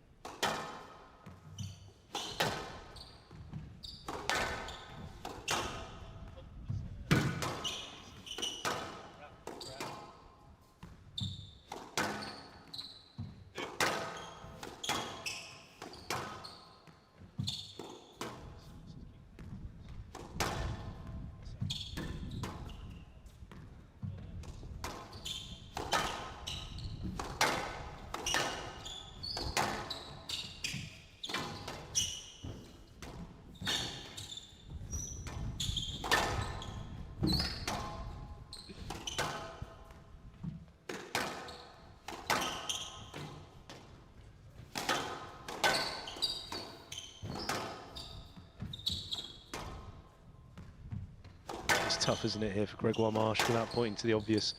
It's like, where's the point going to come from? Johnny?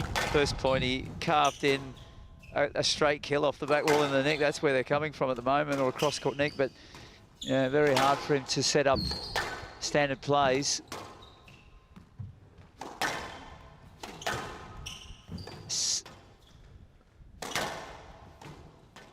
Up to 1 minute 20 now, Johnny, on this rally, and he manages to win it. That's a lot of hard physical work and mental work. Gregoire Marche styling the headband.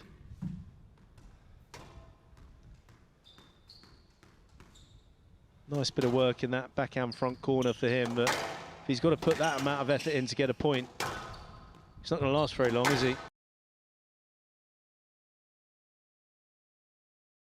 Great drop in as well. He's just not getting positions to do it. Not where he'd want to be. Not able to use his speed onto the ball in that manner either. It's more to get out of trouble as he slips on the floor. And that is just going to rub salt in the wounds. No room to play. Really? Giggles all round there from the referee and those around him, because it was pretty obvious that this was a stroke. Trying to just haul himself away on the floor here. Mr. Marche, can you use your towel if you need? Bit of break dancing there from Marche. Well, I mean, we're good at break dancing, Joey. Oh yeah, I wasn't sure that you were going to be brought in, Johnny boy. Your hips. I would have been not much worse.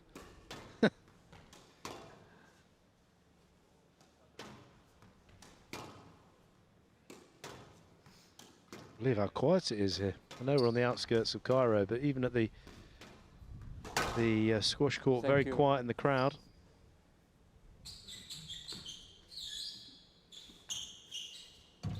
Need to get the Swiss curling organisation in here to train these court wipers, Joey. Get them in a little bit more, zest. Do they get the Olympic gold? Oh, curling, the Swiss, they love that. Yeah. So who gold? Well, the Winter Olympics will be on in another 2 years, so... Yeah, who won the gold? Oh, I can't remember last time, but they're good. Are they? Yeah.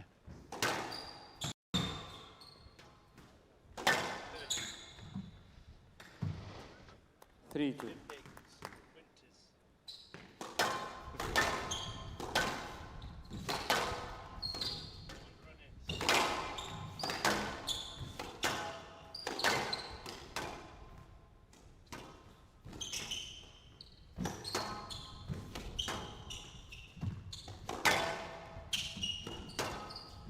Yeah, Johnny, just to go back to you there, you're saying about how good the Swiss are. They didn't get a medal. They didn't get a medal, Johnny. I wasn't going to claim that they did, but I know they've got a good record in the sport. They do like... in the men's... They do like their curling. Gold was Sweden. In the women's, Great Britain. And then in the... Great Britain got the gold in the women's and the silver. So, Johnny... But then, having said that, do we get those amazing court wipers in England, do we? What it actually is curling? Well, when you come over next time, we'll go down and... I've never done it, but I would like to do it. Really? Yeah, because you got the brushes on the ice to get the ice. They want to obviously make the disc slide a little bit further or stop shorter, and that's why those guys with the brushes sort of work on the ice to give it that access or stop it as it moves down into the area. Another brutal rally. Diego Elias. It's back to my French Bulls analogy, actually, that I was talking about earlier. The grin is just getting wider on his face here because patterns of play are just so really comfortable for him. Marche is looking like, to me, that he's a bit dazed and confused out there. Well, it's hot and he's playing the Puma, who looks in good order. Oh my word, I mean, there's been testing rallies, the longest we've recorded so far with our metric team that we have now with the upgrade. 1:49, that last one. No. How many parsecs is that? 5-2.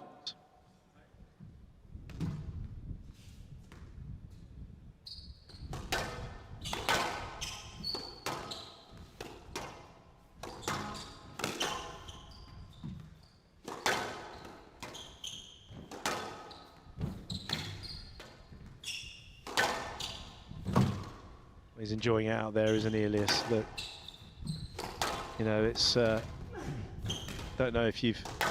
I'm obviously more of a dog person myself, Johnny, but, you know, when you get like a kit and a cat playing with a, you know, a bundle of rope, do you know what I mean? Or a mouse, if you will. That's getting a bit brutal, Johnny. Well, that's what they do, though, don't they? They toy with them, and yeah. Well, it is, isn't it? I mean, you're saying that for Gregoire Marche, you're now calling him a mouse, which is a bit hard.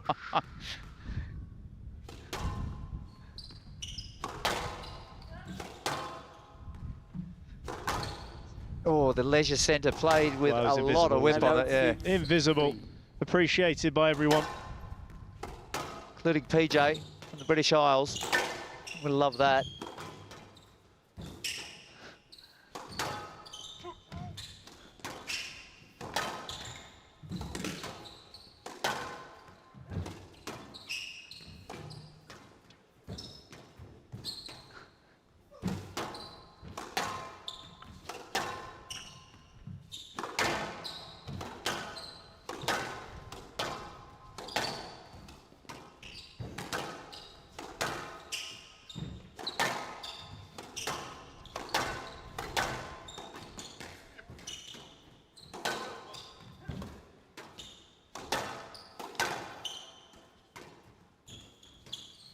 Yeah, I mean, that's... Clutches the eyes there, and it's just pure frustration. Classes frustration. Interesting that Elias, he doesn't seem even content with the way that rally was played out. He was having a word with himself. It's just a wonderful exhibition of repeat. Needs to roll out of the crack. Oh, Johnny.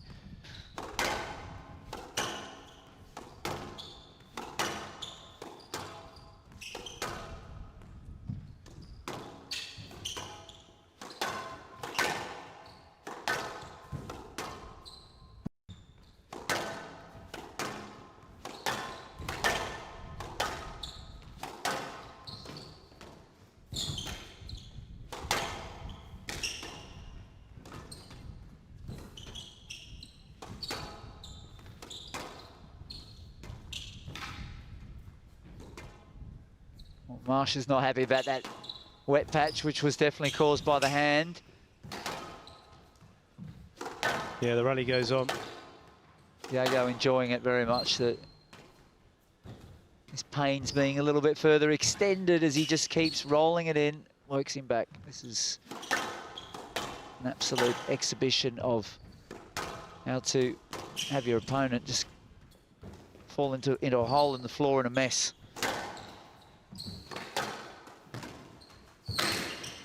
Oh, he's got that. Somehow he picks it up. Well, he's got that, and he's won the rally. So Diego Elias really turning the screw as Gregoire Marche bends over. And out 8-4. Too tired to take up the complaint any further, Joey. This is that pickup. Look at that, looked like a winner. On it, just about. Say it again.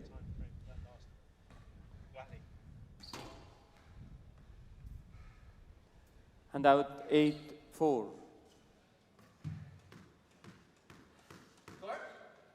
8-4. This is encouraging, though, isn't it, for Diego Elias producing this type of squash? It's, you know, a bit of a copycat of the World Championships when he was going through those earlier rounds, Johnny. Yeah, I love this repeat sort of. We're seeing 1 minute 15 to 150, and he's happy to just keep doing it. Even when he's being stretched himself, his ability to defend and then just extricate himself out of all sorts of a tangle there with a wonderful flick down the line.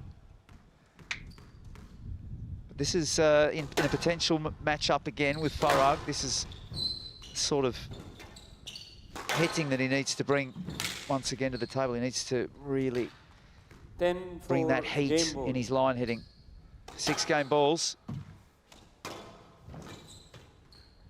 11-4 game to Elias. Marche had enough there. 2 games to love.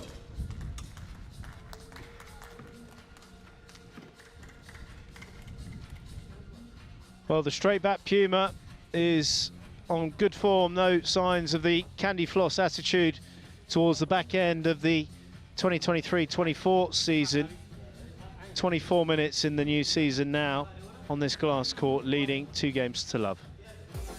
Yeah, it's a wonderful display of this last 16 sort of stage where one of the top 4 players is just putting his lower-ranked opponent to the sword. But the lower-ranked opponent is no mug whatsoever. He's been around for a long time, a lot of experience. But everything that he tries to do is just being nullified, is being completely shut down. And he's also got no opportunities around the front to really hurt Diego Elias. Diego Elias's defences are watertight, allowing nothing. Very impressive. He leads 2-0. Player will resume in 60 seconds.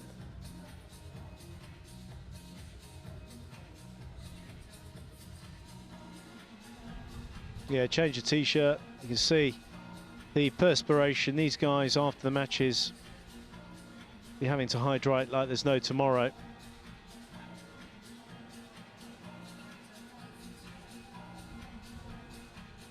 Gregoire Marche in the last 16. It's been a while since he's been in a major last 16.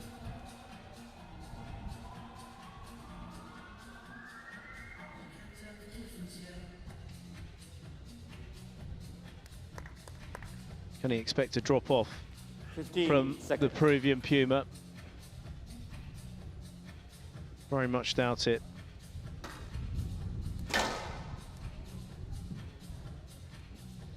Well, Marche is just showing a little bit of a spring in his step. Let's hope for his campaign here in Game 3 that come out of the blocks quickly. Level.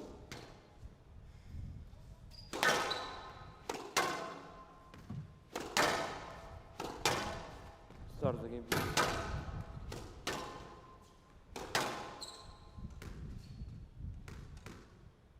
Level.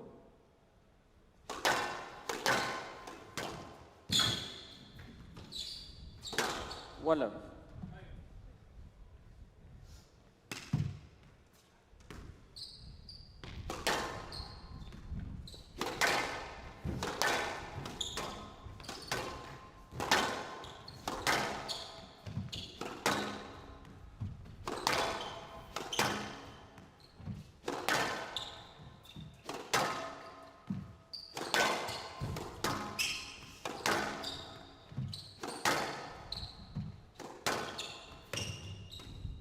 Gripping line again, and this emphasis of heady hitting.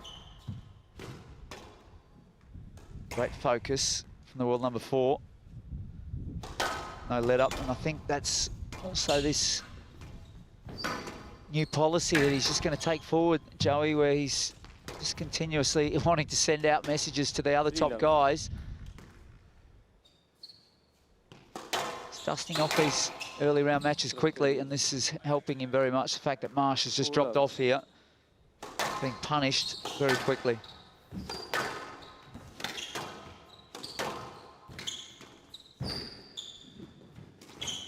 Down.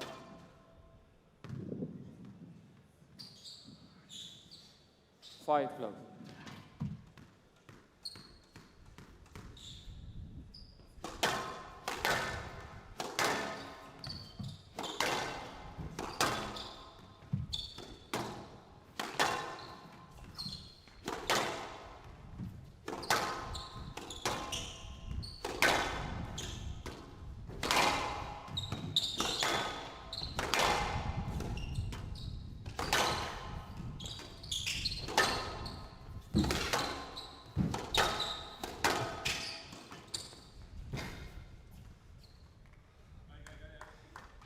Six love. This is impressive. We talked about him continuing to pile on the pressure. Well, he's upped it even further. He didn't get to that ball, but you could see that he was still showing a lot of desperation to get it up. Easy for you to say, Johnny. Marche has found success in that front left, that long range shot from the back. That's about it.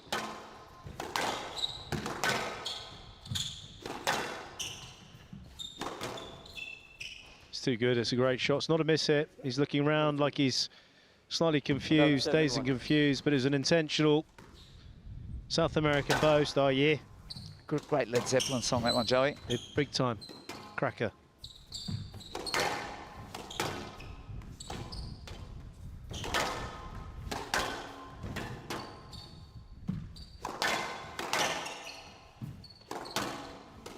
Now, 8-1. You ever watched Les Mis? You ever seen Les Mis? That's a tip. That's a... You're telling me that I should, and I will. Yeah, good man. First musical I saw.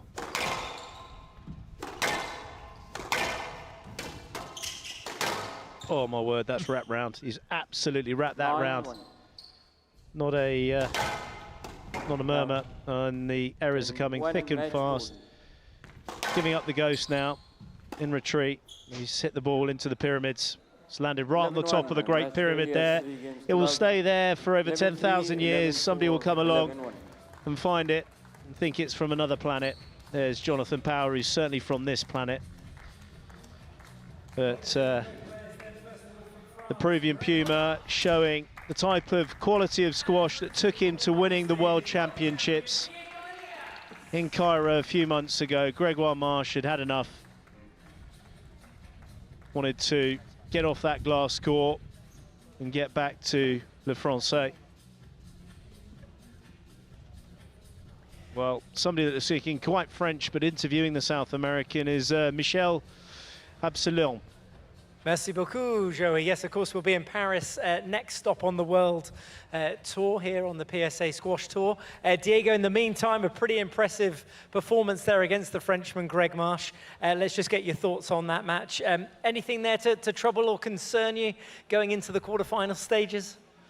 No, just happy with the way I played, getting used to the conditions too. It's very hot in there, so I got a bit out of breath in the second game, but I just need to get used to it, and yeah, just feeling very good. What do you target now? Fresh season, fresh objectives, of course. We know that last year was a wonderful year for you, becoming world champion for the very first time, and right here, actually, in the Lion's Den, as they call it in Egypt, that is a huge achievement. What do you set your sights on this season? Yeah, I mean, I have very good memories also on this court. It was, the biggest win of my career, so just coming back and stepping back on this court, it brings me a lot of good memories, so I'm just trying to enjoy it, and yeah, I guess this season I'm just trying to play as good as I can, enjoy my squash, and hopefully try and get to world #1 again. And what is it about the glass court that you like in particular that favours your movement? What aspect of your game does it sort of really help you project where you can dominate and you can win those vital points against the likes of the world's best? Yeah, to be honest, I have no idea. I'm just enjoying running on that floor. I don't know why. A lot of people have good opinions and others bad opinions, but I'm just enjoying it. So yeah, I'm just trying to have fun on there. I feel good on this court, so I don't want to think about it much more. Fair enough.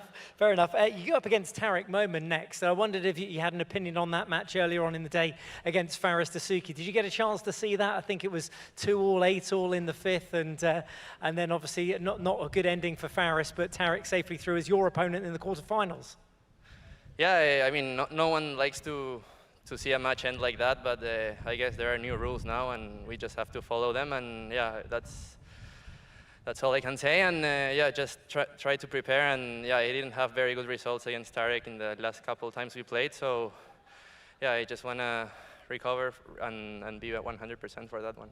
Okay, you're last on court tonight, so we'll let you get away. It's 11 o'clock local time. Let's hear it one more time for Diego Elias.